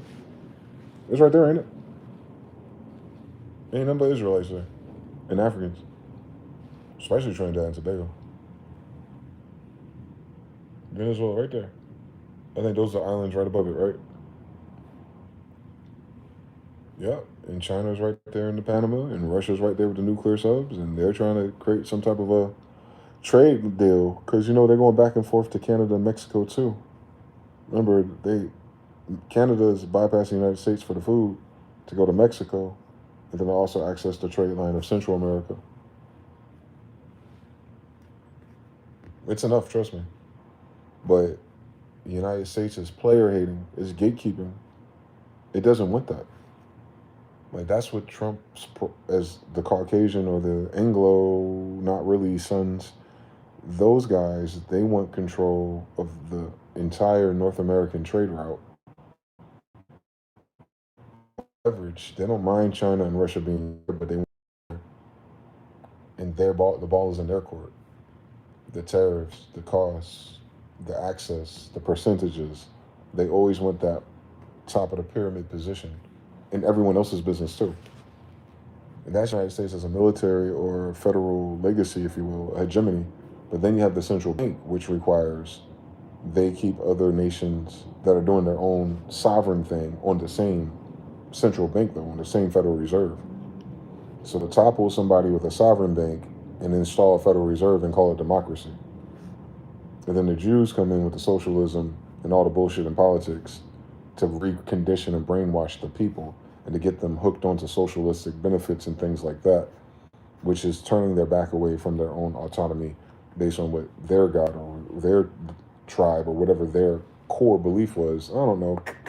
Also 150 or more years ago. So it's just flipping people to be codependent. And then when you finish, you just abandon them, knowing they can't build nothing themselves.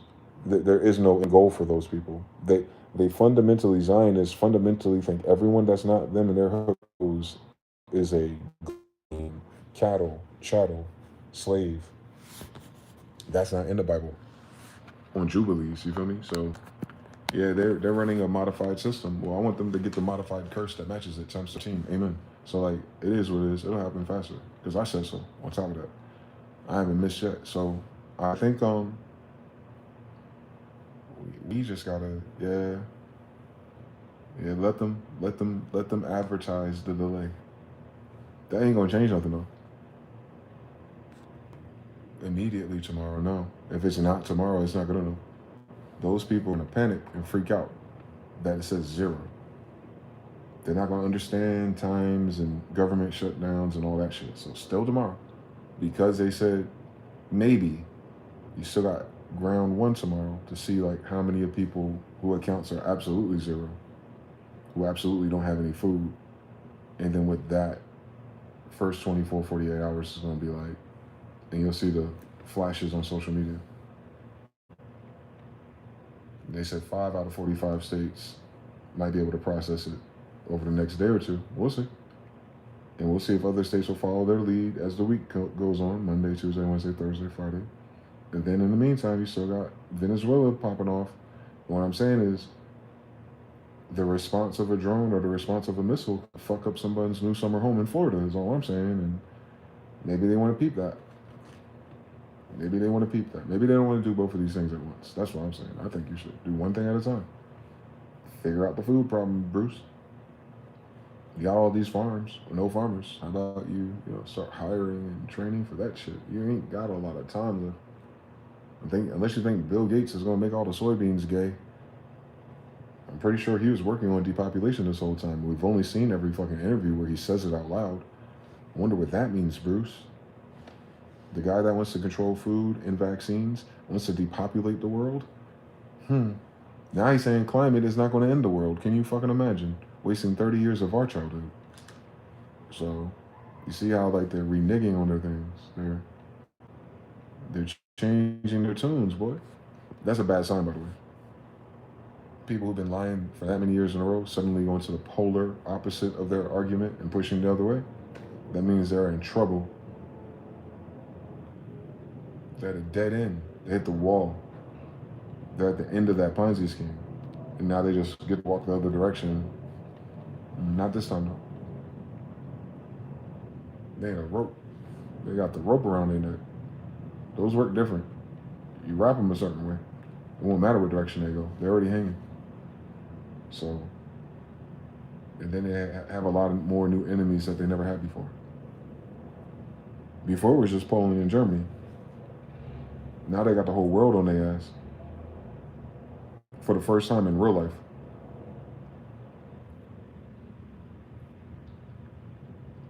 Yeah, the actual whole world that they know on the internet is already on their ass. Quantum entangled. 100 monkeys. It's 100 monkeys. It's way past 100 monkeys for them. They don't believe in science. That's weird that they gave us their science, their faux science. The science of 100 monkeys is so true. 100 of their own monkeys, 100 of the white monkeys, 100 of the black monkeys already on their ass. That means the consensus is already written. They ain't got a chance in Hades for real. Everything else they did was covert and secret and funded behind the scenes, board members. Now who it is an out and open. And you know how Americans are. They don't give a fuck what the story is. Fuck you, right? Very New York of us. So, show me state, Missouri type shit. It's the same thing all over again. They are fucked socially. I mean, like, they can't keep it up is what I'm saying. Now at the top of the secret pyramid, they be lucky if there's a pyramid standing after tomorrow. It's gonna snowball, guys. They better fucking cut the check though. It's still gonna snowball though. But at least you won't have those people outside on their head. It'll only take a few days.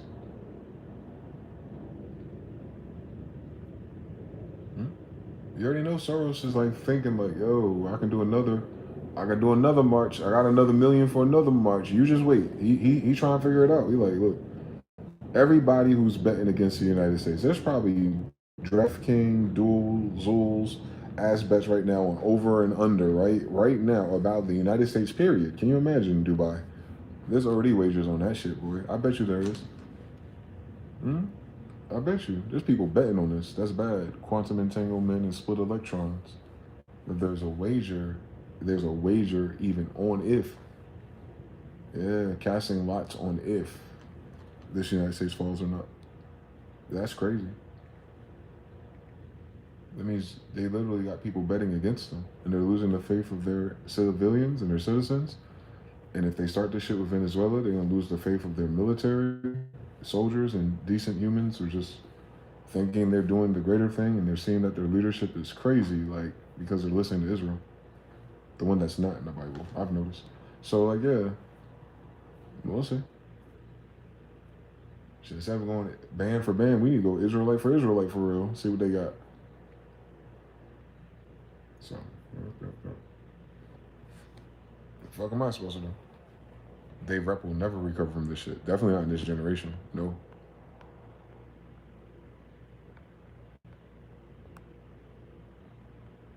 Bound themselves to somebody else's bond. One times one. They gotta hold that. Like in Django, you're not even coming with us, Steven. They rep will never be peeping Polymarket to see what the bets are. I'm telling you. You gotta join the right signal and Telegram. I'm telling you, man. Look, listen. They don't feed them people tomorrow, boy. They inherit so many Muslims and people from war torn countries and communist countries, and those are people who will be on food stamps too. Yep. I ain't even talking about black people. That's the funny shit about this. I already know what we're gonna do, but I already know what they're gonna do to stop it. So it's kind of like, it's Pavlo dog with us. Steal some food because you're hungry. Make a big deal on the news. Make it a social commentary about fathers and women telling you they're entitled. Blah blah blah blah blah. A whole setup by the federal government for them to be in that loop. By the way, that's the illest thing about how people forget that part. But I'm talking about everybody else. It was sitting just like this before the Air Force showed up with all these green lasers in the sky, and their whole neighborhood was flattened, and they had to go fly back to who did it for the benefits of surviving something at least. And then now they in the new town looking around, and they can't even eat. It's like a delayed death. Like they were given 20 years, Nebuchadnezzar, if you will. All right, we talking about them people. I don't think so. And the Taliban and who else? Al Qaeda. I don't think so.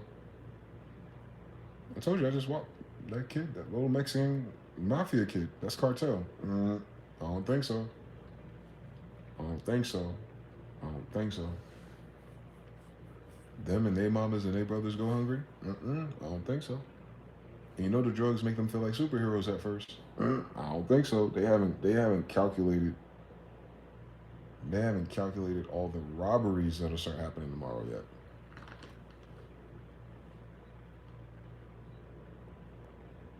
Starting. This is the Christmas spirit, man. These are the Grinches that stole Christmas. If they don't address that, and it'll be like a tidal wave in different cities and different high volume areas, and they'll say something else on the news, and people will go back to sleep and thinking everything's okay, but they already entered the prompt. It's not a start, then stop. It's not a psych. Because the recession or whatever the fuck this is going to be called is still happening regardless if they feed people or not. So it's just an incentive. It's a powder kegger. It's like the first shot fired across the bow. Like Marie Antoinette, let them eat cake. Didn't she get her head cut off? Wasn't what was foul about let them eat cake was that it was a famine? I know, that's crazy.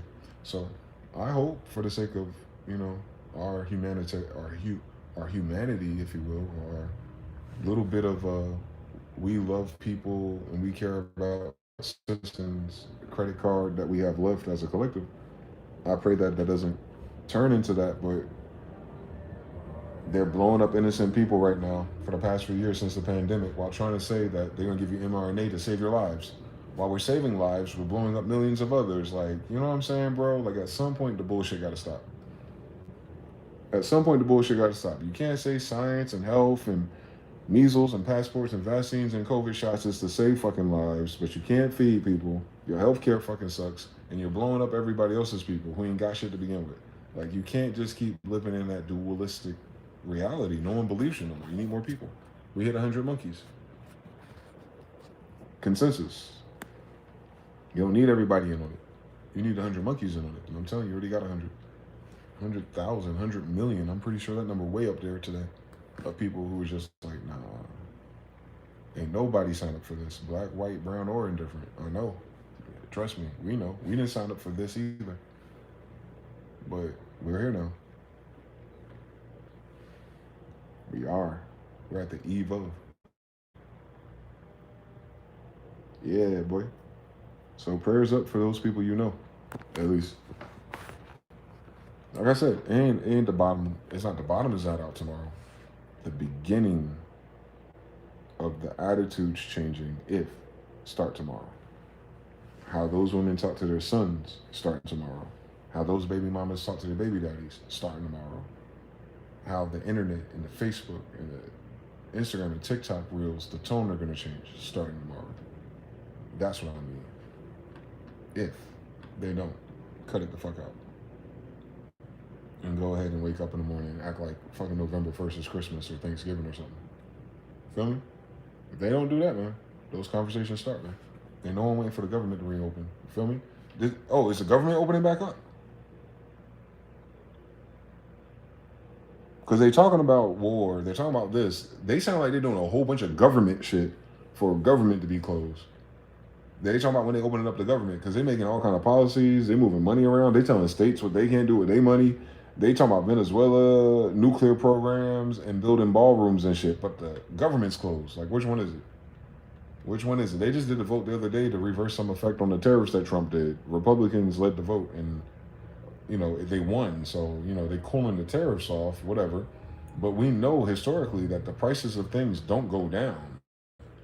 So the price will stay up, and then the tariff will be gone. But then the companies and corporations keep the profit. I ain't fucking stupid, nigga. And you ain't even gotta be a prophet to see that shit. So like, you know what I'm saying? They gotta regulate the prices now. Is the government still closed? Yeah, we know they lying. They're gonna turn the damn tariff off and keep the prices up high. Fucking dickheads. CBFB3 says when the auto drafts it and then the account goes negative, multiply with overdrafts, man. I know. Oh, you talking about the federal employees? Yeah, damn. Mr. Now says there's a date gap prediction bets on the government shutdown in. Not yet, just bets. Close is a tactic. You know they lying. Shogun L. Mm-hmm. I'm telling you, they gotta pivot, boy. They got to. They need a new narrative. They need a new direction. People. Whatever they were caught up in back and forth with Biden and Ukraine and shit, whatever that is, it's dominated the airwaves for over 8 years now. They have done nothing in the meantime during a pandemic trying to save our lives to actually prepare anything for any of our lives. Not even the fucking college kids, bro. Not even the motherfuckers who could go get it. You know what I'm saying? Like, that's evil, bro. That's fucking evil. You sold that dream to everyone else, and you made all your fucking faggot ass friends richer off of them getting the loans and doing the things and buying the homes and subscribing to the fucking corporate idol way of life, and then go, well, times are changing. We got to buckle on down, but we have plenty of money to help Israel, Ukraine, and start a war in Venezuela, Just buckle on down and send your sons over. We're telling you to have more kids because you ain't got enough of them, but the few you have left, hey, send them to us because we can help them feed you all the shit that the farmers just threw out. Like, shut up, man. Shut the front door. I ain't got time, boy. I ain't got time. They're crazy out here politically. Their Olivia Pope sucks. So I hope they work on that. ChatGPT ain't good enough. ChatGPT wasn't programmed by people with finesse. ChatGPT ain't finessing for these headlines. And then it didn't study the finesses for it. It didn't study the masters of language, apparently. So, obviously. It's just telling on them. Their AI is just making it clear, bro, that they ain't shit. Because people read that sassy tone and be like, you believe this shit? Don't forget, guys, they're using ChatGPT for it. Who owns that? Don't tell me another Jewish person. So, here we go again. So, no. Even a damn robot is programmed to lie to your ass. They ain't got time to make a fucked up thing seem nice. That's what ChatGPT is great at. Have you noticed? Try it. You sound like the fucking government and CNN before you're done with it. Polarity. That's how spells are written, by the way. Stay woke. That's a dickhead move if I've ever seen one. It is. I agree. That's why I'm trying to keep my cool, man. because it's so audacious and so ridiculous that it can't go that way. Like in my common sense brain, like, nah, the gravitas of the audacity is way too high for it to be another thing and another thing, right? Like they don't have that much energy to do any of those things. So I hope they're just stuck in narrative world, and I hope they're just rumors of wars. I hope they're just like fighting with the fact that they gotta let go of their greedy ass agenda and actually be a government of people one day. I hope that's what this is. Like they're stalling to the last minute. Because if they don't push the fucking green button and take care of their people, boy, the food stamp level of things is evil enough, but they fired a bunch of working people, bro, who cannot afford homes, who can't afford new cars, who credit reports are already fucked up. They got tons of federal employees, right? Like they're government employees who haven't did a thing since the 5th of last month or the 1st of last month, who are looking at tomorrow and the next day, A, to see if whoever homegirl, whatever food stamps come through, and B, will they open up the government, and then C, will they back pay them? Because they're already talking about not back paying a lot of those positions. So imagine you just parked on the bench, and then finally, the federal government made some suggestion to the rentals and the businesses, like, not to act on that first month against people because it's a government shutdown. Few companies may honor that, but still, when it turns back on and it's time for you to catch up and pay it back, you didn't get that check to pay it back. So now your whole paycheck go to 2 months of rent, and then boom, December. So you going through all of November doing the same shit that you did last month, right before Christmas. Don't forget how evil that is to those people, especially more mainstream corporate people. They still do that shit. Mm-hmm. They ain't think about that. These are people that it's supposed to be their voting class. Don't miss that.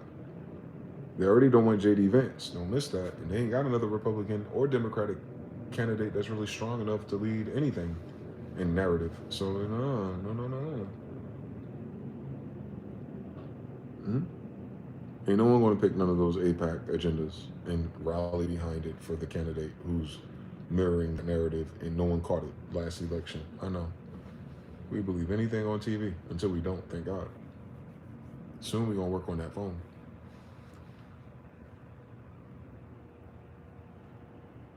Even Disney had to drop 100 salaries. Yep. And a whole bunch of other companies that we don't know about. They're just throwing it in there. It's happening so fast now. It's like, in the beginning of a Marvel movie, they do the comic pages of all the different movies and scenes. It's like that. It's a little bit. It's not enough for you to notice. It's like a small jingle block got removed. And you forget, like you turn around from it, you turn it back, and like a lot of little jingle blocks are moved. Like, that shit gonna fall, ain't it? Because they ain't talking about putting none of the blocks back yet. With better blocks or automated blocks, nothing. They had an interview with a nigga who's the CEO of Ford driving one of those Chinese EVs. He got a Chinese EV sports car. And his answer was, yeah, man, pretty comfortable ride and a great digital experience. There are competition, so you kind of have to, like, be in it to understand, Nigga, you a CEO. Shut up. The CEO of Ford got a goddamn Chinese EV vehicle from their cell phone company. Don't sleep.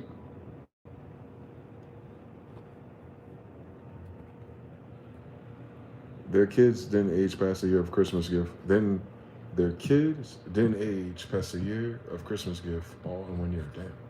They gonna pull off that comedy. Oh Lord, I just saw it. Santa got shot down the street and they got him. Oh, we're in the Boondocks? What in the Boondocks episode is that one, Riley? They gonna pull something, bro. Just don't let them pull the wool over your eyes, promising benefits that they can't afford to get you to act right, to get you to vote or think or participate in a different way. Like, nah, boy. We need justice. We need justice for everybody in the story. Period. This shit is stupid. For everybody. But yeah, let me get out of here, man. Thank you for the likes, the comments, subscribes. Enjoy your night. If you can go out, be safe. If you're taking your kids out, be safer. And yeah, man, we'll be here tomorrow when the narrative shifts. Way before the government does shit. You know they checking them balances at midnight, boy. They'll be thinking that them sassy girls, they coming up with content right now, boy. You know it's gonna hit the streets tomorrow, so you know the downloads gonna be different tomorrow for the zeros out there, boy. Oh my God. So and you're gonna start seeing a lot of those people was lying about not being on food stamps, and all of a sudden their attitude gonna shift. You understand everything. I know how niggas is, so this is you know what I'm saying, man. Eat, drink, and be merry in the meantime, man. Peace. They still think they can have the narrative their way out. They can't, Shogun. Thank God. Peace, Mr. Now, Harut, TDF3. Jonathan in the future, Shogun, and everybody else in between us.